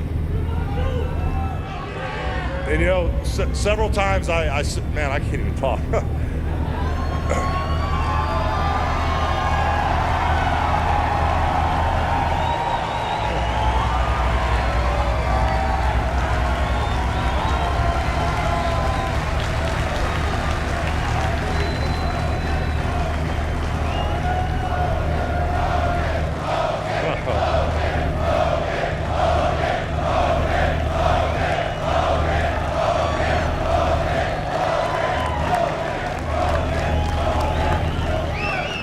You know, there's a million things I want to say to you guys, but right out of the chute, you know, I want to thank, you know, WrestleMania going Hollywood. I want to thank everybody here, but right out of the chute, I want to thank Sylvester Stallone for coming out here.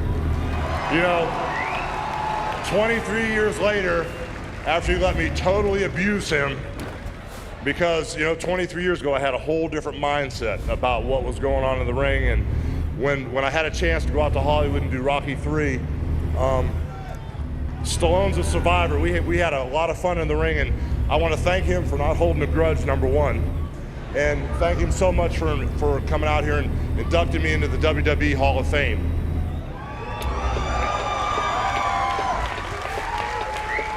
My wife, Linda, who I met the second time I came back to the WWE. There were two different phases of Hulk Hogan in the WWE. The first phase was in 1978. There was a very generous, very honest man named Vince McMahon Sr. God bless his soul. He approached me when I was real young, and he gave me an opportunity in the WWE. He put a guy named Tony Altamont with me. And Tony Altamore with me because I was kind of wild and notorious for not always being on time or showing up in towns. And Vince Sr. gave me the opportunity to come to the WWE. In my first 2 years, I was single, running kind of wild in the WWE, and I had a great time. And I want to thank Vince Sr., God bless his soul, for giving me the opportunity to get in this company.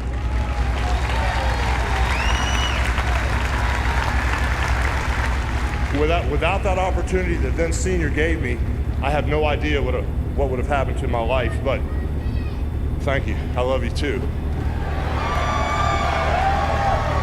But what was just important was the second time I came back to the WWE in 1983 and a half. I came back with my wife, Linda. And I want to thank my wife, Linda, for keeping me grounded, because there were two roads to run in this business.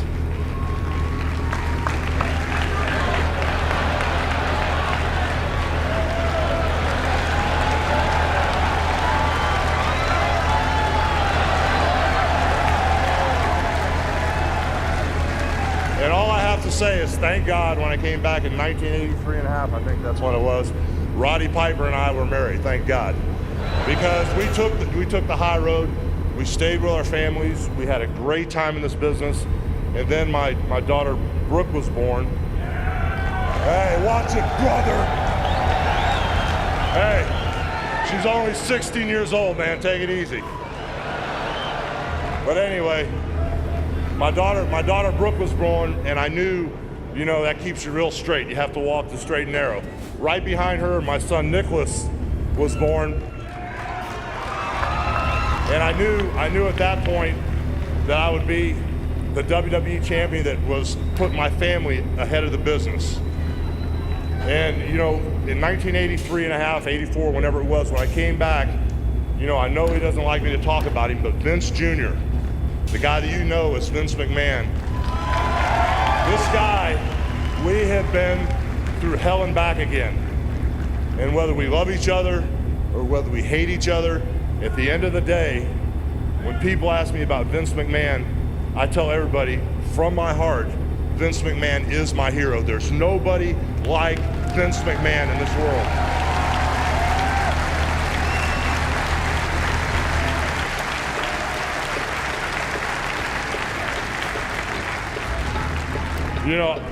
You know, a lot of people say, well, Hulk Hogan, you know, you did a great job carrying the ball. Hulk Hogan, you know, he had a great run, but from my heart, none of this would have went down if Vince McMahon wasn't guiding the ship. I can't tell you how many times during the night he'd get these crazy phone calls from me. I'd be half off my rocker overthinking things, and Vince McMahon is the one, and I know he hates me talking about him, but Vince McMahon is the one guy that keeps this whole ship running forward. So I want everybody to realize it's not Hulk Hogan, it's Vince McMahon, day in and day out, that lives this business and keeps this art form alive. I want to say that, and probably lady's going to want to kick my ass, but I have to say that.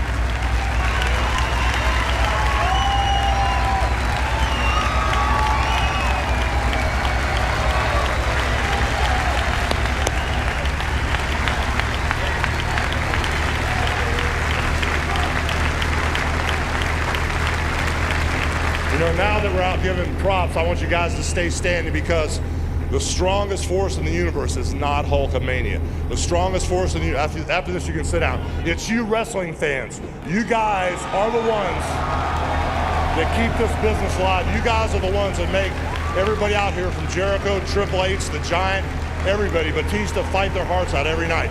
It's because of you fans that there is a wrestling business.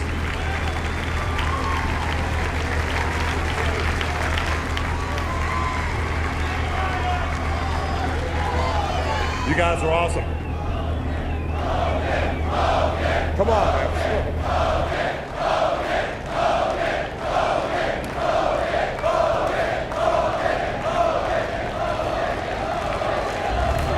You know, as we mature and as we grow with our families and business and spiritually, physically, and mentally, you know, every once in a while somebody comes along that changes your life. And when I was in this business early on, before I came to work for Vince Sr., when I came to work for Vince Sr., the years in between, I was kind of like a wild card. I didn't know if I was going to stay in this business, if I was going to make it in this business, but then this guy came along. And he was about 7'4". And this guy was about 550 pounds. And I had this guy I was following around named Ivan Putski, a great guy, but I was running around with him, having fun, and all of a sudden Andre kind of grabbed me by the back of the shirt and straightened me out. And for about 5 or 6 years, Andre the Giant kicked my ass every time I got in the ring with him. And then finally, as he kept bringing me along, he developed something in me called character, a love for this business that'll never die. And Andre the Giant, more than anybody in the ring, taught me what it was to be a professional in this business, to stand up for what you believe in this business, and to take care of the brothers in the ring more than you worry about yourself. So Andre, wherever you're at, brother, I love you, and thank you so much for the education you gave me in the ring.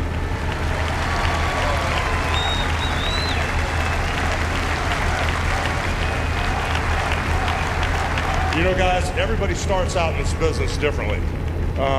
sometimes guys nowadays they go to wrestling schools. Sometimes Santa will bring them a pair of boots, and the next thing you know, they'll try to get in the wrestling business.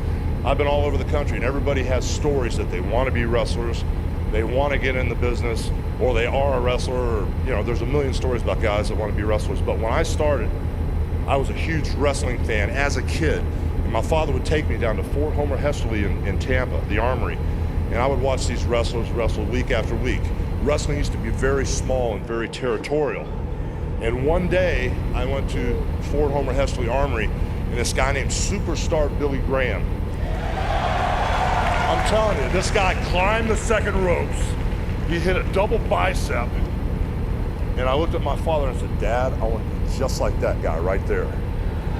And I started watching Superstar Billy Graham. I watched the charisma he had. I watched him in the ring. And that's when I decided I wanted to quit being a rock and roll musician and step into the professional wrestling ring. One thing led to another. There you go.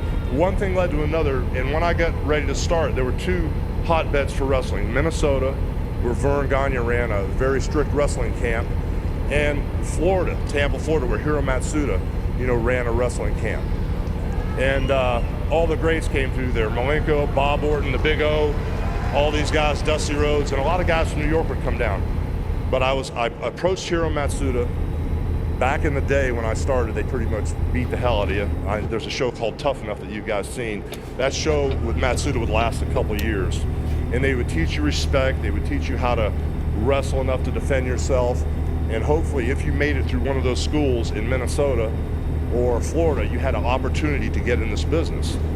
And once I got through the training with Hiro Matsuda, I walked in the dressing room, and there weren't openings for wrestlers. There were 8 or 9 guys in the dressing room, and you actually had to perform, step up to the plate, and basically get your butt beat every night to get in the door. And several times in the business, I was out there tugging and pulling, and these guys were having a lot of fun with me, making a fool of me in the ring. And I quit wrestling a couple times. I went back to Florida, and I went back to work on the docks. And all of a sudden, ooh yeah. But anyway, several times I went back to Florida, and all of a sudden I ran into a guy named Pat Patterson at the Florida wrestling office. And Pat Patterson took me in the ring. He goes, Hogan, you gotta give him the gaga, you gotta, and he showed me, how to work around in the ring, showed me the art of entertaining, and Pat Patterson changed it all for me. Once I got in the ring with Pat, I knew that I wanted to do this. I had a tremendous, education coming from Florida. Training with Matsuda, hitting the road, paying my dues. And when Paul Orndorff, Mr. Wonderful, Mr. Wonderful talks about going 500 miles up, 500 miles back for $15 to $25, he's not joking. I mean, that's basically what this business was. But as you develop a love for this business, you realize it's something that's in your spirit. It's something that you can never lose. It's something that will stay with you till the day you die, as it will with me. And yeah. And as things go with the professional wrestling business, the business changes. You see a lot of new guys coming in and out, but the WWE keeps this art form alive. The WWE is the major leagues here. And I've worked for everybody in this business. I worked for Eric Bischoff with Ted Turner for 7 years. Hey, wait a minute.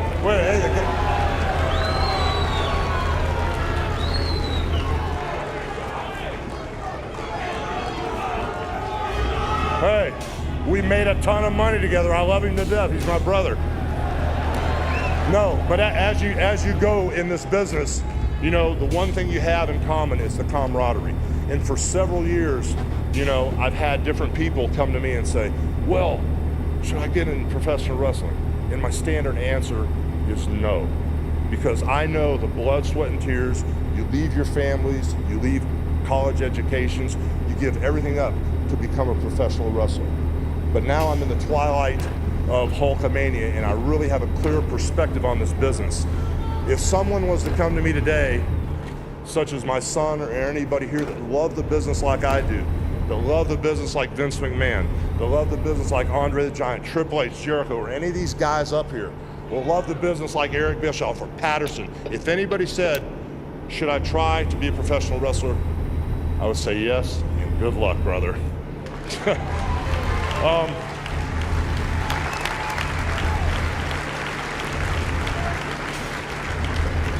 I can't wait to watch WrestleMania 21 tomorrow.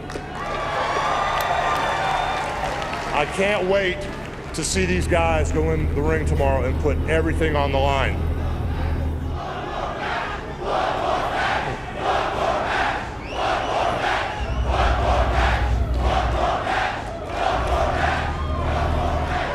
You know, there's one thing in this business that you learn, and the only thing that matters, two things that matter, the money and the miles, and the other thing is never say never.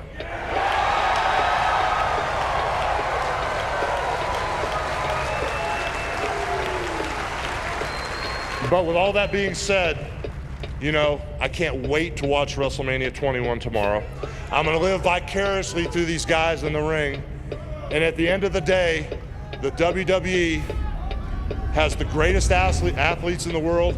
It's the greatest form of entertainment in the world. And now, because they've inducted me into the Hall of Fame, Hulkamania will be immortal. Hulkamania will live forever.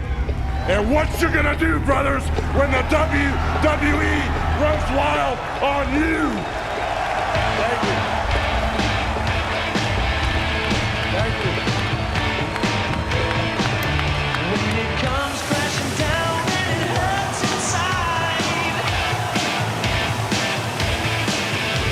you gotta take a stand, you don't have to hide. If you hurt my friends, then you hurt my pride. I gotta be a man, I can't let it slide. I am a real American, fight for the rights of every man. I am a real American, fight for what's right, fight for your life.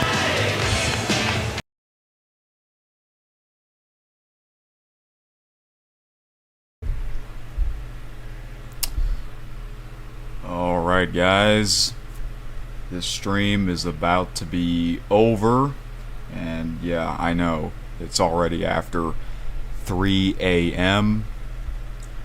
and I did say that the stream will be like, you know, between 3 to 4 hours, maybe 3.5 hours, but no, this stream is almost 5 hours, a lot longer than I thought. It's because I got into listening to that playlist that I created of Hulk Hogan memories and interviews and all that fun stuff. And perfect timing. I finished my second delivery. The first one was a very long one to Dallas, Texas, and then I hauled some lemonade from Dallas, Texas to Houston, Texas. So I'm back in my home city. Alright.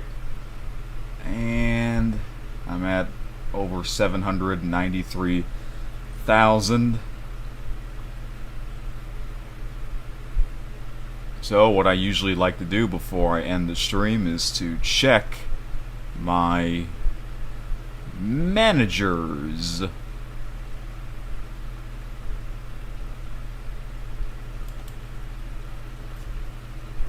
Oh, hey T-Bone, you're still here. Did you fall asleep? Are you wearing your earbuds?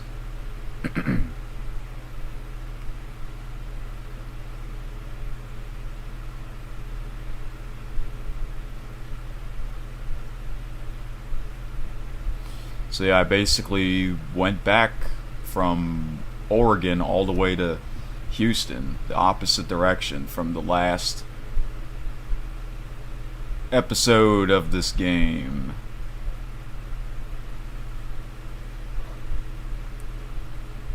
You still have your earbuds. Oh, okay.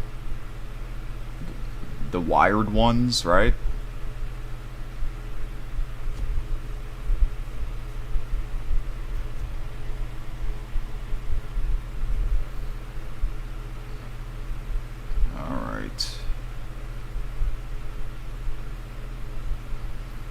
Just looking at these stats real quick. Oh, yep, look at this. A change. Trucks owned, 5. That's right. Real time spent over 274.5 hours.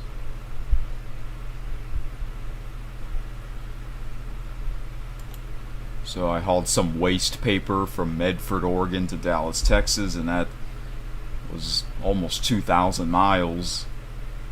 And then the second one, lemonade. Have I ever hauled any lemonade? Let me type waste paper. Oh, okay. Lemonade? No, that was my first time hauling some lemonade. Yeah. Wow. Day 240. Crazy. Okay. Let me check my managers here. So yeah, I know. It's a good thing I didn't doze off. It's probably because I got into listening to those videos. Driver manager. Alright. And then the truck. The 5th and final truck I bought. Peterbilt 389 low roof sleeper.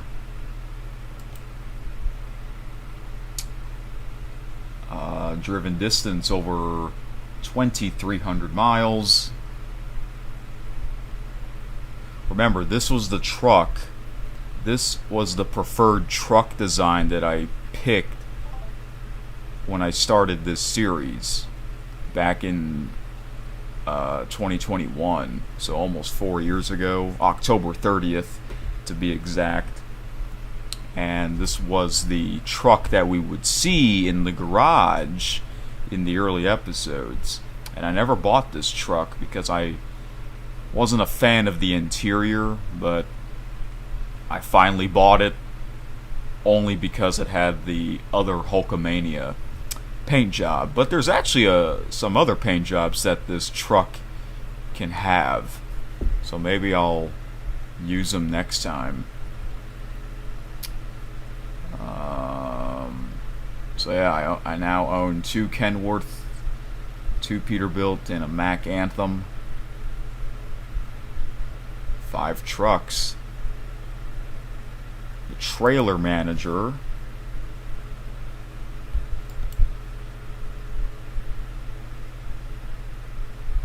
Okay.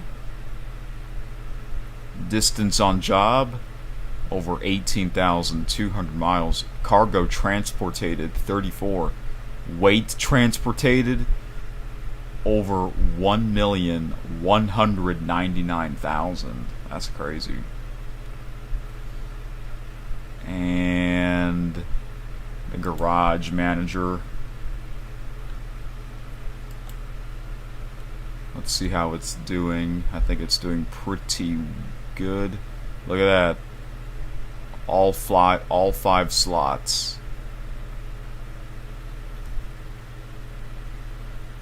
Oh. Yeah. Sometimes I forget to unpin the message. There we go. Economy summary. Not too bad. I had to pay for maintenance. I had a huge impact. Yeah, I think I was going too fast and I didn't make my turn. It was on a curve, I believe, and it was at nighttime. But still doing pretty well overall.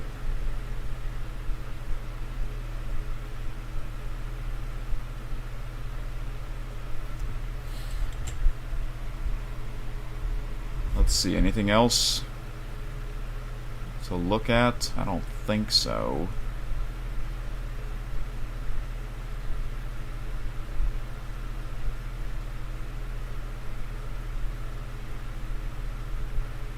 Alright, so I don't know when I'll be back for this game, but it'll be pretty soon. This is what, episode 112, I think? Yeah. Okay, so if I do now, usually I would like to go for $1 million before I buy my next truck, but instead I bought this truck before I hit 1 million because I started the stream late. So maybe in the next stream of this game I can go for $1 million, which means if I really do that, then that's gonna be a big stream. I don't know when I'll live stream this game next time, but I also have an unreleased video of 2 of my friends playing this game, so I might premiere that. That might be the next episode. I don't know yet. I'll have to think about it. And I would also like to check out the driving academy in this game. I have yet to check that out. Remember the driving academy in Euro Truck Simulator 2? Yeah, there is also a driving academy in American Truck Simulator. That will be a live stream whenever I decide to check that out. Speaking of Euro Truck Simulator 2, there will be an episode later this week. And I will live stream that game pretty soon, whenever I'm ready to buy my first truck in that game. So, but that is pretty much it. It's after 3 a.m. I know, it's crazy. Thankfully, the stream went well and I didn't fall asleep. But now, it's time to get some rest.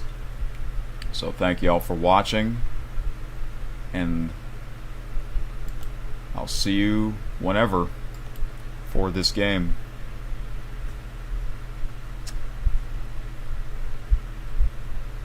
Oh, hello, new viewer, Chance Roberts. You said, thank you so much, Hulk Hogan, 90s kid here. Wow. That's awesome. My brothers, they were born in 1990.